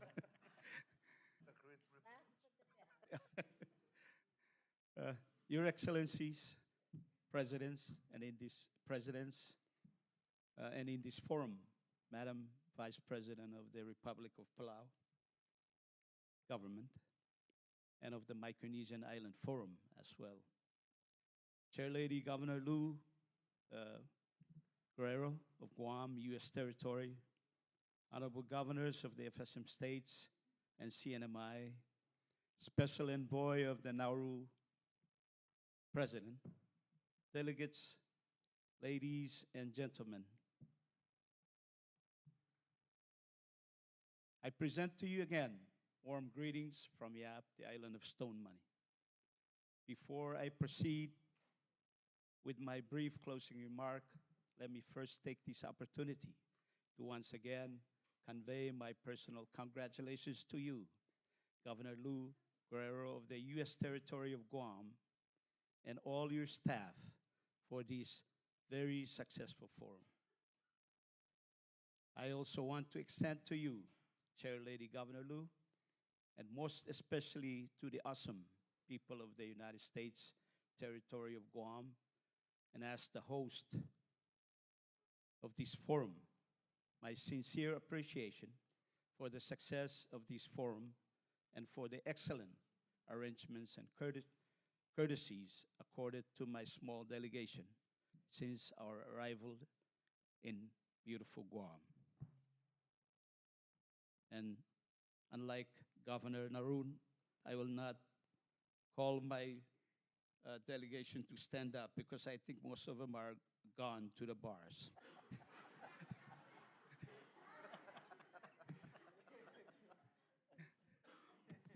Just a joke.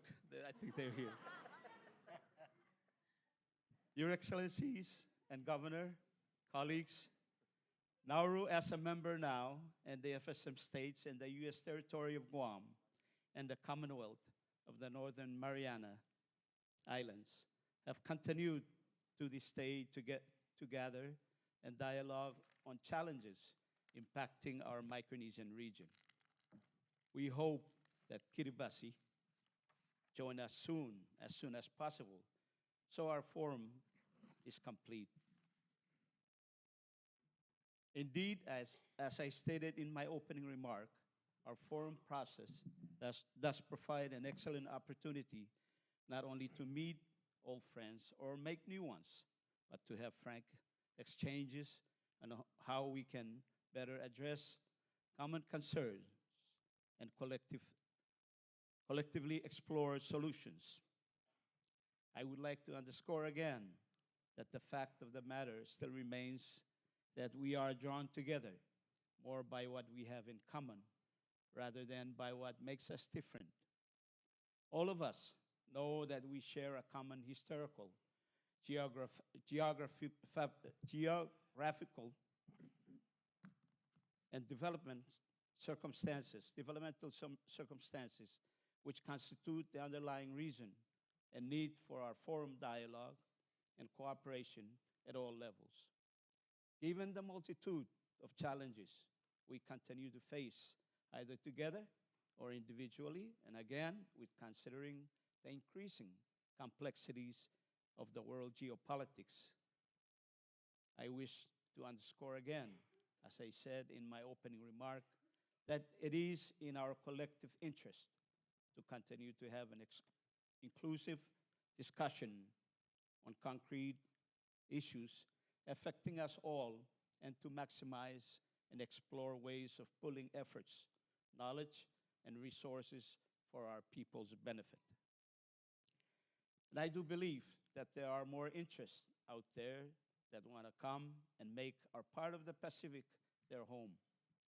On this note, I do congratulate you, Chair Lady, Governor Liu, and our forum leaders for the decisions that we have made in these 2 days.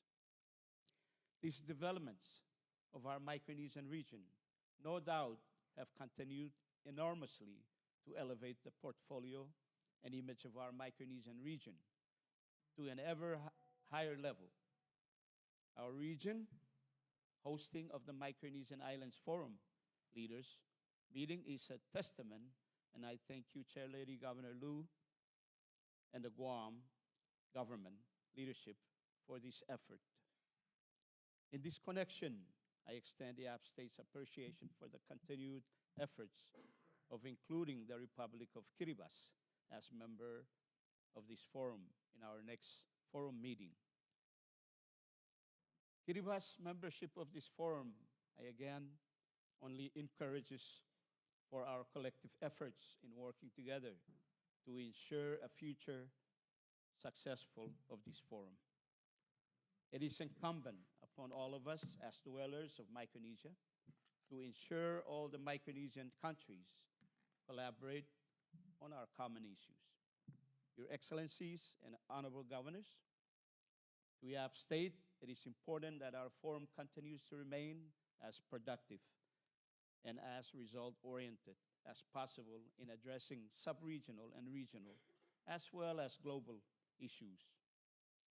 Once again, in my humble opinion, it is a given that we are likely to achieve much success on issues of common interest by working closely together as one, and naturally, this approach would only strengthen our Micronesian spirit of partnership.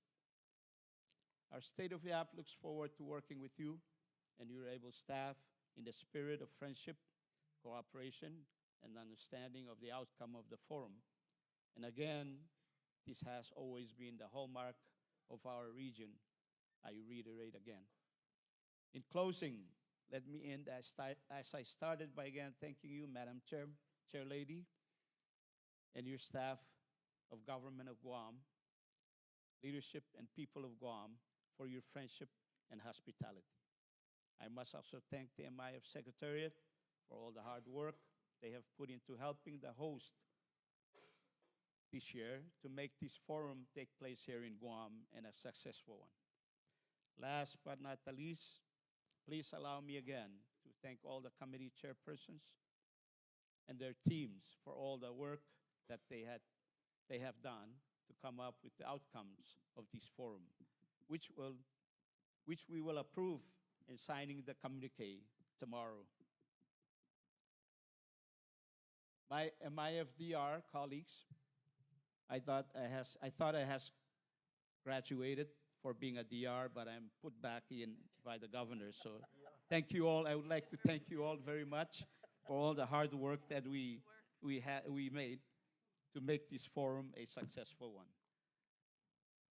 Yap State looks forward to seeing you all in the next forum meeting to be hosted by the President, Her Excellency Heine, and thank you for your willingness to host us next year, Madam President. For those traveling out of Guam to your final destinations, I wish you a safe travels to your final destinations, and Godspeed and safe travels until we meet again in Majuro. Komaldada. Thank you very much, Lieutenant Governor. And I have to say, I am very impressed of your very excellent representation of your state, and that you've done a great job, not just as a DR, but even more so representing the people of your state of Yap. So thank you for all your contributions. I also would like to take this opportunity to thank our partners who have traveled far to be with us in this forum, and I especially would like to thank Assistant Secretary Carmen Cantor for her presence here, and also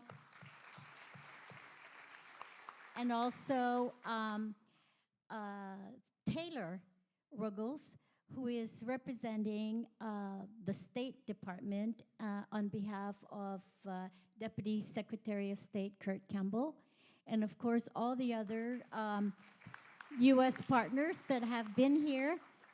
Many, we have of course our UN representative,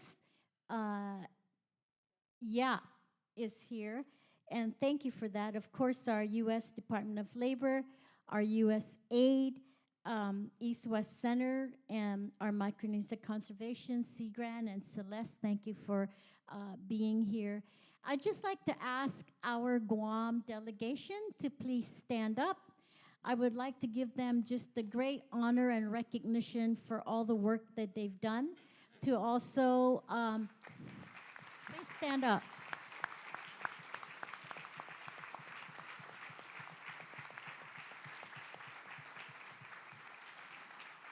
I want to say a leader is successful only with the success of the people that help them. And I certainly am very appreciative for the hard work, many, many months of meeting and planning, arguing, disagreeing, no crying. I didn't see any crying, but there were some disagreements. But hey, that's the deliberation that has to happen to come up with a really good, successful Micronesian Islands Forum, and I thank you for all of that. And then, okay, I'm gonna stand and come over here to the other side. I hate my back with you guys, but I want to take this opportunity to just present a gift to each one of our leaders here, because some of them are going to be leaving tomorrow morning, and I just want to take this opportunity to present this. And what we are presenting is a box. This is done by a local artist.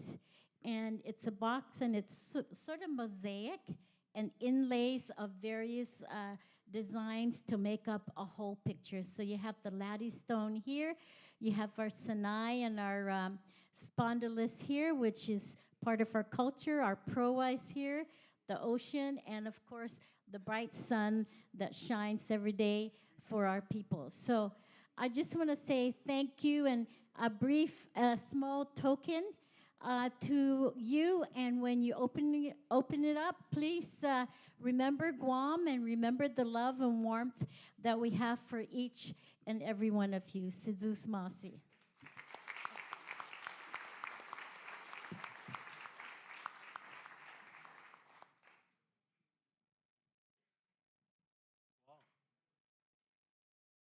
I think Kyle's going to give some directions for tomorrow's event.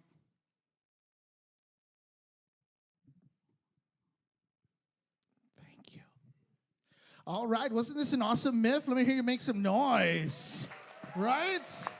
We're so excited, but we're not done yet. As Gov just mentioned, tomorrow we still have our third day, right? So it'll start off with the site visits, and if you were able to sign up for those earlier on, you'll be leaving from the Hyatt via bus at 9 a.m. No worries. If you weren't able to sign up for that, you have a whole day of whatever it is you got going, dong dong donkey, do what you got to do, all right? But tomorrow night, we will reconvene for the official communique signing, and that's going to happen from 6 p.m. until 9 p.m.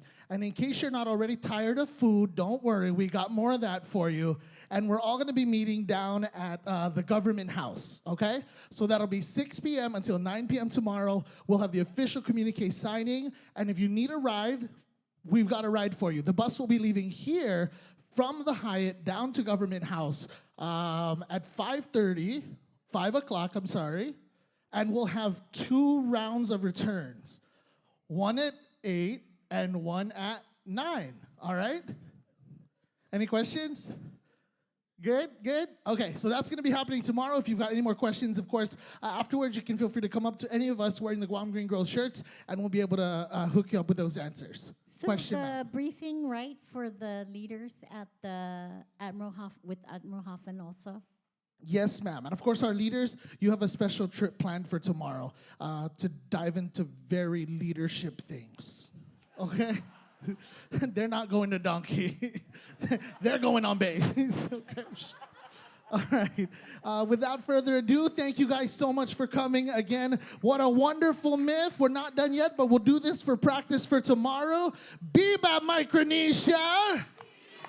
And Biba MIF. Thank you very much, everyone. Have a great day. All right. I declare our meeting adjourned. Thank you.